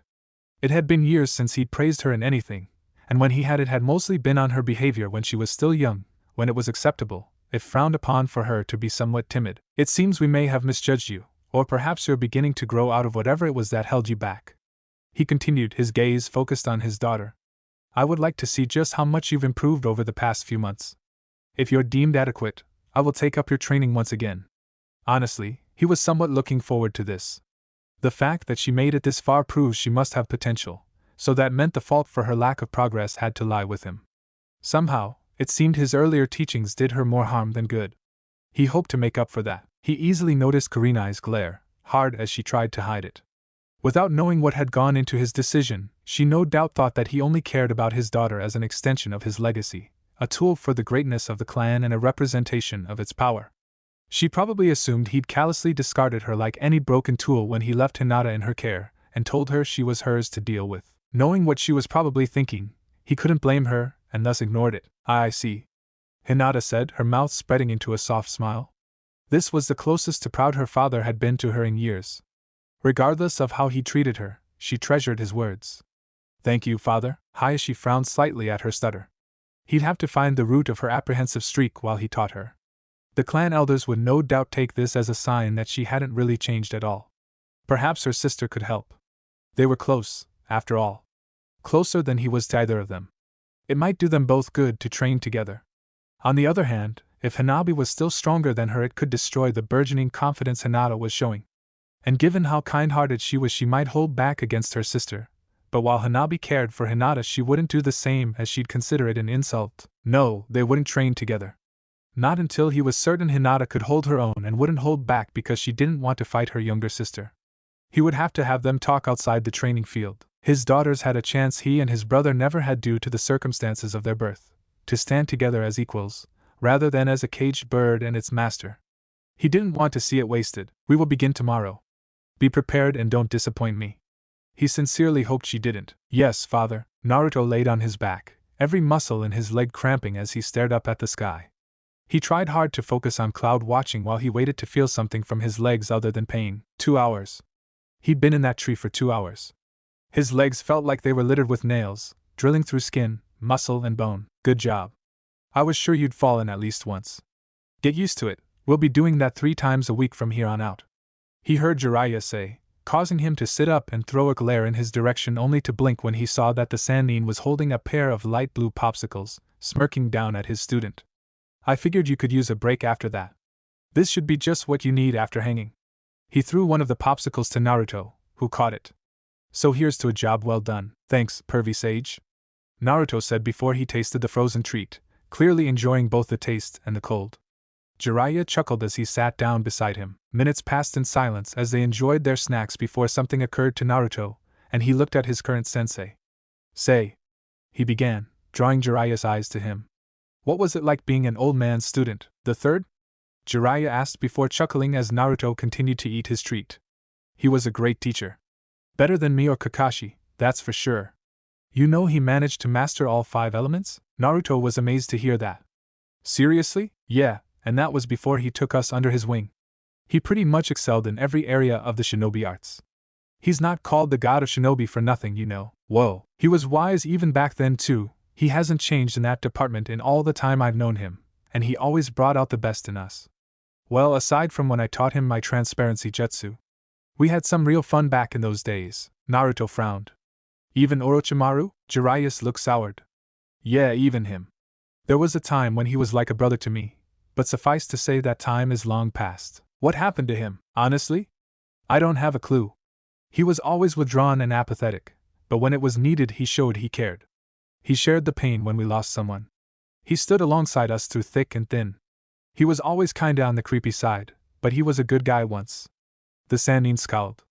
"But somewhere along the line, he changed. He never really got over the loss of his parents when he was a child, and we were pretty young back during the Second Shinobi World War. Maybe that got to him. I don't know. He withdrew from us and started working with this militaristic hardliner who used to be on the council, Danzo. His group got up to some pretty unsavory stuff, so it was no surprise he kept to himself. I guess deep down we knew something was wrong. That's why the old man passed him over for the title of 4th Hokage." "What?" "Orochimaru could have been the 4th. The blonde's face was frozen into an expression of pure shock as his mind supplied the image of Orochimaru. His mouth widened into that sadistic smile as he looked out at Konoha, wearing the Hokage's robes and chuckling sinisterly. His brain temporarily shut down as it rebelled against that picture. Jiraiya nodded with a grunt of agreement. Thankfully, the third could tell something was off about him. It wasn't long after that when he found out he'd been kidnapping people, civilians, shinobi, even children and infants for his sick experiments. He shook his head in disgust. "I chased after him, trying to help him, to find out what drove him to betray everything we fought for, what happened to the brother I once knew, but eventually I realized he was beyond any hope of helping." His eyes rose to the sky, watching the clouds drift by. "Let me tell you, there's nothing more painful than looking back on what should be happy memories only to find them tainted." He sighed. Naruto looked down at the grass, with a pensive expression. What would he do if he was in their shoes? If someone that was close to him betrayed him? After a few moments, he didn't have to think about it. He knew if there was any hope of saving them at all, he'd pursue them to the ends of the earth if he had to. That's who he was. Someone who would never let those he cared about suffer or destroy themselves if he could help it. "I'd probably do the same thing, pervy sage." Jiraiya chuckled slightly and gave a knowing smile. "Yeah, I figured." He then frowned, giving Naruto a serious expression. "But listen, you need to be sure you can recognize when someone like that's too far gone." The Rinnegan bearer's gaze rose to meet his own. "The old man and I let our old bonds get the better of us and let Orochimaru go, and look what happened. Everything he's done, all the people who've suffered at his hands or fallen prey to his experiments, it's all because we didn't take him out when we had the chance. Don't make that mistake if you ever wind up in that situation, get it? You'll regret it for the rest of your life." Naruto thought about it for a moment, his expression serious as he contemplated his words before finally he said, "I get what you're saying." He looked up at the sage, a determined look in his hidden eyes. "But if I think there's any chance to save them at all, I'm not just gonna write them off as a lost cause. Besides, even if I did just wind up regretting it, I'd regret it more if I wound up killing them, and I thought it didn't have to end that way." Jiraiya sighed. "Well, I hope that's never put to the test. It could be the people around you who wind up paying the biggest price of all." He smirked. "But who can say? Things might turn out better for you. Hell, if you're lucky you'll never have to be in that situation at all. All I can say is remember that whatever happens, you're going to have to live with yourself, so do what you feel is right." Naruto grinned. You didn't have to tell me that, pervy sage. That's half the reason I'll never back down from anything. Ino hummed to herself as she watered the potted flowers on display in her family's shop. She stopped and gently touched the petals of the nearest flower, a red carnation, to bring it closer to her face, inhaling its sweet fragrance. She set the pot down and began to make her way back to the counter when the door opened, drawing her attention. Haku stepped inside, followed by Sakura. Hey Haku. Here to take a look around. Or maybe you're looking for flowers for a certain someone? Ino questioned, giving him a sly look as she made her way to the back room. The ice user shook his head. Unfortunately, no. I haven't been lucky enough to get to know the right person just yet. I just ran into Sakura and decided to come along. Well, when you find her, be sure to stop by. Nothing says how you feel like the right flowers. Speaking of which, she came back out with a large pot containing a shrub with beautiful white, star-shaped flowers, the topmost petal being yellow in color. Here's your order, forehead. Be careful with it, I shouldn't have to tell you the pollen's dangerous, she said, using her frenemy's nickname without any malice. I know that, Ino pig. Why do you think I ordered it? Sakura asked, annoyed by the blonde's lack of faith in her. Okay, that'll be 1500 Rio. Where are you keeping these, by the way? Oh, nowhere special. We've got a few rooms we don't really use, so my mom's letting me use one as a greenhouse, Sakura said as she pulled out her wallet and gave Ino the money. Sounds like a nice setup. I guess so, but I'll probably need to find a bigger place sooner or later. Sakura shrugged. Ino finished ringing up her purchase and handed her a receipt. Okay, they're all yours. So, is this just for your career as a kunoichi, or have you started to grow a green thumb? Sakura shrugged, smiling as she thought back to the vibrantly colored and more often than not toxic flora that filled the once empty room, lined up in rows and shelves. Many of them were still young, but the mass of flowers was nevertheless a sight to behold. She could only imagine their splendor once fully grown. It's a nice hobby. Taking care of them is kind of relaxing. It's a good place to sit and read or just look at them all. At least it is when I let myself forget that most of what I'm growing has some horrible toxin hiding in it, Ino smirked. Just goes to show you how beautiful things can be deadly. Any given kunoichi would be living proof of that. Haku chimed in. Oh? Present company included? Ino asked, hoping to fluster the boy. The ice user just took it in stride, however. Haku smiled at Ino and replied, I believe you, Ino, are much like these roses here. You're still budding, not yet in full bloom, but you've already got sharp thorns, and will eventually blossom into a beautiful kunoichi. Ino flushed, staring at him for a moment, and clearly caught off guard, causing Haku to chuckle at her reaction. This wasn't what was supposed to happen. He should be a stuttering wreck entranced by her beauty. Then something he said clicked, and she glared. Wait a minute, what was that about thorns? Haku simply smiled. As you said, beautiful things can be deadly. Your potential as a kunoichi is as clear as your budding beauty. I'm sure you'll develop into a powerful and alluring kunoichi. Ino flushed once more but then chuckled bitterly. I'm not sure if I should take that as a compliment or an insult.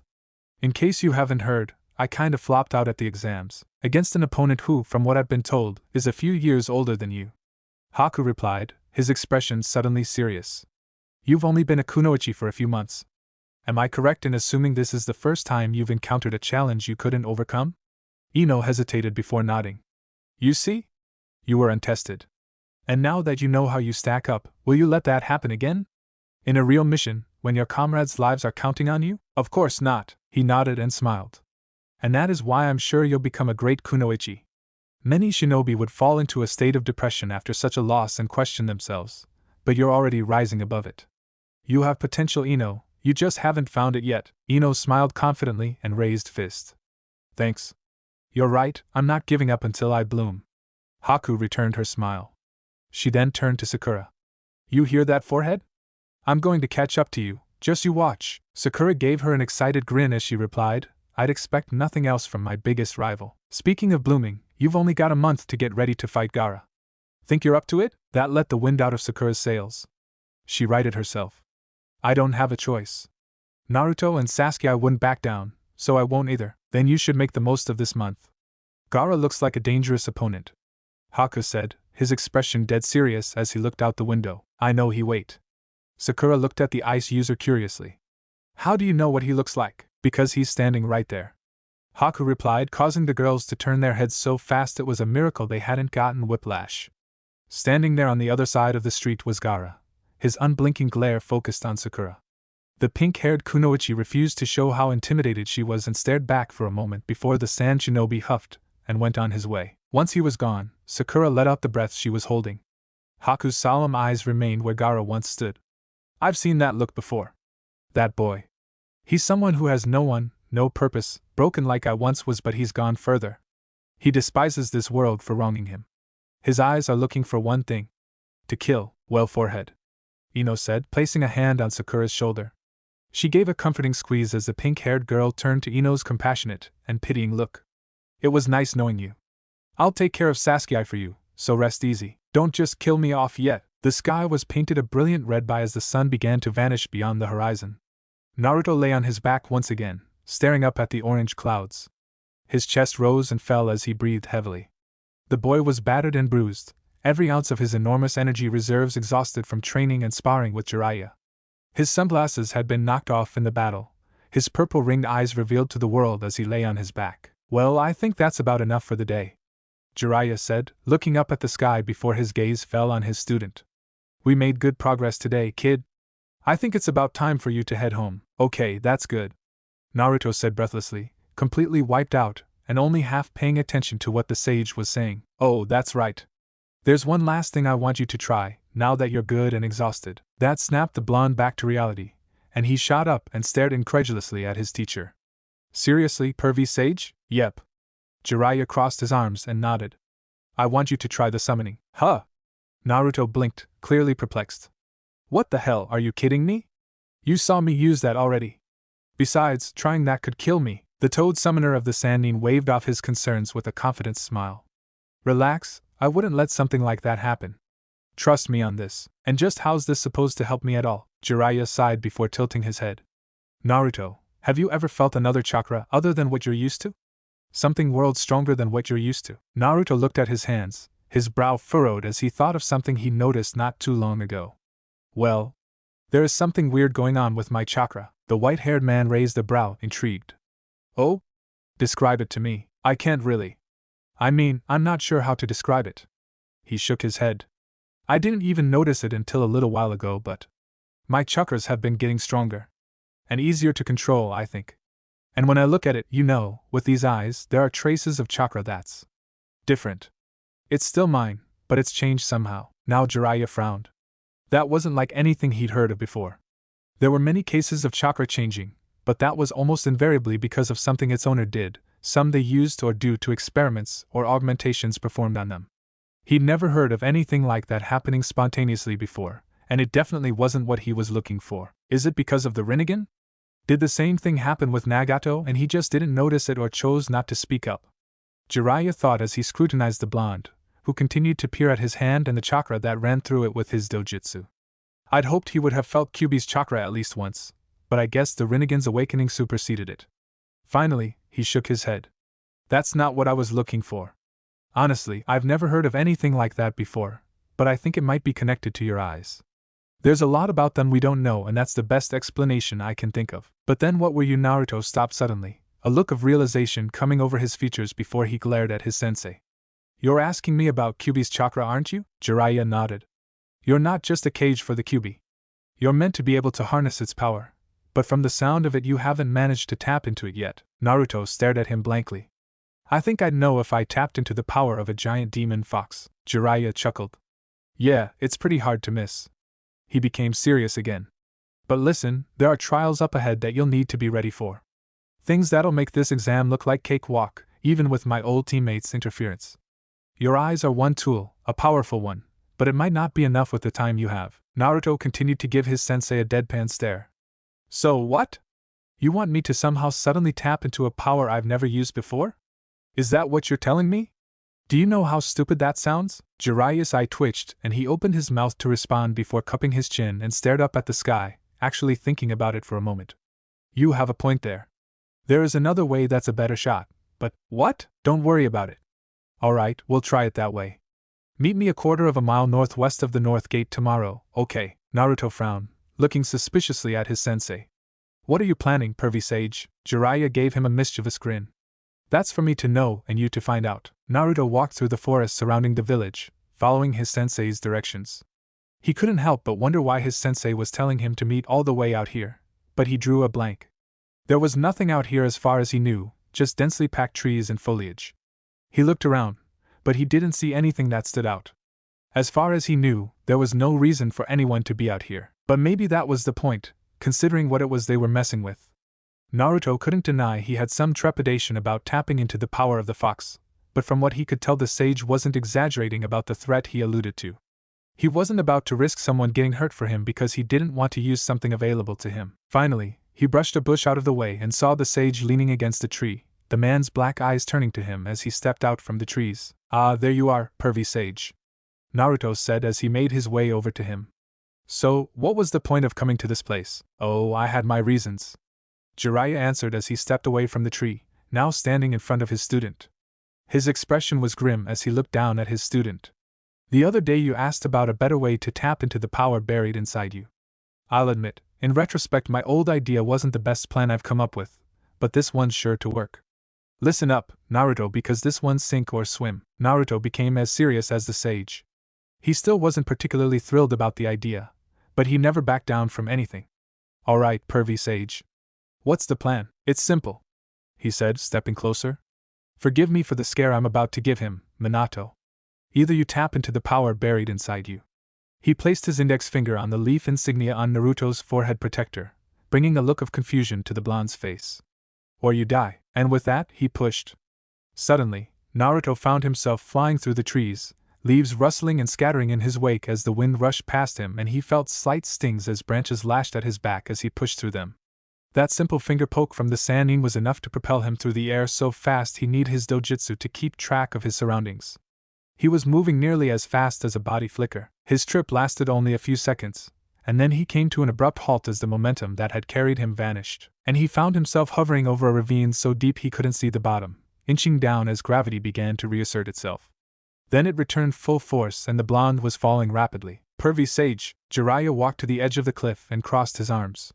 He actually had several clones waiting down in the darkness in case the Rinnegan bearer couldn't cut it, but he had every confidence that he would succeed.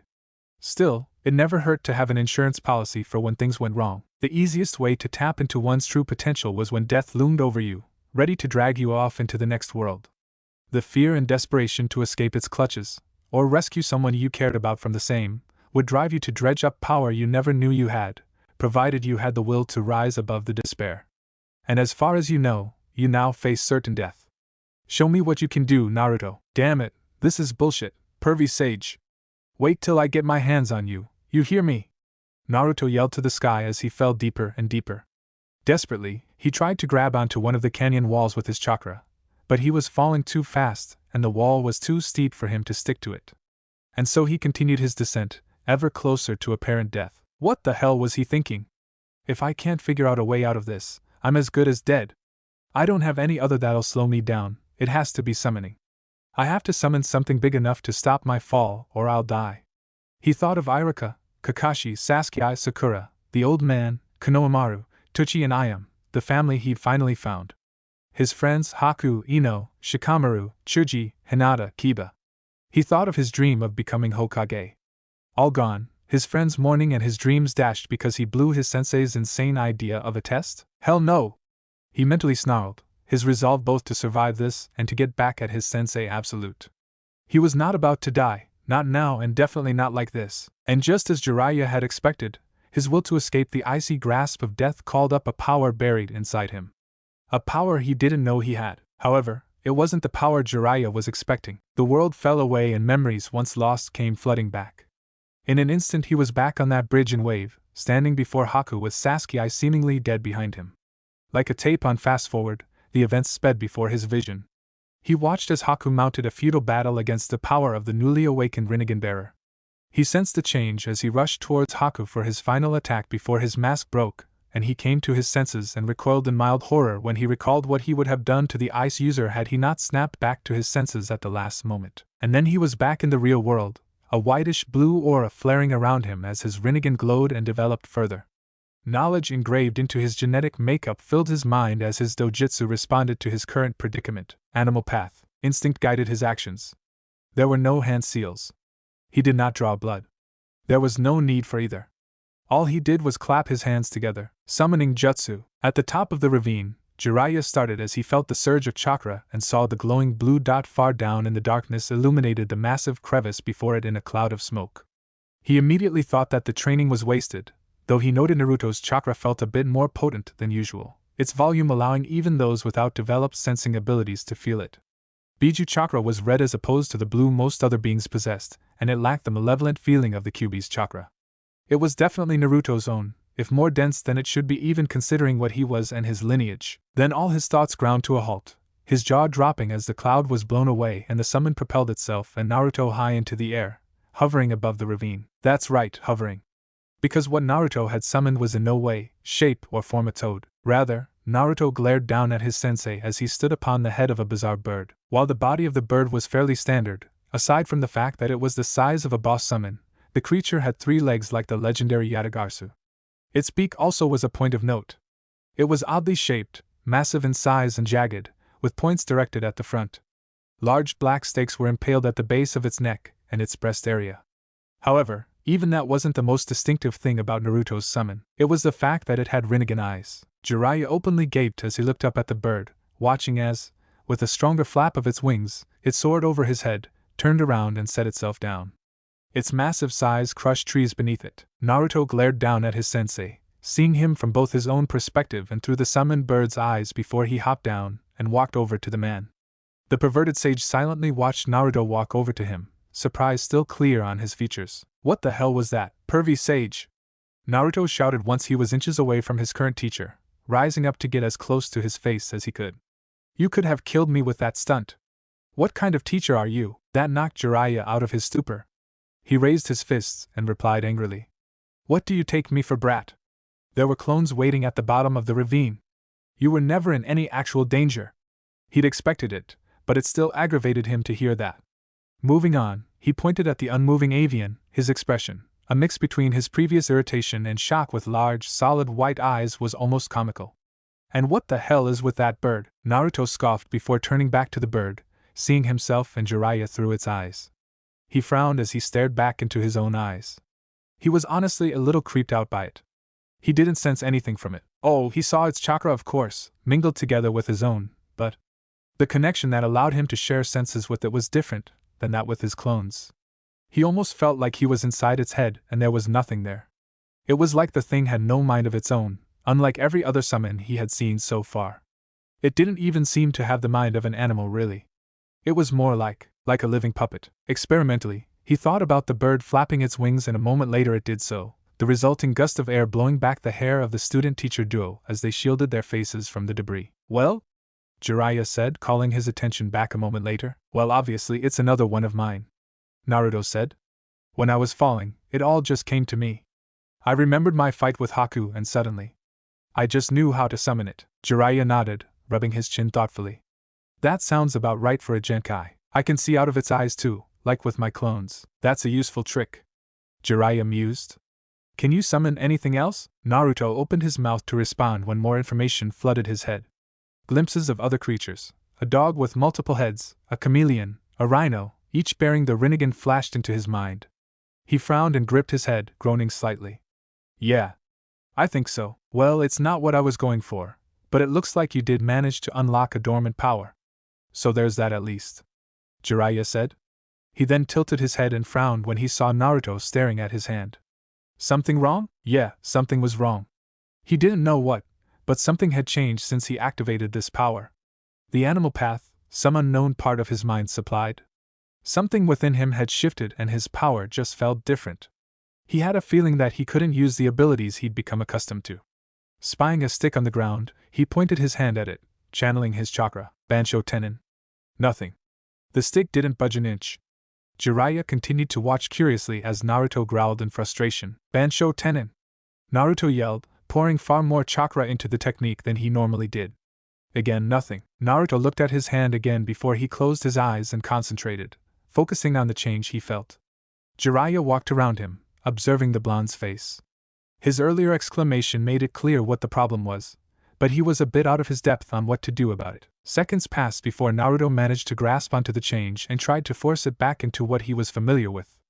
It took a lot of effort, his power responding like molasses, sticking and resisting his attempts to force it where he wanted it to go before finally he felt something click, Dave a path, and then everything felt normal again. It had taken him 10 seconds to force it once he found the issue. Pointing his hand at the stick, he tried once again, Bansho Tenin. The stick flew from the ground and into his pal, causing Naruto to raise his arms and let out a cheer. Yes. I got it, great. Now care to share it with the class? Jiraiya questioned dryly, and so Naruto told him what happened, the blonde having moved closer to the bird as he did. It's like. Naruto searched for a word when he finished his explanation. Like circuits. And I can only have one on at a time, Well, I guess everything has to have a drawback. Though, chances are the time it takes to change circuits as you put it will decrease the more you've mastered your eye's powers. For now though, it's a pretty big weak spot. Jiraiya mused before looking at the bird. Though it looks like active effects are persistent. He then smiled and added cheerfully, but at least now you can actually use more than just those first 2 powers. I'd say this exercise was a success, wouldn't you agree with my student? The Rinnegan bearer glared at him. Yeah, exercise. Naruto spoke through gritted teeth. He then gave a slightly feral grin, similar to the ones he'd seen on Enko before she screwed someone over. By the way, pervy sage, yeah? Jiraiya said with a slight sense of trepidation, not liking that look on his face. Shinra Tensei. Jiraiya suddenly found himself propelled through the air as a wave of gravity slammed into him. He only went a short distance, a scant few seconds before the power released him. Of course, by then he was already hovering in the air above the ravine. Damn Brat! Jiraiya cried out as the world's natural gravity reasserted its dominance. How do you like that? No one throws Naruto Uzumaki off a cliff and gets away with it. Naruto crowded as he and the bird watched Jiraiya vanish into the darkness. Chapter 16. And after that, taking him down was kid stuff. Naruto said to Iruka as he finished recounting the events of the preliminaries. The pair was seated at the Ichiraku ramen shop, Iruka deciding to take him to celebrate a job well done after they ran into each other, but for once Naruto insisted on paying himself. The blonde already had 5 bowls piled up in front of him. Iruka chuckled. Sounds like you had an easy time of it once you made it out of the forest. And away from Orochimaru. Iruka was truthfully more than a little worried about his surrogate younger brother's encounter with the traitorous Sannin, but there was little he could do about it. He wasn't going to ask about that in a public place, and there wasn't much he could do that he wasn't already. Keep an eye out for any of his agents. Was there ever any doubt? I'll be before you know it, Iruka-sensei. Naruto replied with a grin before going back to slurping up the delicious noodles. I bet you will. You've really grown since you graduated. Iruka said before looking away and scratching his cheek, suddenly crestfallen. Sorry. Naruto turned to him and blinked. About what? Iruka shook his head. I should have been a better teacher. It never even occurred to me that the reason you couldn't perform the clone jutsu was because you had too much chakra to control it properly without advanced training. Maybe if I'd been more attentive then. Don't sweat it, Iruka-sensei. Naruto said, giving the man a reassuring smile. I get how it is. You had a whole class to look after. You couldn't just show me special treatment. Specialized training is what senseis are for. Besides, it all turned out for the best, right? Yeah, I guess it did. Iruka's expression brightened somewhat. Still, you had to deal with a lot of put-downs because I missed something that should have been obvious to someone who's known you and taught as many students as I have. Then just don't let it happen again. Naruto shrugged as if it was the most obvious thing in the world. I'm good, so the next time you have a student like me, lend them a hand with their training, alright, Iruka-sensei? Iruka smiled, remembering that despite what he'd been through, the boy was never the type to hold a grudge. Alright. I won't miss something like that again. That's my job, after all. That's right, Iruka-sensei. Naruto replied before turning to the counter and raising his bowl in that air. Can I have another bowl over here? Sure thing. Tochi said before turning and preparing another bowl of the steaming dish. He then handed the bowl to Naruto. This one's on the house. Consider it my congratulations for making it to the final round. Thanks, old man Tochi. Naruto cheered before digging in. Oh, don't thank me. You have to keep your strength up. I'll admit I don't know much about these exams, but the last step is almost always the toughest. Tochi rubbed the back of his head as he spoke. So, how've the classes been treating you? Naruto asked, turning back to his sensei. Is Konohamaru as big a troublemaker as I was? Iruka seemed mildly surprised to hear that question. Oh, I didn't know you knew the Hokage's grandson. Yeah, we ran into each other and I gave him a few pointers. Naruto said with a wide grin. I kinda laid his stuck-up sensei out. Since then we've hung out from time to time and I took him under my wing. Iruka chuckled. You know he has changed a little since I met him. He used to be so angry before, and then suddenly he started training more seriously, and opened up. So I have you to thank for that.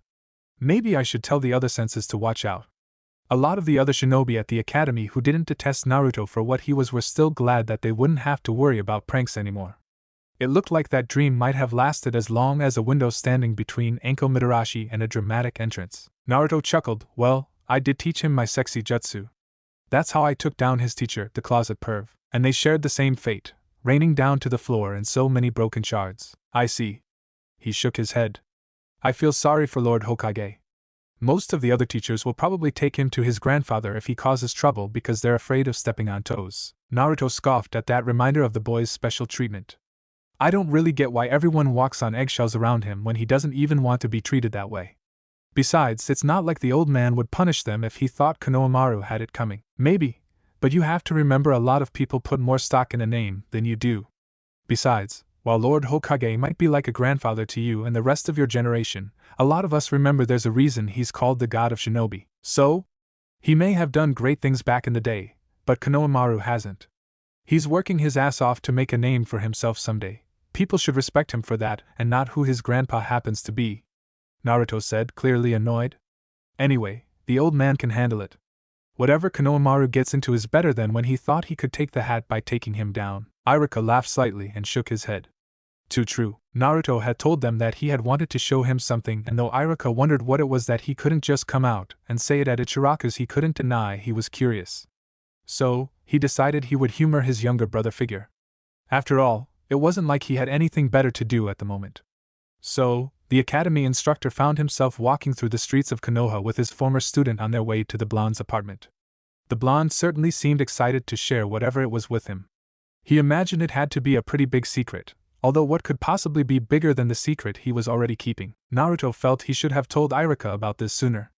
After all, the man had been there for him for years. He was someone the blonde considered family, and he knew he'd never betray him. He was only a handful of people Naruto would fully trust with his secrets, the others being his teammates, the old man and Tuchi and Ayam, but he didn't think he should share ninja secrets with two people who couldn't defend themselves. He was also kind of kicking himself for not seeing his older brother figure in over 2 months. However, his thoughts derailed as he noticed something in the store window, causing him to come to a halt. Iruka noticed a few moments later and turned to see the blonde walking up to a window. As he walked back, he looked up and noticed the shop was Hiraku's armory. On the logo, numerous weapons from kunai and shuriken to naginata's were embedded in the ground, making it clear it was a shinobi weapon store. Curious as to what drew the blonde's eye, he followed his gaze and found his answer. It was a ninja vest. Specifically an orange ninja vest. Of course, as if anything else would draw Naruto's attention than something that happened to be his favorite color? Or ramen? Or more recently anything relating to sealing? The sleeveless vest that seemed to be made of a tougher material than cotton. It had multiple compartments lined up on both sides of the chest similar to Konoha's standard flak jacket along with 2 pockets on the near the bottom. It came in multiple colors, mostly darker more appropriate shades, but it was plain as day which one caught the blonde's eye. Iruka smiled. Something caught your eye, Naruto? Yeah, that awesome vest. I'd been thinking of getting something with a few more pockets, and that looked perfect. The ecstatic Rinnegan bearer replied. Iruka's eyes widened, staring down at the boy with his mouth agape as if he'd suddenly grown an extra head. Could it be? Could this be the chance he had been waiting years for? The chance to get Naruto out that hideous tracksuit he was so proud of? The boy had gotten the things on the cheap, for obvious reasons, and with the limited budget afforded to him, that made them especially appealing. Thing was, the boy loved them for being almost entirely his favorite color and absolutely refused to part with them. Most others agreed that the only things worse were the green jumpsuits worn by Lee and Guy. Oh? That's funny, I seem to remember a certain someone absolutely saying they'd never part with the best set of clothes in Konoha. Iruka said slyly. They are the best. They're orange. And warm. And comfortable. And orange. Naruto replied before looking at them sullenly. But I can't carry all the scrolls I'd like with them. And they don't really have anything I could put seals on. Ah, I see. So you need something more suited for your new skills. Iruka nodded. I can help with that if you want. Really? Yeah, I just hope you don't expect me to pay for it. An academy instructor isn't exactly a large figure job. Iruka replied. Naruto reached into his pocket, pulling out a frog-shaped wallet that was absolutely stuffed to the brim to the point that he was surprised the seams hadn't burst yet. No problems there. Hoo-hoa. Looks like someone's flush with cash. You haven't seen anything yet. This is just my pocket money, Iruka-sensei. Naruto replied with a grin. He didn't really have much to spend his money on since a lot of the stores and stands around the village refused to let shop there. But who cared? He made most of them regret not letting him in, and that meant he mostly just had to pay his rent and food expenses. The blonde then turned to the door. Now come on, let's get to it. Iruka chuckled and followed him inside. However, the blonde quickly came to a stop when he saw a familiar face at the desk. Tenten, who'd been resting her head on her hand behind the counter, sat upright at the sight of customers. Smiling, she said, "Hey Naruto? Looking to buy? What are you doing here? My old man owns this place. Since he makes most of his weapons himself, I pretty much grew up here and in the forge. I used to help out around the shop all the time back when before I made genin. Niji and Lee are training on their own right now, so I've got nothing but free time on my hands. Figured I might as well do something constructive in the meantime." Tenten explained, shrugging at the end before turning to Iruka. "Long time no see, Iruka-sensei. How's the academy been?" Iruka shrugged. Same as always. There are some things that never really change, I guess so." Tenten replied, happy to have a break from Guy and Lee, "like you wouldn't believe," she said before looking back at Naruto. "Hey. I hear your team was responsible for Zabuza Momochi coming to the village. Any truth there?" Naruto nodded. "Yeah, that was a while ago. He's kind of harsh. And bloodthirsty. And a slave driver, but he and his student are alright. So we brought him back and the Hokage gave the okay." Tenten suddenly had stars in her eyes, much to the Rinnegan bearer's shock. "Oh my gosh, it's actually true. Did he still have his sword with him?" Naruto blinked.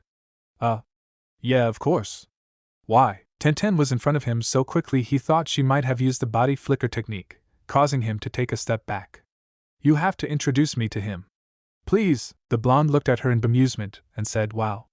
I didn't think you were a fan of his." Tenten shook her head. "I'm not really, but he's the wielder of one of the most renowned swords in all the elemental nations," she gushed. "I've always wondered what the 7 swords were like. I have to see it. And he's one of the most skilled swordsmen around. Imagine what I could learn from him." She cupped her hands together and looked to the ceiling. "Not to mention I might be able to get him to tell me all about the other swords." Iruka chuckled and shook his head. How could I forget how much you love talking about weapons?" Naruto grinned and added, "I guess it's no surprise when you grow up under a blacksmith." "Not just a blacksmith, one of the best in Konoha," Tenten said proudly. In fact, only the reclusive Io was better than Hikaru, and with his eccentricities and the fact that many of his weapons were either too complex to actually wield by anyone but a master or were locked away for failing to satisfy him, and Tenten's father was the go-to guy. "So, will you introduce me to him?" "No problem, Tenten." Tenten squealed in delight at seeing the famed sword and its wielder. "Thank you. I owe you big time." She took a moment to compose herself. "Now back to business. What are you looking for?" Naruto rubbed the back of his head. "Well, I was thinking I could use some new clothes, and maybe restock my weapons while I'm at it." Tenten crossed her arms and nodded sagely. I see. I should have seen that coming." Naruto frowned. "What's that supposed to mean?" Tenten looked at him, distaste clear on her features as she said, "What I mean is those clothes you've got on have got to be the biggest waste of money I've ever seen." Naruto looked affronted by the words.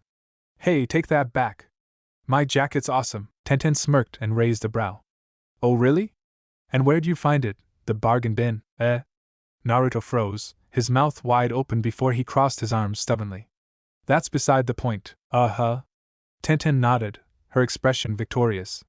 "And I rest my case." Naruto clenched a fist and growled at the insult to the tracksuits he'd worn for years. So what if he got a good deal on them? They were the most comfortable things he'd ever worn. And he got 5 sets for practically nothing. Iruka chuckled at the boy's antics. He put a hand on the boy's shoulder and said, Okay, let's remember we're here to get new clothes, so you should just let it go." He smirked. "Besides, the fact that you found them in the bargain bin should tell you something." Naruto gave his former sensei a look of betrayal. "Not you too, Iruka-sensei. Why is everyone ganging up on me?" "Because we're right." Tenten put her hands on her hips. Naruto grumbled under his breath. "So, what are you looking at?" The blonde seemed reluctant for a moment before pointing out the orange vest, causing her to raise a brow. "Well, 3 guesses why you love that tracksuit so much." Naruto chuckled sheepishly and rubbed the back of his head. "Do you have anything to go with it, or are we going for a whole outfit?" "I think he's going to need a whole new wardrobe. I'm pretty sure he outgrew just about everything else he has," Iruka said. "Yeah, it's been a while since I've worn anything else." But why would I need to? These were perfect for me, he said, grabbing his jacket for emphasis. You know, you shouldn't sing its praises just because it happens to be your favorite color, Tenten admonished as she walked off. I'm sure we can find something for you that goes with the vest and doesn't make you look like you belong in a circus. Naruto's eye twitched, but before he could see anything, Tenten pulled out a dark blue, nearly black short-sleeved shirt. Like this. It looks about your size. And if you're looking for something to go with your ceiling, I suggest a few of these. And with that, she pointed to some gloves and wristbands on display. You can load them up with all kinds of seals. She smirked, raising her hands and pulling on the end of her new gloves. Lots of opportunities. She'd recently put more thought into how to use her talent for sealing to improve her fighting style.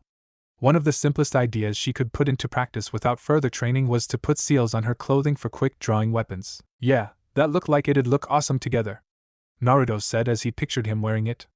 He then grabbed the shirt, moved over, looked until he found a matching set of pants in his size and grabbed the vest before going into the dressing room. So, I take it you two are close if you're helping him out with this, Tenten noted as she turned to her old sensei. Well, we were actually going somewhere else, but yeah.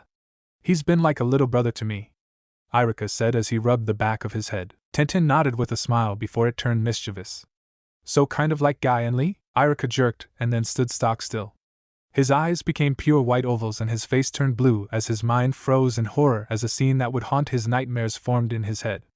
He and Naruto cried each other's names, mainly tears streaming out of their eyes before they embraced before a sunset backdrop filled his mind.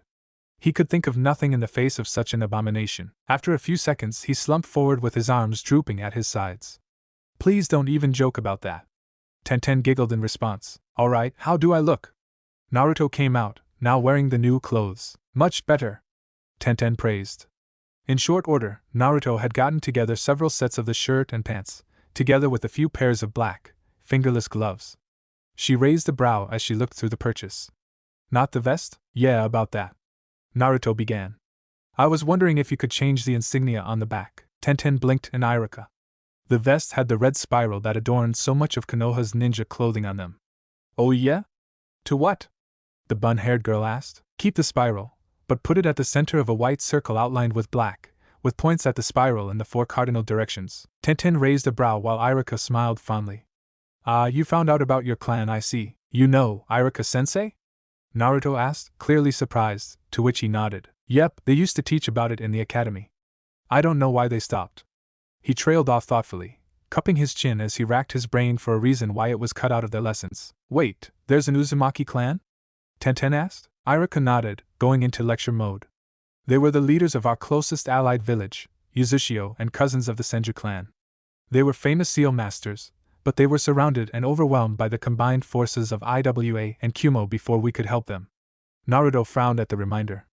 We wear the core of their clan symbol in remembrance of the bond we shared with them. I see, Tenten said before giving the blonde a smile, bringing her fist to her chest. Well, you can count on me. I'll look them up and make sure I get it right. Naruto brightened up at that.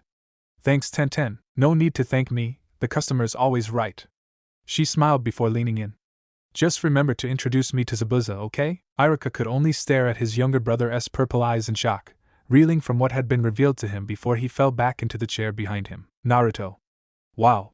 I mean, Naruto looked sheepish as he said, yeah? Didn't see it coming, did you? I was in the same boat a few months ago. His expression became apologetic. Sorry for not telling you sooner. Iruka held his hand up to stop him. I get it. You've had a lot on your plate, it's no big deal. But Naruto, you do understand the significance of acquiring those eyes, don't you? Of course I do, Iruka-sensei, they smiled. Thanks for trusting me. He shook his head. I knew you had a way of surprising everyone. But I never imagined anything like this. Who else knows? My team and old man Hokage, no surprise there. Zabuza and his student Haku were there when I got them, so they know. Jiraiya knows too. Naruto then scowled. And that bastard Orochimaru knocked off my glasses in the forest. Orochimaru knows? Iruka exclaimed. Of all the... He sighed. Those eyes might be as much a curse as they are a blessing. Everyone's going to have their eyes on you once word gets out about them. Naruto grinned. Well, I'll just have to make sure not to disappoint them, right, Iruka-sensei? Naruto grinned as a massive cloud before him dispersed, revealing nothing in its wake. He stood alone in the forest far outside of Konoha, well beyond where anyone prying eyes could spy his Rinnegan-bearing summons. While the event at the ravine had seemed to open up a wellspring of berry knowledge of his dojutsu, since then he only gleaned small glimpses of information. Incomplete tidbits concerning his powers. Nothing he could actually use to learn more of his dojutsu's abilities or even get a better grasp of what he had yet. That includes the beings connected to the animal path and their capabilities, so here he was testing them out. Luckily, what he had acquired from that mental info dump had been largely straightforward abilities and didn't require much further training. All there was to his new path was summoning after all, and what was for what he'd remembered from his battle with Haku. Well, the power he'd been about to use on him had been pretty simple too, though it unsettled him quite a bit. That said, the way the information trickled into him now, he didn't think there'd be any more sudden developments. From here on out, it would take time and hard work to learn more of his powers and master them. He felt he now had a pretty good grasp of the new summons he could call on, plus the overview of the toads that Jiraiya had given him. He closed his eyes and focused, once more reaching into the different paths of power hidden within him. Deva path. He preferred to default to the first path he'd had access to. He raised a hand and clenched a fist as he once more felt the power he was most familiar with rise to the surface. He felt he'd just about done all he could. After all, there was only 1 week left until the finals began. That didn't mean he'd stop training, but he figured now was as good a time as any to call it a day. After all, he was sure Jiraiya would have something planned for him tomorrow. And so, the blonde began his journey back to the village, placing his hands behind his head and walking towards the tree line. As he walked, pushed aside a bush in his way, his eyes widened. He wouldn't have noticed it before, but after 2 months of Zabaz's training from hell, including trying to evade him while he was taking full advantage of his skill in silent killing, he felt it at the last second. Killing intent. He ducked down, avoiding what would no doubt have been a fatal stab only to be kicked in the face by his assailant. He planted his hand on the ground and threw himself backwards, wanting to put some distance between him and his attacker to get his bearings. His opponent, however, was having none of that and immediately pressed his advantage, launching himself at the blonde and preparing to skewer him with a white sword. Naruto immediately drew a kunai to right hand and shuriken to his left as he sailed through the air, throwing first the stars and then the dagger. The assailant easily deflected 2 of the shuriken and caught the third with his free hand, returning it from whence it came. However, as the kunai approached, his eyes widened when the seal suddenly appeared on its surface as it passed his head. The dagger detonated as Naruto twisted his body to dodge his returned shuriken. He knew that his attacker had avoided damage, but at least it had given him a little breathing room which he used to flip back onto his feet and land in a crouch, ready for an attack from anywhere as his Rinnegan blazed to life while forming a cross-shaped hand seal.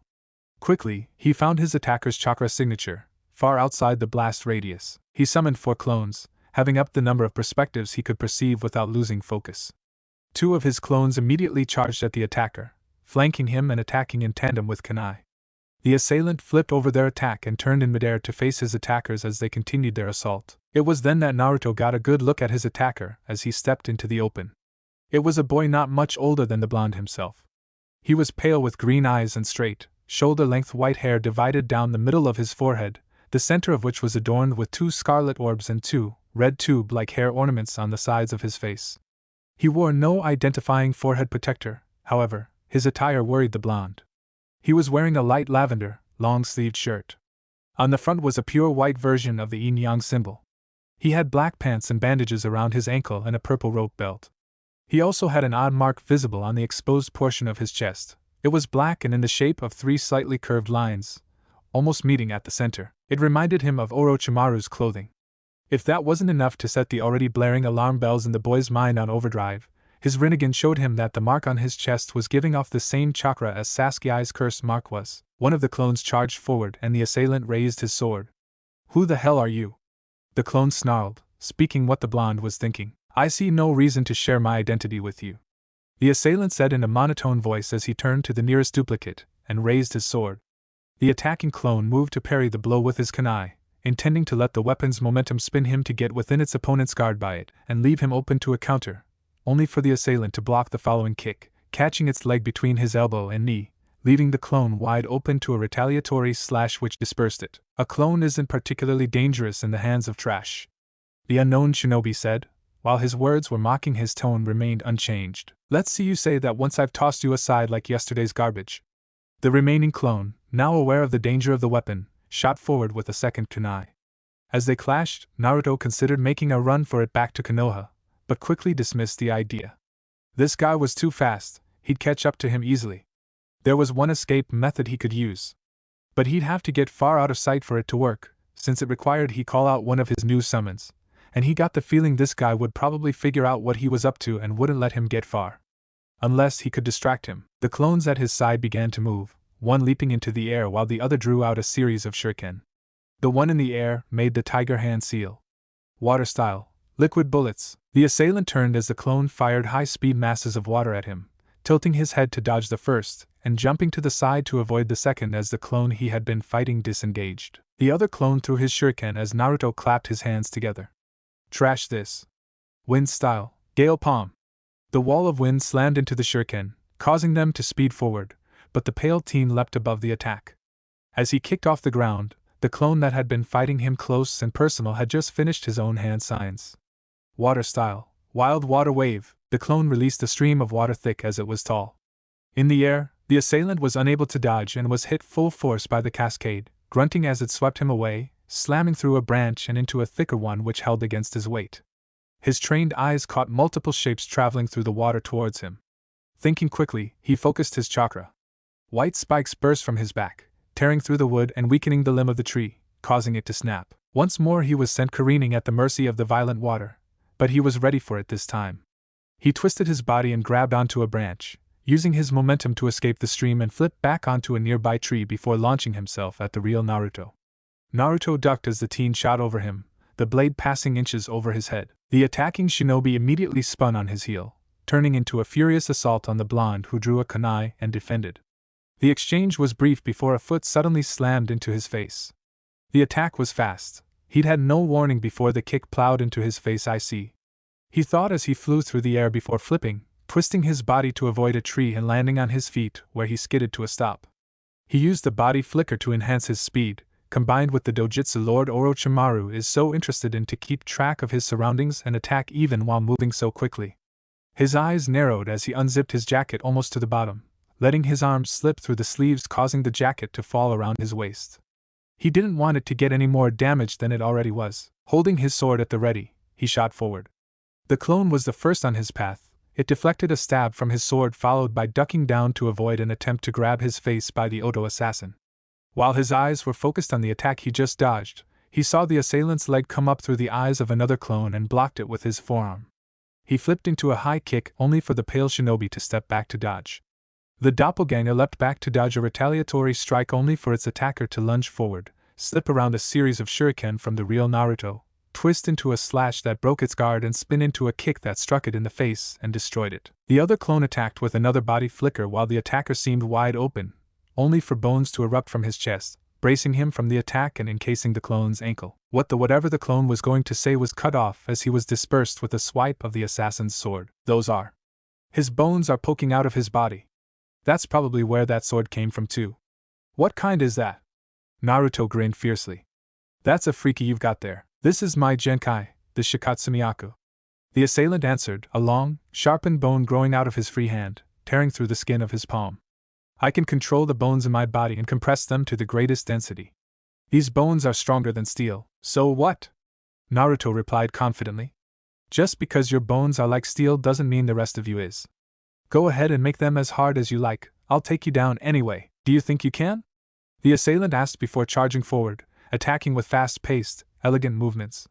He alternated between stabs with the spike coming out of his left hand and slashed from the bone's sword. Naruto was put on the defensive as he used two kunai to deflect the attacks as best he could.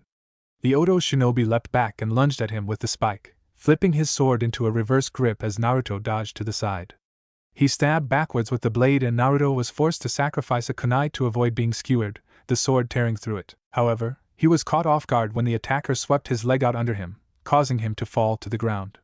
He rolled to avoid the bone spike that embedded itself in the ground where his chest had been a moment ago, only for the assailant's leg to stop him, trapping him as he raised his sword. This is the end, trash.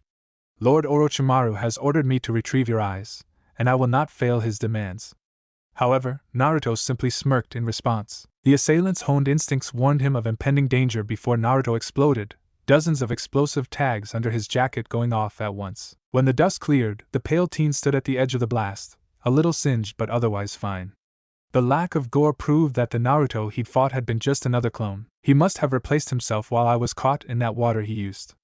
Perhaps I underestimated him a bit. Naruto appeared in a clearing far away from the explosion in a burst of speed, looking back as the blast from all those explosive tags crested the trees. Damn. Who was that guy?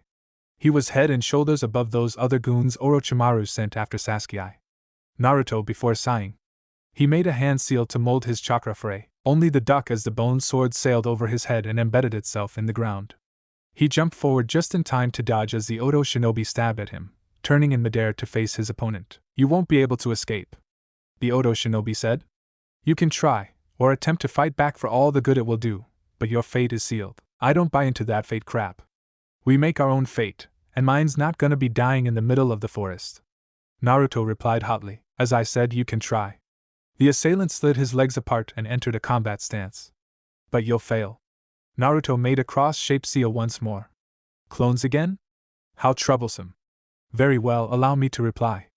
I have mastered 5 dances with my bloodline. Let's see how you fare. As a cloud of smoke erupted around the blonde, the bone wielder crouched down and crossed his arms around his chest, the spike from his hand shifting to form a blade while more bony swords grew out from his other hand, his elbows, shoulders and knees. Dance of the Willows. 3 orange blurs emerged from the cloud, charging at the pale teen as he lifted his head to gaze upon them. The first attack, however, came from behind, a clone appearing in the tree behind him in a body flicker and coming down with a kunai.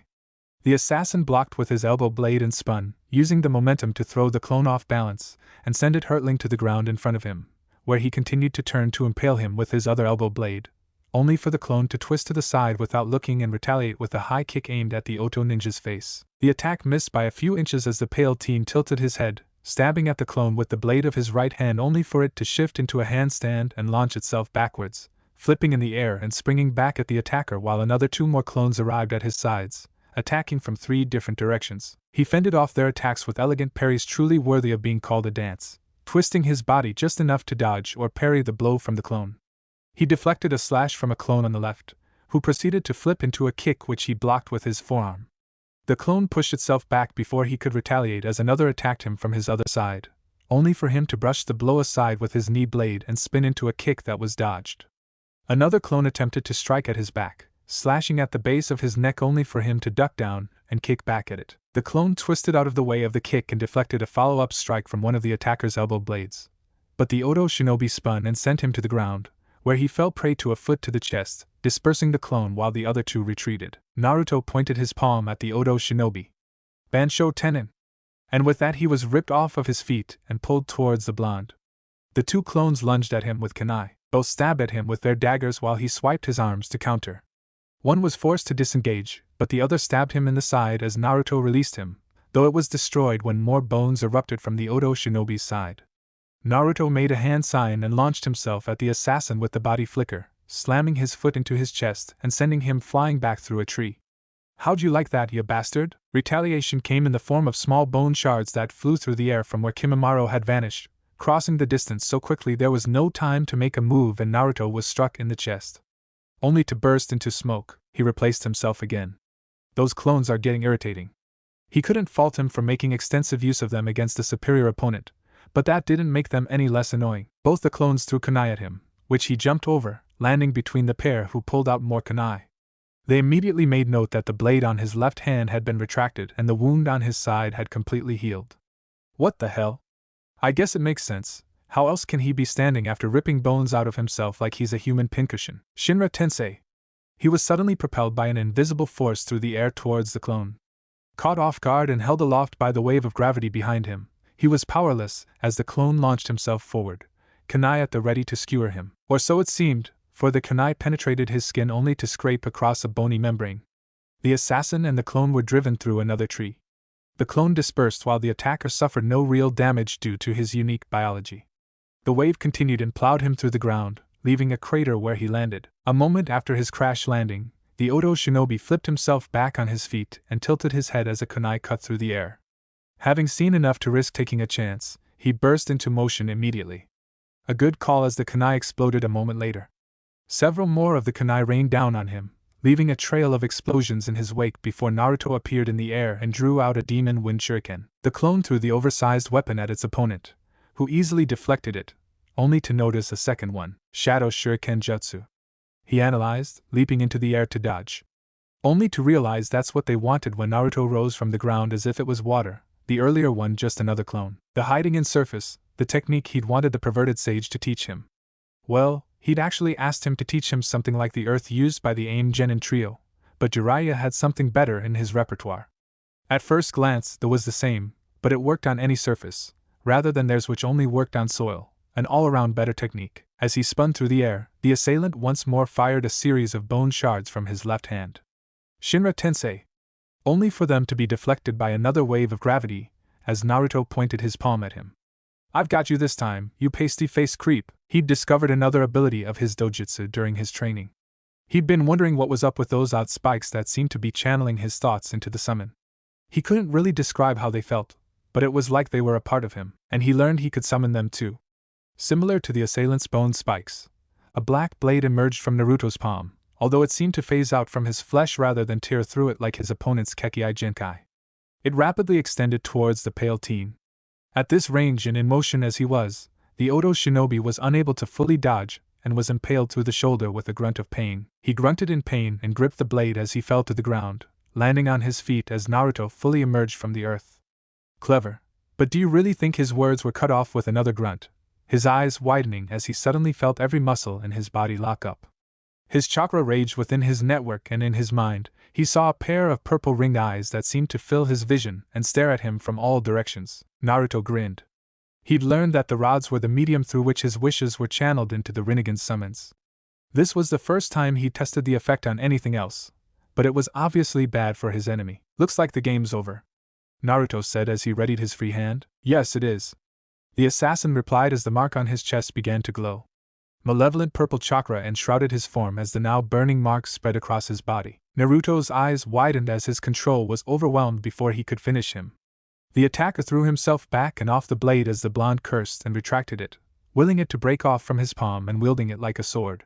A pointless gesture as he was unable to defend when the bone user fired several more bone shards from his left hand, which pierced the blonde's chest, tearing all the way through. Naruto coughed up blood as he gripped his chest as he was knocked off his feet, his shirt quickly stained crimson. Boss! His remaining clone cried. Shit!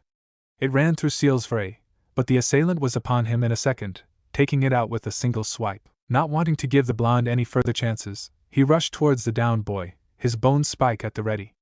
This is the end. The world seemed to freeze as the Odo shinobi's bone blade moved ever closer, now inches away from his face. Then reality fell away and there was only darkness. Naruto blinked as he once more became aware of his surroundings. He looked around in confusion, finding himself in a long corridor lined with doors with no hint as to where they went. Pipes lined the ceiling, some thrumming with power. Some, however, seemed to carry liquid, like the one that inexplicably ended at the center of the hallway, allowing the liquid to spill out onto the floor. It was then his attention was drawn to the sensation of cold wetness at his feet, and he noticed the corridor was flooded up to his ankle. What the? Where am I? Is this a sewer? His eyes wandered and then honed in on the pipes. His expression morphed into shock as his dojutsu revealed their true nature. What? The power that coursed through the pipes was chakra. His own chakra, to be more precise. Or most of them anyway. A few were blazing to his eyes, glowing with burning crimson chakra. It seemed to radiate a feeling of malice and bloodlust that chilled the Rinnegan bearer. As he continued scanning the corridor, he turned to find himself standing before an enormous cage that appeared to his dojutsu that was constructed of chakra made physically. And bleeding through the bars was the crimson chakra. All he could see of its source was a massive, fanged maw and a pair of crimson eyes larger than his body. The being, silent until now, stared down at the boy. He frowned as he realized where he was and what was standing glaring down at him. You're Kyubi, I see my container has a habit of speaking the obvious. The fox noted in a mocking tone, its voice deep and rumbling. Still, I suppose it's still an improvement over how you used to be. At least now you know what improvement means. Well, at least I have something better to do than sit around and watch some random kid's life, oh great Kyubi. Naruto shot back. And can you blame me for being flatfoot when I was about to die literally a second ago? The fox seemed more amused than anything. You've got guts to mouth off to me, I'll give you that, brat. Well, I'm feeling pretty confident in this cage here. The enormous eyes glaring at him narrowed in anger. And if it wasn't for this cage, I would have eaten you the moment I laid eyes on you. Naruto smirked. Then I guess I've got nothing to lose. The fox huffed in response. Well, if I suppose you should get back to dying. Have fun. So you're just going to sit here and go down with me? Naruto questioned back. The fox was silent, and the blonde's mouth once more spread into a smirk, knowing he'd won. Look, I don't want you here any more than you want to be here, but we're stuck together, and this is my body, so why don't you pay rent with your chakra? At least when I need it to save both our skins. The fox chuckled, a dark, foreboding sound that grew into a full-blown laugh. As you said, I don't have much choice, do I? As much as I loathe the idea of aiding such a mockery, I suppose I have little choice. Naruto looked confused. Wait, mocker! The blonde's words were cut off as a wave of red chakra flowed out from the bars and enveloped him. For coming this far and entertaining me, I will loan you my chakra. The fox roared before adding. But I will collect on this debt someday. Be sure of that. Back in the real world, Naruto's left hand suddenly shot up and caught the Oto shinobi's body sword, deflecting it away from him as visible wisps of crimson chakra began to leak from his body. The pale teen's eyes widened before he noticed movement. A wave of power erupted from the slash of the black sword in Naruto's hand, kicking up a wave of dust and debris. The assailant emerged from it with a rapidly healing slash along his chest. The cloud dissipated to reveal Naruto. The whisker marks on the sides of his face thickened while his nails and canines had lengthened and grown sharper, giving him fangs and claws. Blood trickled down his hand from where the bone sword had cut him, only for the injury along with those on his chest to heal, his regeneration outstripping his attackers. His sunglasses had been removed, revealing gleaming purple eyes. Wanna try that again, jackass? Thanks for listening. I do hope you enjoy it. If you want the next part of this video, turn on that bell notification. Like, subscribe, and comment down below. And also check out the other videos I have created and enjoyed it. See you guys next video.